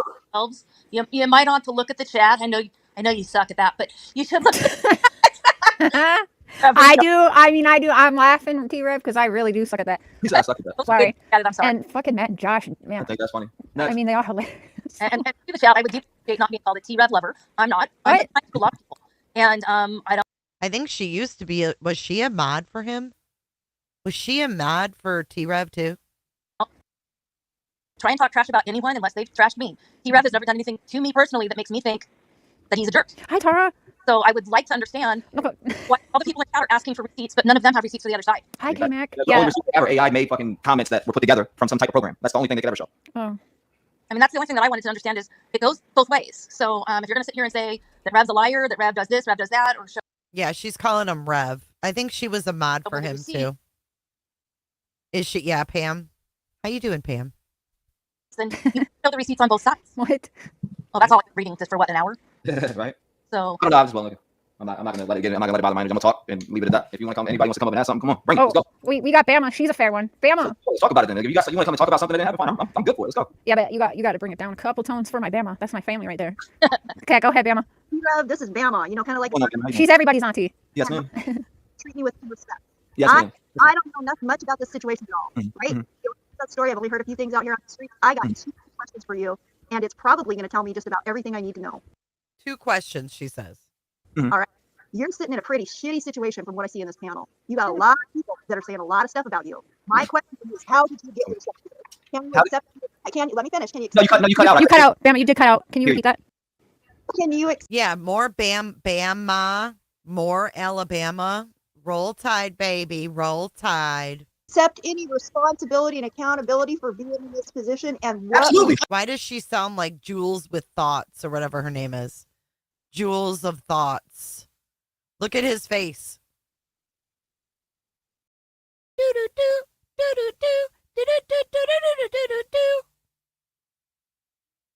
Can you accept any responsibility and accountability for being in this position? And it's Jules of Thoughts. Can you accept any responsibility and accountability for being in this? I know that whiny ass twang anywhere. Can you repeat that? Can you accept any responsibility and accountability for being in this position? And what Absolutely, 100%. What would you do? Let's hear it. What would I do different? Yeah. Oh my gosh, not get involved personally with, especially like Seth, you know, like especially people who are close to the case. Instead of going so deep and getting personal with these friendships, like look what His blanket says Rev Gang. Rev Gang strong, I think. Look at it. Look at it. You just named everything right there. Talking about, you know, the popular opinion and all this stuff. This is what you should not do. Don't get close with people. No, I'm talking, Garrett, about Bama on panel. Bama, Alabama. Cases. If you're going to interview someone, stick to the interview. Do your journalism. Don't try to become friends. Stay away from that. That's how I look at it. That's what I would do differently, and that's what I'm going to do differently. Do not get attached. Exactly. That's 100%, because, you know, things like this can happen, and it's weird, but it is. Have you been truthful about all these things that people are saying that you've done? Is there any truth in any of it? Absolutely not. I mean, for like what? If you name a few things, I could tell you if it's true or false. Oh, I'm not going to name anything. You know what they It depends what it is, though. There's tons of things people always say about me, so I don't know. Like, I could tell you if it's true. One of the grannies knitted that for him. How sweet is that? Or I could tell you if it's, you know, a lie. Oh, all right. You'd have to name it, though, so I could tell you. Like we talked about a lot. See, here's my. She's cutting out a little bit. She is. That sucks because I want to hear what she's saying. Hey, Bama, can you come back in, please? You are cutting in and out. That's no. Hey, she'll be back. What's nice, though? She's awesome. We got unsupervised. Oh, here we go. Where shit gets oh, real. Shit. What I just lit up on the panel. T-Rev, are you calling me a liar? Are you saying my video was a lie? What video? I don't even know you. Oh, please. You threatened to sue me. She's I've never heard you in my life. What? I don't even know who you are. I've never seen your name one time. That's why I'm blocked from your channel. Look at her. She's gorgeous. You know her. He knows me. If I knew you, I would say I knew you. Like, why would I sit here and be like, I don't know Oh, you? look at you, little T-Rex. What's the matter? You know what? I've never heard of you a day in my life. You Next. threatened to sue me. What do you mean I threatened? Who are you? What is your name? Where? I don't even know who you are. Tell me some of your content, because I don't know you. It's called T-Rev is a predator and a fraud. It has 16,000 views on it. And that's exactly. Oh yeah. Okay. Because I heard about somebody who made up 16,000 views on it. And that's exactly. Oh, Cher's laughing. She goes off camera. Have you guys ever heard of this girl? Unsupervised maniac? Oh yeah. Okay. Because T-Rev is a predator and a fraud. It has 16,000 views on it. And that's exactly. Oh yeah. Okay. Because I heard about somebody who made up lies. Predator. Where? Show me. Show me You're where a I'm predator. on papers or touched and did some weird shit. The kids in the back. Jacket on and zip it up. You're right. I will sue the fuck out of you hold for on a saying minute. some dumbass shit like that. For Sue saying that me, I'm a bitch. predator. Sue me. Absolutely. Why does it sound like Bullhorn Betty? Predator. Where? Show me. Show me You're where a I'm predator. on papers or touched and did some weird shit. The kids in the back. Jacket on and zip it up. You're right. I will Predator. sue the fuck No, out of you hold for on a saying some dumbass shit like that. For Sue saying that me, I'm a bitch. predator. Sue me. Absolutely. I've never heard of them either. Absolutely. Predator is what you did Get to the fuck outta Madeline's here. case. It's absolutely Get this dumb bitch 100% out of here. is. She's tripping. You're She's full of tripping. shit. Well, wait. No respect. Okay. Coming. No, there's curtains. Get the fuck. Oh, she's not Bullhorn Betty. She hangs out with Jonesin. Okay. Thanks, Broken Cran. How you doing, Broken Cran? Words are hard, T-Rev. Look it up.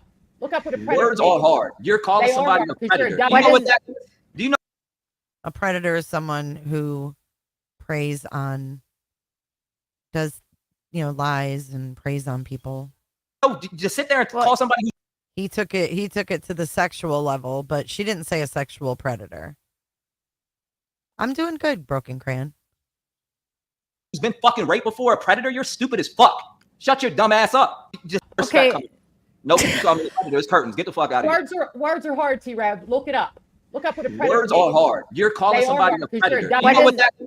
Do you know? Just sit there and call somebody who's been fucking raped before a predator. You're stupid as fuck. Shut your dumb ass up. You're crazy as fuck to sit here and tell someone who's been fucking raped in a room. Again, you are not using You're the tripping. word Get out of predator here. Get out of here. correctly. You're Get her not out of using here. it correctly. Next. You are You're a not gonna sit predator here and for call me a financial predator. reasons. You Somebody use who's the- actually.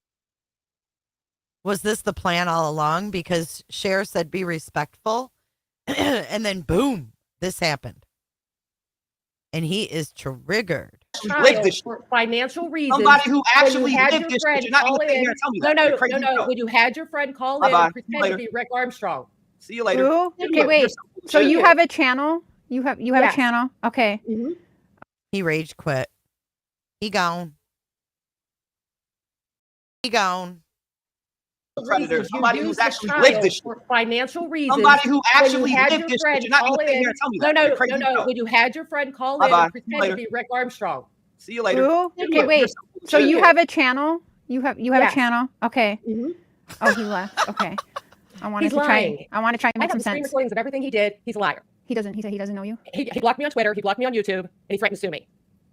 Okay. So maybe he just doesn't know. Well, he would know your voice. Yeah, I actually got on camera in the video about him. Okay. He's lying. Okay, well, here's the thing, Cher. Here's what he did. He had his friend Smoke call in, and he was in the background in Facebook Messenger. We all know that. They were sending messages Right. back and forth to each other. No, who comes up? Oh, this chick. Does T-Rev come back? I doubt he'll come back. I didn't go that far. It's a little bit like. Yeah, no, that's it. I think she did ask good questions, and it was interesting. But yeah, once the panel guests came up,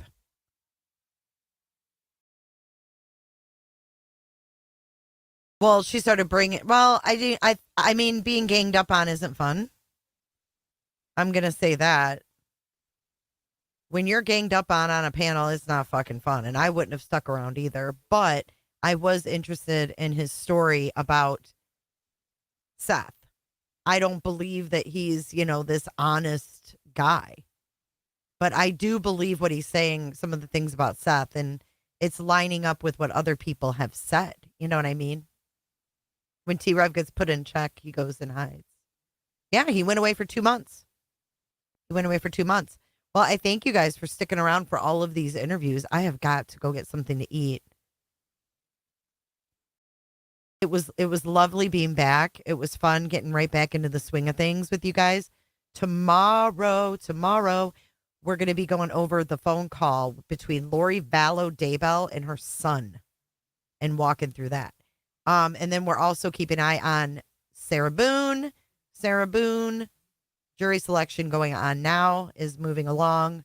And Lilani, I can't say that with Lilani Simon started today. Put a couple clips up from the opening statements if you want to go check that out. The lab was last night, and Tony was on there, so you guys are going to want to go watch that part. Spoiled, I don't think he would interview with me, but if y'all want to reach out to him, I would have him on, because I think that maybe he is misunderstood on some of these things with Seth. But I don't think T-Rev likes me because I did call it out. Look at the pic. Okay, hold on. Don't go anywhere. What did Pine put in Discord? What is it now? You guys are always bringing amazing breadcrumbs into Discord.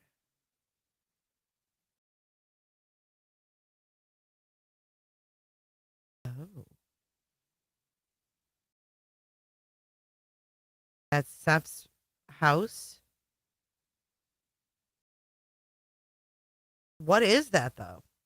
Is that what is that like? I don't know. What does this prove? Here, let me show you guys real quick. So are you guys saying that's like legit flooring? I want to hear his answers to the questions you asked during Cher's interview.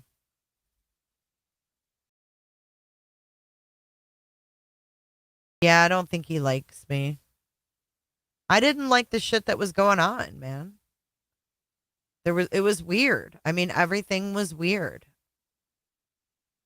And everybody felt it after that vigil and everything else. I mean, we've been wondering what the hell. And then we hear this fucking story about, playing with tonsils and whatever. So this is the duplex on like Zillow. Are we thinking that's the same floor? Is that it? It's linoleum, aluminum linoleum. It's vinyl. It's not the same as in the pictures. Let me pull up the other one. Too bad I can't do a side by side when I'm on this. Oh, it is totally fucking different. I'm sorry. I think it's particle board. Fight me. T-Rev, if I could ask you one question, was that floor particle board? I mean, they're two totally different floors. Look at this. The fuck?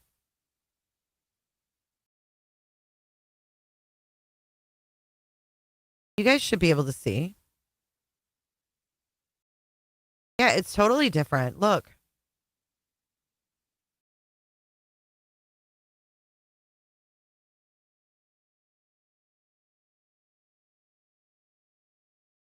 Just saying. I mean, that's his duplex. Right. T-Rev, could that floor give you splinters? Was there splinters in Sean's socks? Bye, Justine. Have a great night. Have a wonderful night, Justine. I hope your day gets better. Damn sure looks like particle board, doesn't it? And then we got Miss Nancy saying, you know, did they remove any carpeting from your home, Mr. and Mrs. Proudfoot? I mean, it clearly looks like I was married to a carpenter, y'all. I've been in a lot of houses that are being built. And that shit don't look like linoleum to me. I've never seen linoleum that mimics particle board. And when things don't make sense, there's a reason for it. So look, that's particle board. That's what that shiz looks like.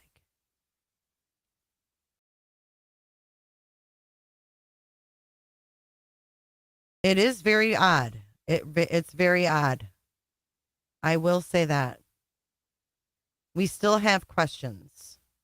Nothing has been proven as fact yet. I still have questions. How about you guys?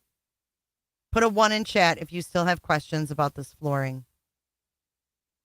I see the quarter round.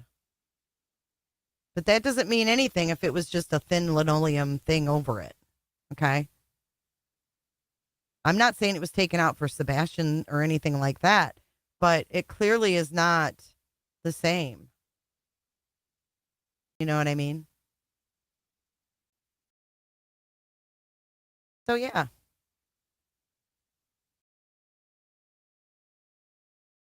It looks like the padding you staple onto the particle board. I don't know. I guess that is one of the unanswered questions that we don't have the answer to.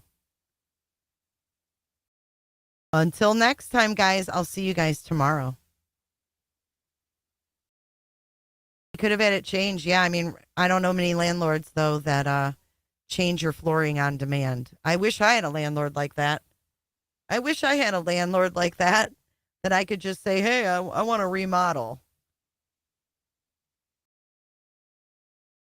Yeah, I don't know. All right, guys, you guys have a great night. Regina, yeah, can you re-email it? Sorry, I've had a lot going on, so thank you guys again for being here. If you could hit that like button on your way out. I think we should dance it out tonight. What do you think?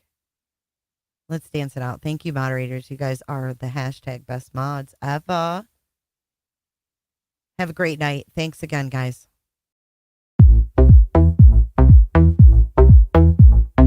I don't give a damn. I don't really care about you and your problems. I don't give a damn. You talk way too much. I have heard enough about you and your problems. I don't give a damn. I don't give a damn. Damn, damn. I don't give a damn. Damn, damn. I don't give a damn. Damn, damn. I don't give a damn. You wanna be with me. You wanna feel something real, but I'm feeling differently. You're making plans to get to friends, but don't wanna face the fact that I ain't got time, I ain't got time, I ain't got time for that. Staying up late, sleeping all day, dreaming about Cadillacs. Buying new shoes, hanging by the pool, sipping on Coke and Jack. Calling my phone when you feel alone, but I'll never call you back. 'Cause I ain't got time, I ain't got time, I ain't got time for that. I don't give a damn, I don't really care about you and your problems. I don't give a damn. You talk way too much. I